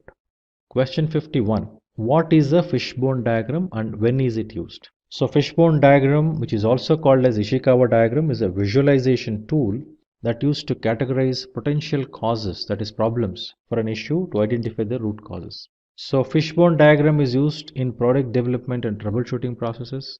It helps in team brainstorming for potential causes and then represents them in a diagram based on their degree of importance. So when this diagram is used, it helps us in identifying the possible causes of an issue, to develop a product that can address issue with current market offerings, to several areas of weakness or bottlenecks in the business process, to handle recurring issues or employees burnout, to ensure any correction will resolve the issue. So question 52. What is the Pareto principle or 80-20 principle? So as the name itself indicates, the Pareto principle states that 80% of consequences come from 20% of causes, indicating an unequal relationship between inputs and outputs. It can be applied to a range of areas like manufacturing, management, and human resources. It is usually focused on businesses that are client-based. Some of the advantages of Pareto principles are increased productivity, increased profitability, identifying and fixing problems, and improved customer service. Question 53. Can you tell us about your past project? So now, while answering these type of questions, firstly we need to understand this question is open and generic in nature. So while answering such questions, following points has to be considered. So identify what is that project you have done. So state the objective of the project deliverables, your roles and responsibility in the project, and what have you achieved in that project, what was accomplished, what went well, what did not go well, then project duration, project budget, and actual cost incurred in the project. Question 54. If customer is not happy with the project, what will you do as a project manager? So in any given project, customer satisfaction is very important to ensure success of a project. In the scenario where customer expresses their dissatisfaction, one has to ensure understanding the reason for dissatisfaction. So are all the requirement fulfilled or not? Project manager has to confirm that first. Was customer involved in all decision making activities, etc.? To confirm that his customer is informed about everything. So before customer is dissatisfied, it is always good and important that customer is satisfied. That needs to be ensured. So it is very important to be customer to understand, and customer's pulse is understood, and handling the customers accordingly. So allowing customer to become a dissatisfied customer is not a choice to have. So one needs to ensure customer is not at all dissatisfied in the first place. Beyond your control, if customer is still dissatisfied, better you work on it to understand why the customer is dissatisfied, what is the cause of it, and address it. Question 55. What are the different kinds of project you have worked upon? So these type of questions are again generic in nature. While answering those questions, please ensure you speak about various different domains of the project which you have, and that should have variation in different domains of the project. What were the deliverables of those projects? Project's nature and complexity, unique challenges in each different type of projects, then project duration, budget, and actual cost. Question 56. Did you ever face a situations where the project team was demotivated, and what did you do to bring them back on track? So as we know, project team plays very important role in success of any project. It is very critical to keep them motivated. The demotivation may happen for various reasons. So one needs to keep the following points in mind while dealing with the team. That is team engagement. So engagement may be both formal and informal. So rewards and recognitions for the team for the good job they have done. Conflict management, wherever the conflict occurs. It is quite obvious. Whenever the team is involved, conflict occurs. Performance evaluation and monitoring. Mentoring is very key. So wherever it is required to mentor, wherever it is required to give them a good perspective of the project and their learning and capability. So mentoring and coaching is very essential, and also providing opportunities for education and training so that they will have a better learning and accomplish or acquire the required skills.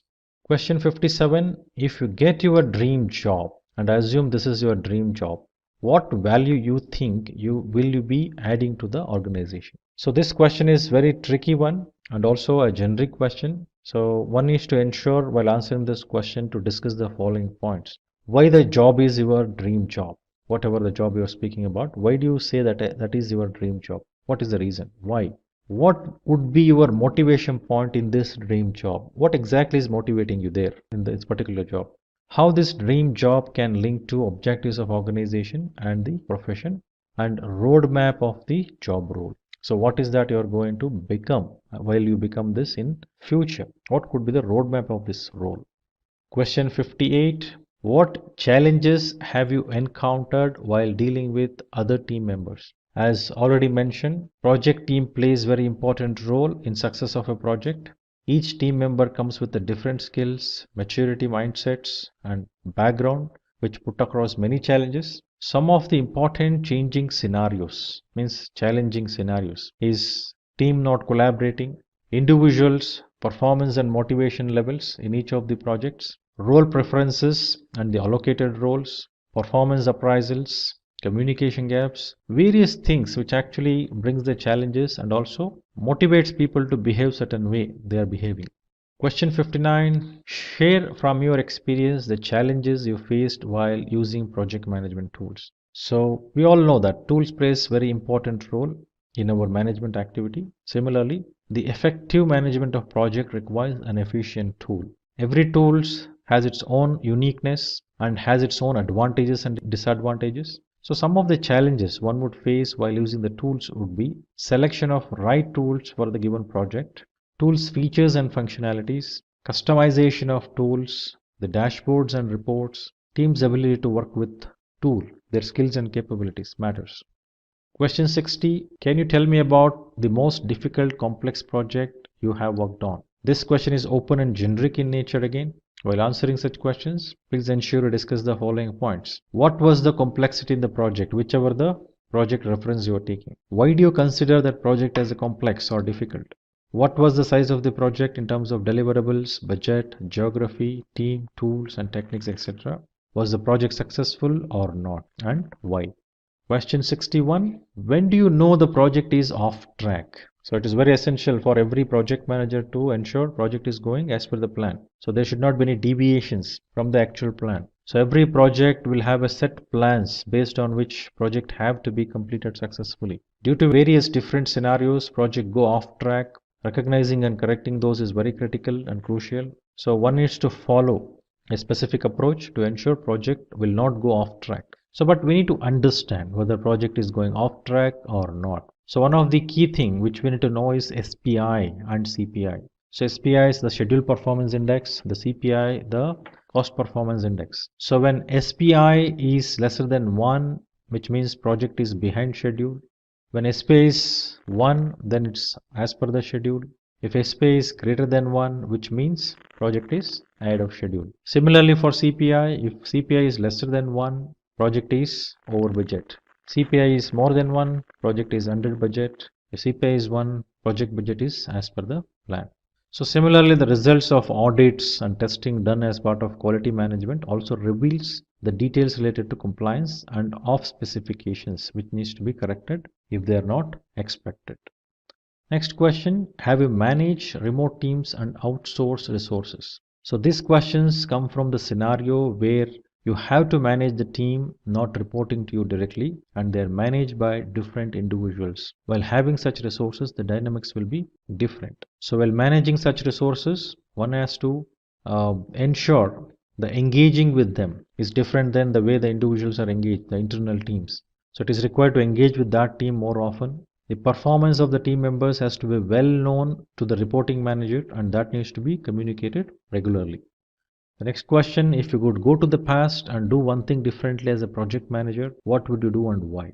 So every project manager who has managed several projects earlier will think of doing better which they have done already. So this is because of the experience they had while doing the project and the insights they have today compared to the day they did that project. So while answering this question, following points has to be kept in mind. What went well and what did not go well?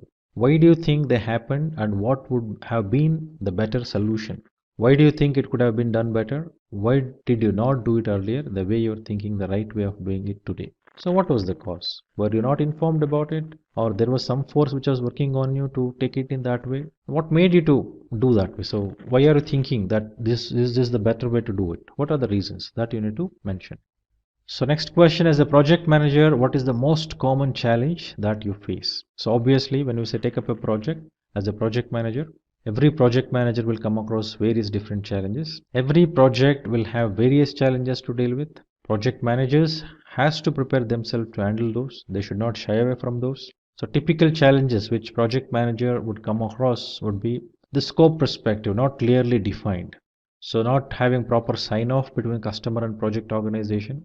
Then the deadline dates or schedules which are given are not realistic. Low budget allocated, low cost allocated, capabilities and skills of the team, then project environment, etc. And with that, we have come to an end of this PMP Phil course.